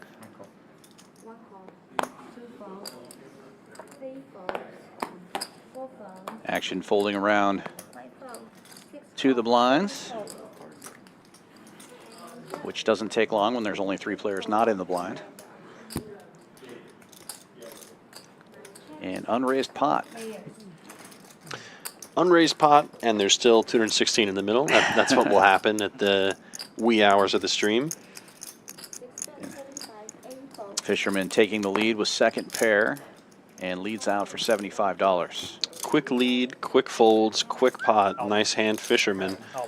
Looks like we are 3 ways left on in this Nick game. Cowboy Dave, ATM, and Labat once again contending for the last player standing with that button. And good recognition there by Fisherman, realizing if it's the pot's unraised and it's ace high, there's unlikely anybody has an ace there, and Jack's probably going to be good. Especially in this game, right? Given the aggression frequency of these players, if no one's raising, pretty much guaranteed that no one has an ace. You'll maybe see in some smaller 1-3 or local 1-2 games at your card room, limped pots, someone might show up with something crazy like ace-queen or ace-jack or ace-king. That's not really possible in this sort of game. If anyone has anything remotely strong, they're going to be raising and be more aggressive with that hand. So good recognition from Fisherman to take make the it pot. easier. It's 25-50. Make it simple for him. Totally agreed. Your average 130. $50 straddle on again. Jhonathan limping in from the cutoff, and Wes finding 9s on the button will raise to 200. Fisherman with kings in the big blind. Open, or 3-bet rather, to 450. And it's going to be interesting to see how Wes decides to play the remainder of this hand. Is going to be in position. I imagine he's going to give quite a bit of respect to this 3-bet from Fisherman. I don't think he's going to fold, so it makes plenty of sense to make the call, especially given the, all things considered, small sizing from Fisherman's 3-bet. Gives Wes a good price to call, and let's see if we can find an action flop. 1,000 in the middle already, and top set for Wes. Sure to be more. The heat is back on. Even though Wes's run maybe was stifled out just a bit there, you can't ask for better than this. On this board texture, given that it's a 3-bet pot, and given that you're against an opponent who has maybe been playing a slightly tighter range than some of the other players in the field, it's going to be interesting to see how Wes decides to navigate. I imagine we're going to see a call here on the flop and then a raise on the turn. I can see call and I can see raise. Both are valid options, right? And the reason why I say that is Fisherman maybe not c-betting as wide as some of the other players here. He's been very wise so far tonight about not overstabbing on flops that are bad for his range. Is willing to, you know, take his lesser equity hands to showdown and not blow up the pot. So Wes probably recognizing that, picking up on the fact that Fisherman does have a strong hand in this spot if he's continuation betting here. And look at Fisherman. He's really considering all of his options here. Not happy to see Wes raise on this board. Even though there are multiple draws available, Fisherman privy to the fact that Wes shouldn't really be raising light at all in this spot, given the ranges. I think Wes made it more than 1,000. He made it 1,100 to go. So if Fisherman makes this call, there's going to be less than a pot-sized bet behind, and he knows what that means. Yeah. And he is all in, and Wes now in great shape. Got to get it over with there and now. To win another huge pot. 9,000 in the pot. There's almost a $10,000 pot in this 1-3 game. Incredible action tonight. Obviously, got a feel for Fisherman so far, but the hand's not over. It's almost over now. Fisherman down to just 2 outs. We know Wes only runs it one time, and he is going to hold with the pocket nines. What a cooler for Fisherman.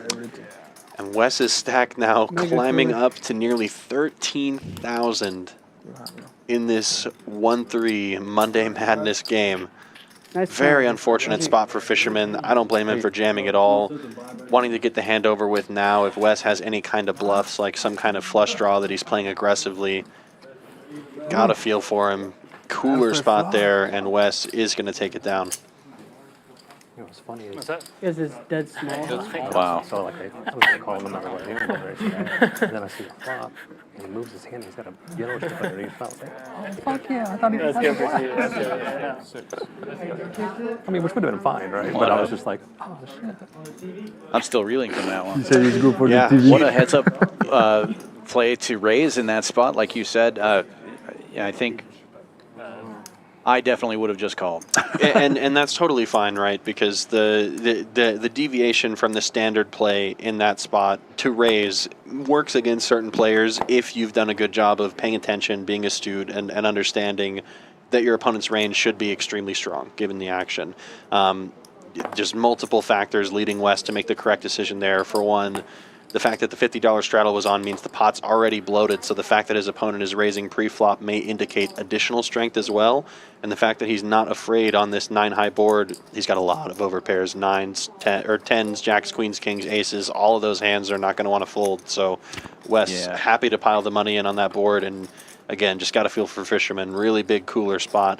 And as you indicated, too, that the small sizing of the 3-bet indicates that he wants somebody to call. He wants some action there. He's got a big hand. Yeah. So Wes makes the right decision, ultimately is rewarded, makes back all the money he lost in that ace-9 versus ace-king hand, and then some, and the big winner continues to win more. Kicking it back up on this turn, however, only one knit button involved, and it's ATM.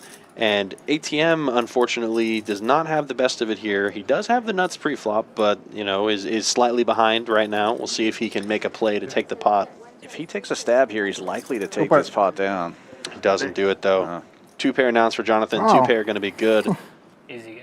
We are still 3-handed in the knit game. We've got Labat, Cowboy Dave, and ATM. Got to feel like we can apply some pressure there with the 7-4, but I at least respect the fact that ATM is not afraid to play the hand, though.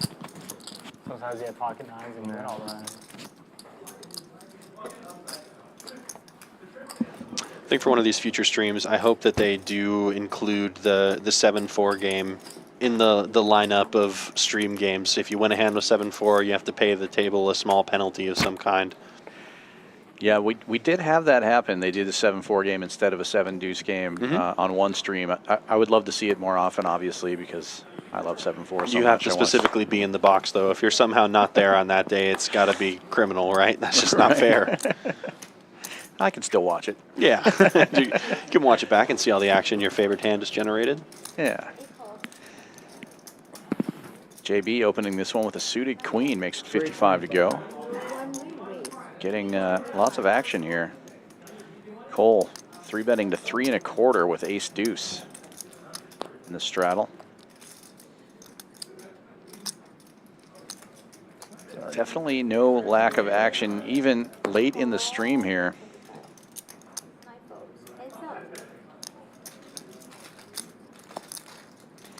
Labat defending with 10-5 suited, trying to get rid of that knit button, and flopping a flush. Wow.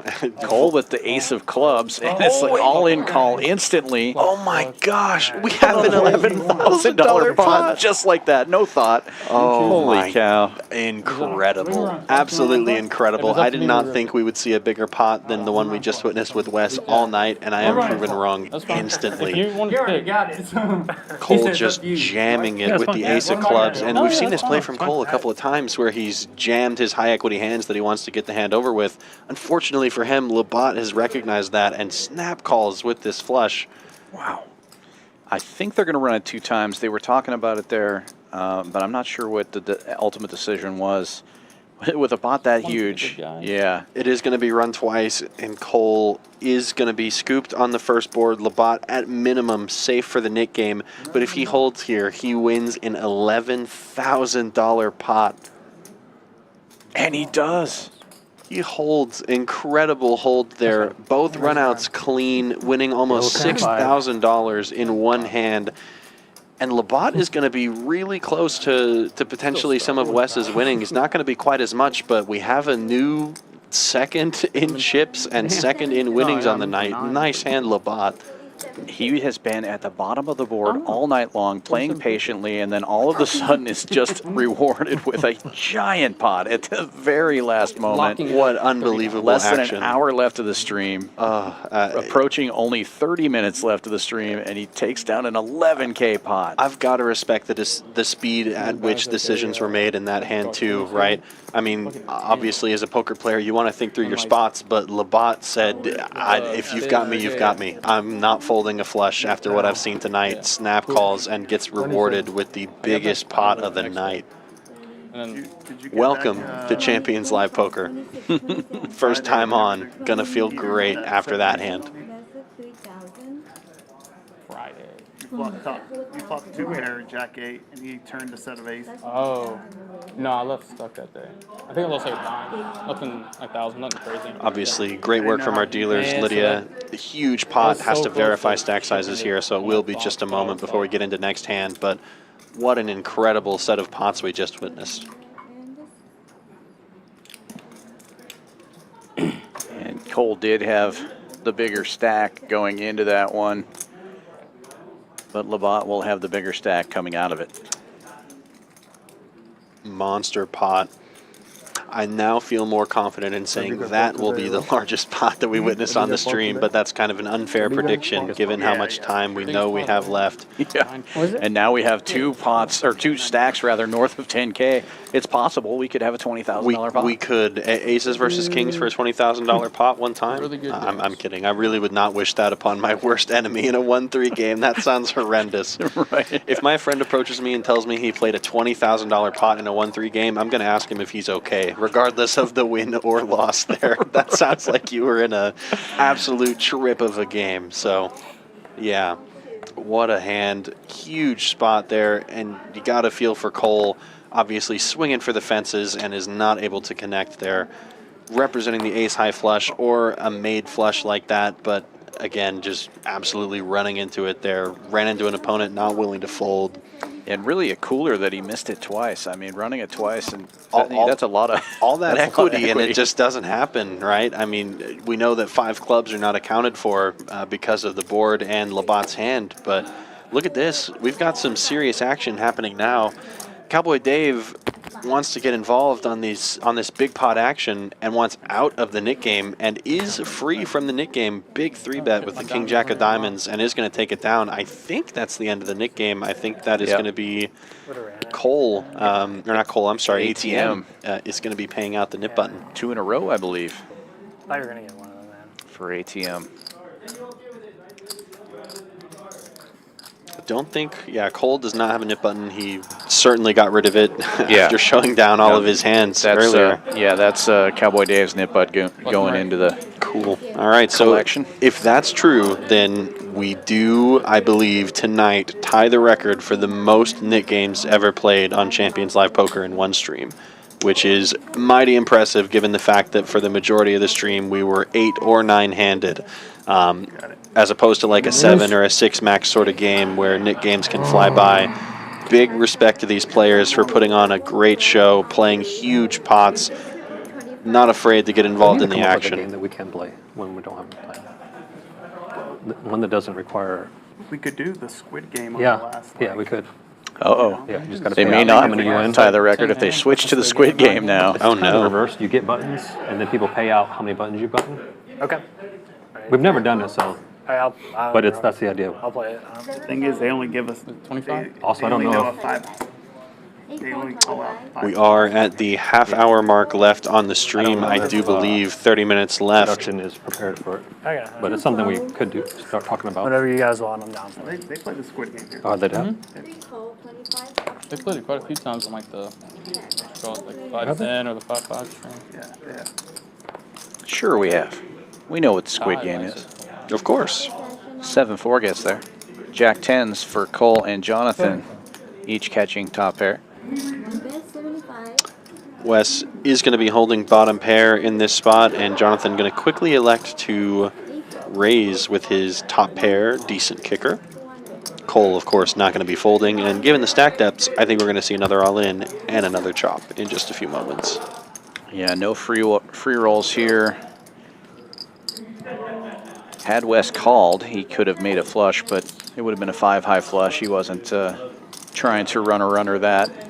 The ace of spades is going to slow down the action on this board, though, you have to imagine. At this point, Jack 10 off with no spade is certainly going to be a bluff in both players' hands if they do decide to rip it.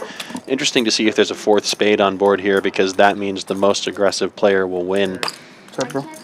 7's not even a good card either, because with the 7 you're also losing to any 7, so both players are going to elect to play it safe, but the outcome was predetermined on the flop. Chop it up.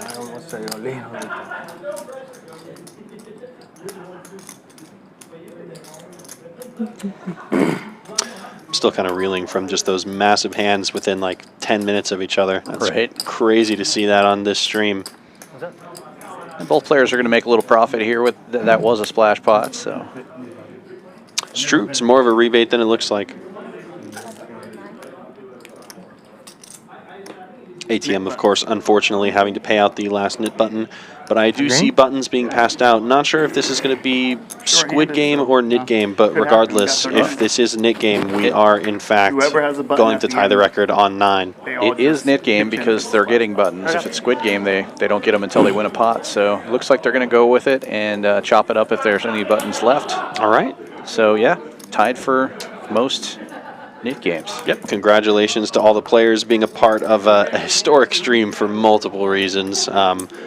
Huge pots for a 1-3 game. Great action. So happy to see each and every single one of these players come back and play. Very fun to see them willing to get involved.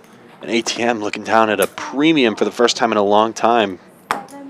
Setting the trap, limping in. JB steps in it. Raising it up with ace 8 makes it 80 to go. Obviously JB with outs here, but I think we're going to see a big squeeze now from ATM, who limped in with the jacks. Given the number of players who've called $80 each. I was going to say I expect nothing smaller than $300 from ATM. Goes $400, which is a good sizing here. Want to squeeze out all that dead money and make sure you're not giving anyone the right price to call. Is going to take down a $250 pot, and we have a rebate from our splash pot just a few moments ago. Nice hand, ATM. And must feel good after losing 2 in a row to be safe first in the final knit game of the night. Yep.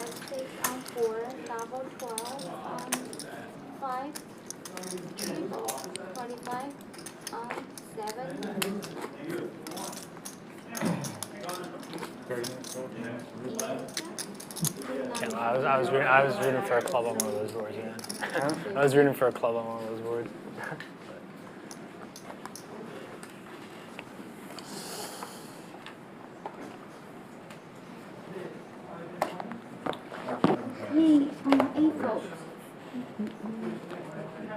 $50 straddle is on. Action folding around to the blinds.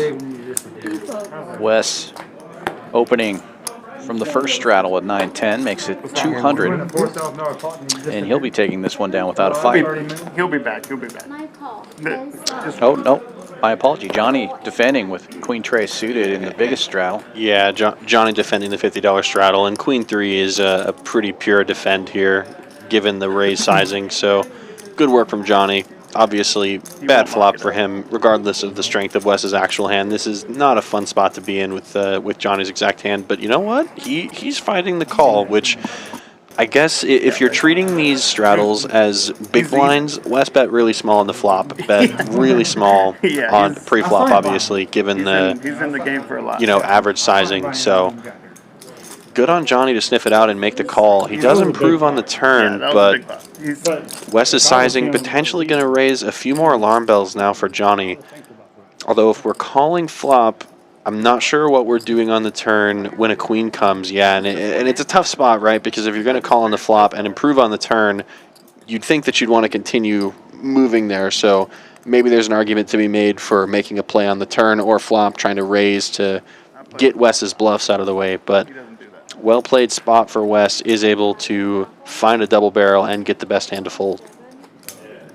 Yeah, Wes blocking Broadway there, and the board just so wet that making that pair actually kind of devalues that queen high hand. Yeah, and it's a fantastic fantastic board for Wes's range. It doesn't get any better than that. A paired Broadway board with 3 Broadway cards up top.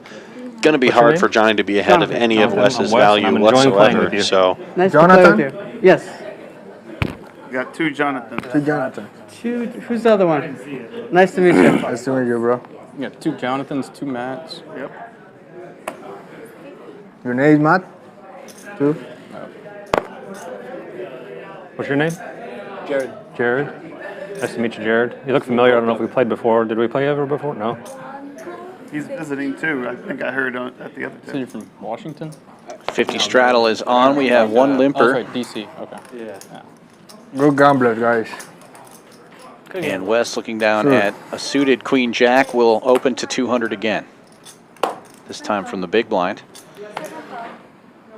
And it folds back around to Johnny, who looks down at ace-5 in the $50 straddle. Living up to the reputation so far is Johnny. If he has a playable hand and he can be aggressive with it, he will. And he decides to apply more aggression here, raising it up to 550. You can really tell from how Johnny's been playing so far tonight that he's a very well-studied, fundamentally sound player. Not letting the size of the straddles get to him and treating things exactly as they should be.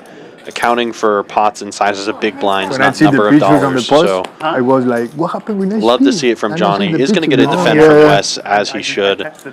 And gin flop for Wes. Top pair, great flush draw. Johnny does have the ace of hearts, but it's going to be very difficult to imagine he finds a way to wiggle out of this pot. A good check back from Johnny here with the ace of hearts and pairing up. Just decides to shut down there, and I thought that's all he did. I think it's going to save him some money in the long run. Just crush it. Going to be a bet from Wes, and given how Johnny played the hand just a few hands before, I think we will see a fold depending on sizing and what Johnny's, I guess, evaluating.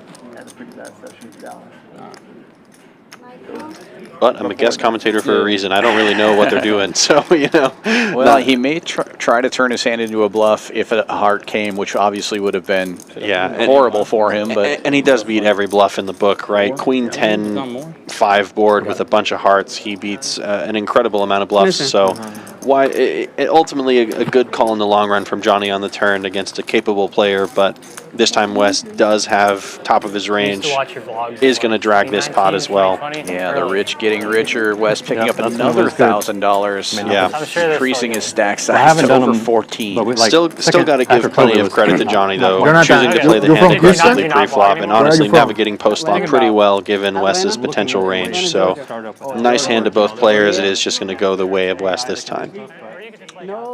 Yeah, very impressed by the play all around tonight. Yeah, very above the rim stuff that we've been seeing. I'm remembering that hand where there was a monotone board where everybody had absolutely nothing, and there was a 4-bet all in on the flop. Got to be fun to see that. So. That's why I just like. It's your vlog, you know, like you want. Yeah. So, but I think. I mean, I don't know. Casinos? I'm looking into it. No, you have to drive some up to interesting North things. Carolina. Yeah. I can It's actually like script 2 hours away. Premiere, which is what I use.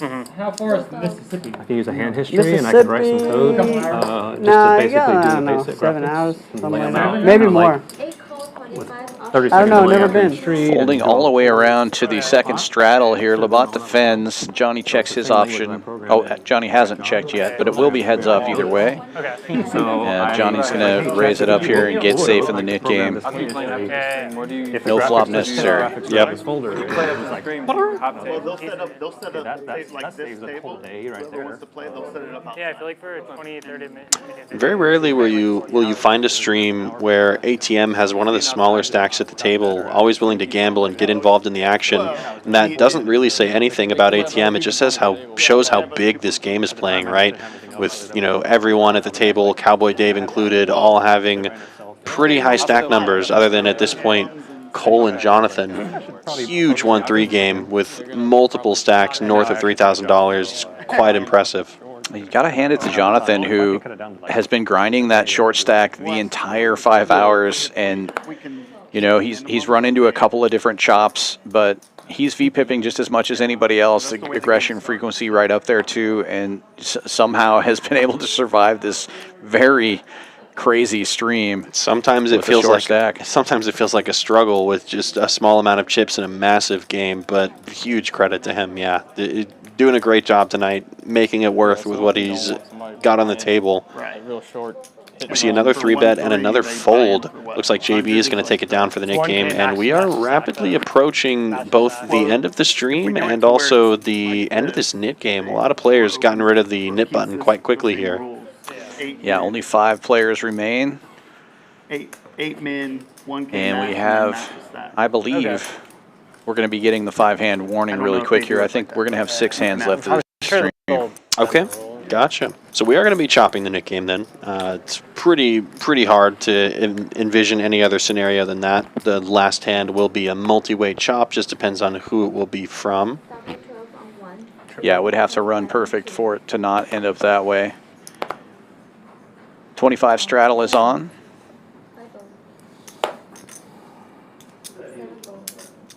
Graphics are not caught up to that fact yet, but we have an open to 100 now. From Labat. Not looking like a raise from Cowboy Dave there. Looks like he was in the straddle. Yeah.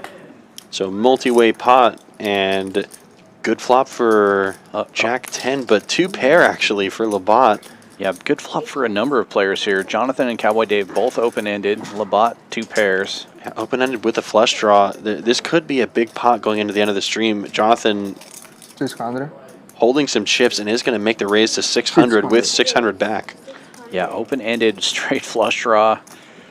And what do you do if you're Labat in this spot? You're still 4-handed. You probably have the best hand, but it's by no means a guarantee. You have a lot of hands have fantastic equity against yours. Plenty of straights are already there. Plenty of flush draws are also available. Some better 2-pair combinations available. Certainly possible for players to have sets played as well. So not as easy a spot as it looks from the pretty cameras up here. He's opting to isolate the shorter stack here. He's raising enough to put Jhonathan all in and put pressure on the other players. It's a valid way to play it out, to be honest, kind of get the hand over with. It's going to be nasty if any other player shows interest in the pot besides Jhonathan, but... Oh, It's a fair fight. Basically a flip. They're going to run it 2 times. First board counting for the Nick game, so that is going to be the most important outcome for these players if this does come chop. And for the first board, Diamonds get there. Labat needing to pair up to take the lead again. Looks like Jhonathan is going to scoop another one of these pots from behind. Let's see if he can find a way to win both runouts as opposed to just one. Chopped a lot tonight. It still has plenty of outs to get there. Good hand, buddy. Chop it up. Wow. Jhonathan also kind of having to stomach the fact that he's been involved in quite a few sizable pots tonight, and almost all of them have ended in a chop, so never been able to scoop in these situations, but got rid of his nip button and made a profit on the hand, so can't complain. I wasn't going to misplay the fucking jack 8 this week. Literally the Jhonathan also one of the few players at the table that runs it twice every time, so he's willing to run it twice. Makes a little bit more sense. There are a couple of players at this table who were always a one-time. Yeah, Wes being the biggest example of that. And I think Jhonathan is happy to do whatever his opponent wants, willing to go once, willing to go twice, you know, very amenable. So always nice to see that, being willing to accommodate the requests of the other players. Thought that one was me. Survives yet another all-in, though. Does survive yet another Nick game. Yeah. Safe in the Nick game. Makes a small profit on the chop. Triple. 20. How much is the 20? 25. Okay.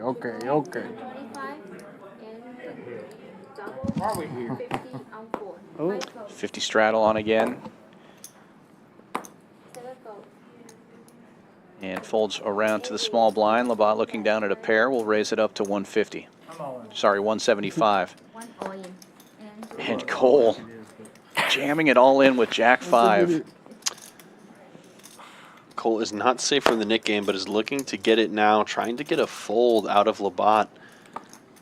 Potentially trying to get a bit of revenge for the enormous pot that they played with each other just half an hour ago. Probably putting it in.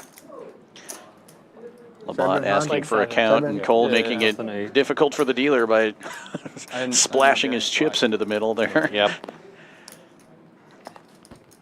But Labat saying that he's likely to call here, and I think he will. There's quite a few chips there, though. That's going to be close to 1,000. 750, Not a snap decision by any means for Labat, even though Cole does have one of the smaller stacks given the game size. Just with the number of big blinds as well as the the amount of money that's just being put in the middle, it's not a snap decision with a hand like 8s for sure. Oh, good catch, bro. Labat did open to 175, so it's not going to be that much more for him to call, about 600. If we're going off of effective big blinds, it's a call. If we're going on number of dollars for a 1-3 game, it's kind of dicey. So we'll see what Labat ultimately ends up doing. You pick it. He does elect a call. 2. All right, you got a pair. You're running it 2 times. Yep, flipping. Maybe not. Maybe not. Shit. Slow roll. I got jack shit. You got it. Oh, literally. Jack, that literally is Jack. You see my hand? Jack 8? That's literally Jack 6. I think we did see a Jack and an 8 are also dead from Jhonathan's hand. 7-4 gets 6 of hearts. As usual. 6 of hearts. Actually, I don't. So far, so good for Labat. You can have the second one. No sweat. Well, don't say that. 3 outs. 6%. Ish.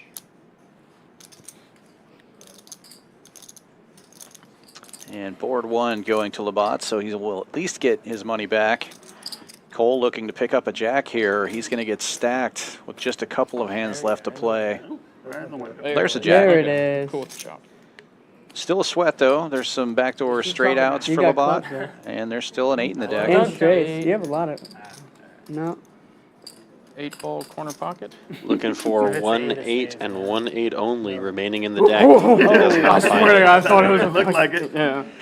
Another chop. Jack A diamonds. But Labat, Jack A diamonds. or sorry, Cole You were in trouble. No, Labat won the first board, so he will be safe in the knit game. Yeah. Why didn't you tell me before I did this? No, I think I'm not Cole's saying going to nothing be before. glad to get his money back, given the hand that was jammed all in there pre-flop. Only a couple hands left on the stream now, if I'm not mistaken. We are in our final 4 at this point. Yeah, 4 hands left and 4 knit buttons left. Well, I've played poker enough times to see the board come perfect for my opponent, so I'm sure it can come perfect for these knit buttons too. But we'll have to see how much they're willing to get involved here. 25 live so far. Will ATM put on the 50? Yes. Absolutely. No question about that. 200? Oh, no, it's just 100. Yeah, but Okay, and then now the double. Oh, the I think 100 I hear a 100 straddle, possibly. shit. Okay, big straddles coming out at the end of the stream. Going to really heavily incentivize these shorter stacks in Jhonathan and Cole to just jam it all in there with a relatively high frequency. Nope. Yeah, big difference when you have 400 big blinds and when you have 12 big blinds. Cole does elect to ditch his hand right there. So does Jhonathan. Wes. Yeah. Yeah, Wes opening at 2 1/4 or 3 1/4 rather with 8-9 after it folds around to him. My first card was delicious. Oh, I had clubs also. Raise and take it from Wes. it's so bad. It's like, What the button you for me? And now we definitely have a multi-way chop for the knit game as we only have 3 hands left and we have 5 buttons. Should have 4. 4 I buttons, think. yeah, Labat should be safe. Yeah, Labat's out of there, so it should be 4 ways. At least looking at a heads-up chop for 2 of these players. They're both black.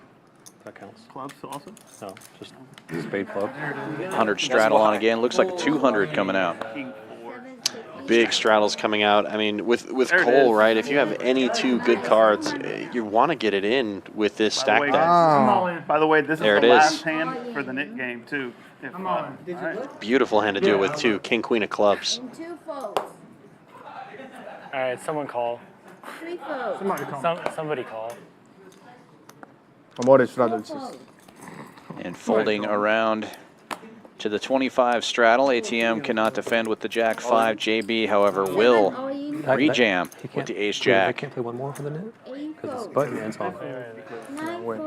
Johnny looking down at 9 tray. Oh, you're right. Johnny in despair that he doesn't have anything better than a napkin and a spoon to try and play this pot. It's going to be a fair fight, though. I King, like queen versus that. Ace Jack, fair flip for a $2,000 pot towards the very end of the night. Max, Rip it. I got to say, I'm rooting for Cole here. JB's put on a great performance. Love to see him here, but after that enormous pot, maybe looking to see a bit of a rebate for Cole.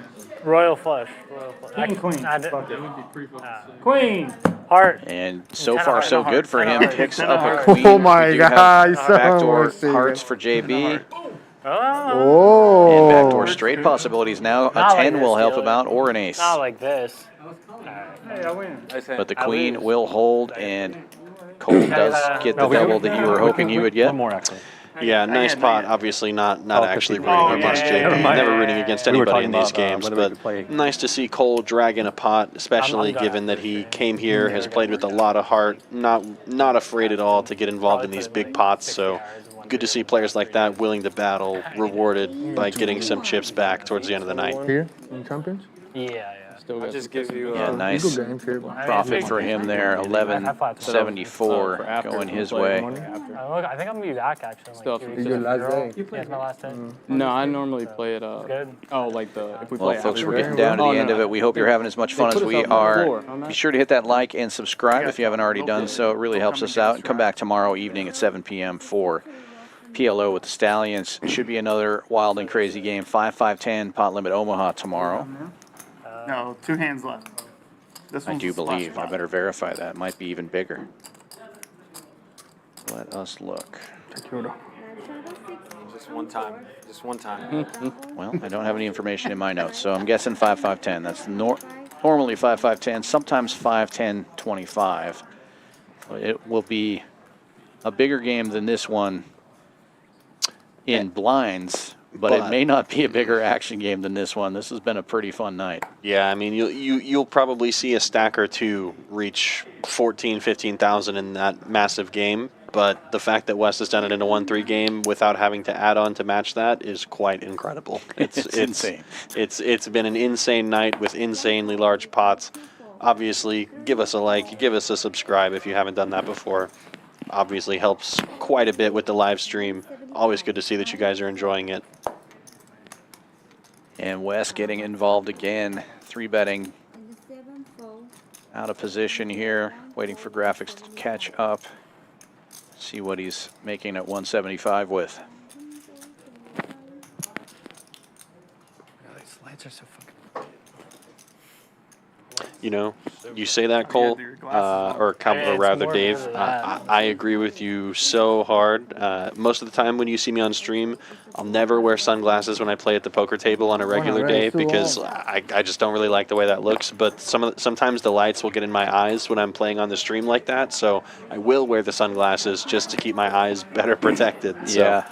It's definitely brighter than you would think under the lights of It has gotten better, though. I think from my first time playing on the stream, the lights were even brighter back then, so I had to wear the sunglasses. Now I can probably get away without it, but yeah, I still kind of do it. Stick to the same pregame ritual and look, as evidenced by the sunglasses and the pink hat. You know. And Wes, flopping top pair here, is going to bet and take it on the flop. This, I believe, will be the last hand, so there should be a splash pot involved between the remaining nits. Final hand of the stream looks like we ended up with Fisherman, Jhonathan, and Cowboy Dave having to split the pain. 150, so $50 each is not too shabby, especially given the fact that there's been at least that big of a straddle on every hand. So it's gonna look like a normal sized pot for your local 25-50 game this next hand. And it straddles all the way around. Oh, you're right. He's crazy guy. You're right, bro. And the crazy part is Wes has a deep stack, or a relatively deep stack, for a 25-50 game. If that doesn't tell you anything about how the game played tonight, I don't know what will. Yeah, that's right. You were the one that brought it up first. Fucking. Wanted to do 2 sweats. $200 shallow. That's where I draw the line. Yeah. I'll play 1-350. 1-300 is a bit out of my league. That's what we've been playing all night. ATM finding the 7-4 again. Will he raise it this time? Just a call. Disguising the hand of the monster pre-flop. Gotta love it. Johnny will not be calling. Queen 10 suited. Definitely a raising hand. If and Cole beating him in the pot with y'all in. Waiting to see what it is. Oh, yeah. Jack 9. Yeah. Dan. There's 1,000. It's like 16. 1,200. Wow, and look at these hands. If one of them hits, the other one's going to hit too. It's going to be a sweat, so it's going to be fun if he makes the call. Oh, if anybody says it's my favorite hand, I'm just going to call. Favorite hand is never anything good. Unless you're Wes and you write down aces on your sheet, and then you have aces. Right. Hell yeah. There's a call. Wow. Great action for the last hand of the stream. We've got a $4,000 pot on hand number 124. They're each showing one card. Are y'all doing it once or twice? Let's do it. I don't care. What do you want to do? Just one time. Yeah, rip it. Let's go. I had 7-4 again. Oh shit, 7-4 clubs. Don't do it to me. 8 of hearts. Don't do it to me. I'm Incredible ace. hand to end the stream on. Like you said, if anyone hits, the other person is still alive. So it's going to be a fun fight, fun flop. Uh-oh. And as predicted, gut shot for one player, a pair for the other. Cole taking the lead, Wow. commanding one at that. Only a few cards to fade now. Dealer. 9. Yeah.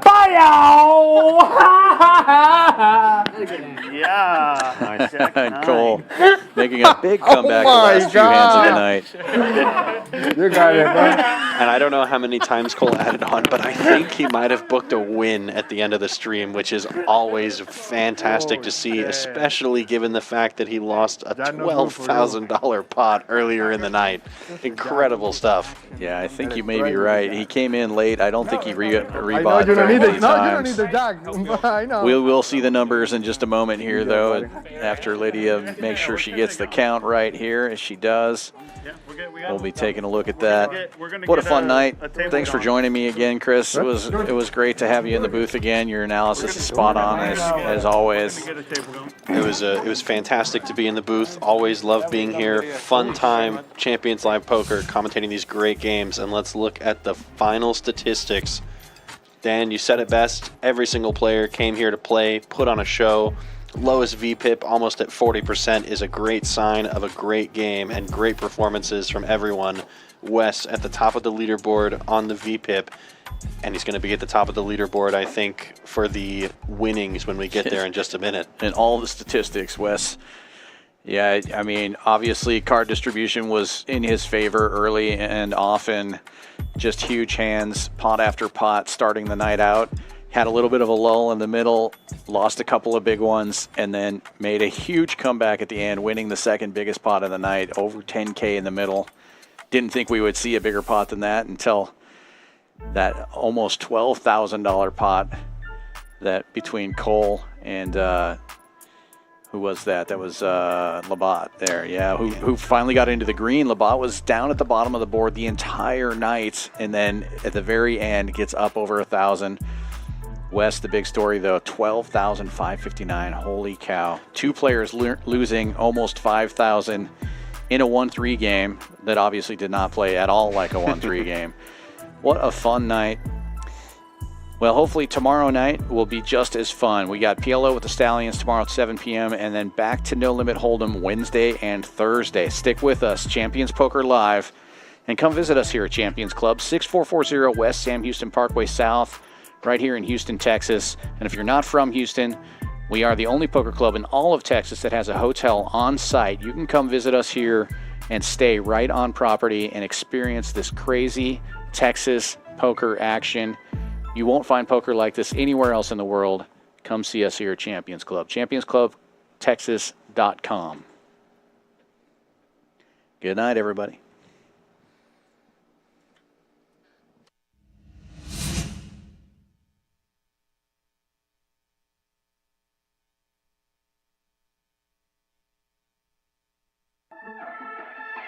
Play your hand, play your hand. No buck, counting the stacks, stacking the bags. No buck, counting the stacks, stacking the rags. No buck, counting the stacks, stacking the rags. No buck, counting the stacks, stacking the rags. No buck, play your hand, play your hand. Play your hand, play your hand. Play your hand, play your hand.